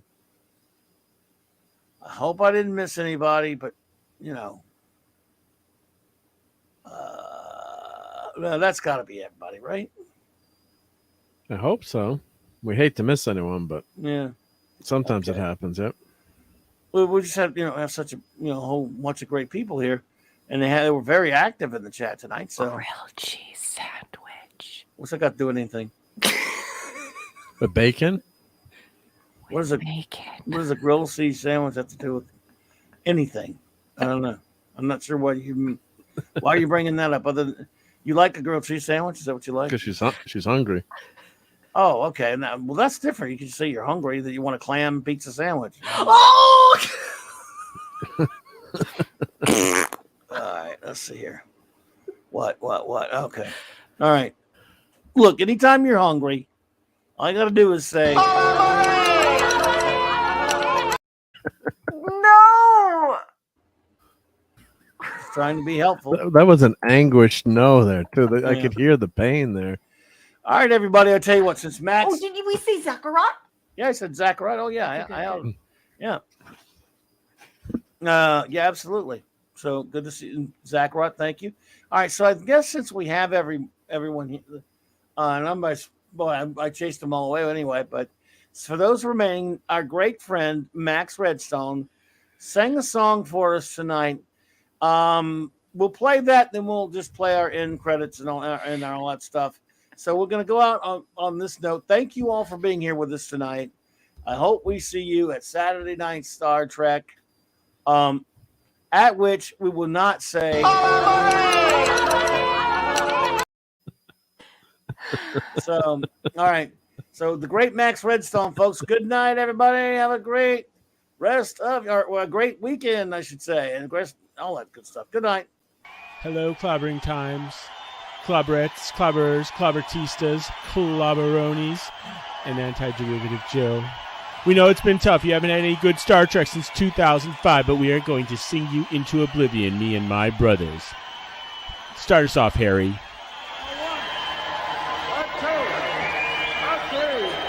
Take me to Hero Miles. Let's sing Galamarain. Raquel will want agonizers out. Please not the new club. Boney shall shout be sing you clobbering times. It's sci-fi or comics we'll see. And the pizza will have lots of clams from Mark D with the C. Hey, hey, hey. Hello, clobbering times.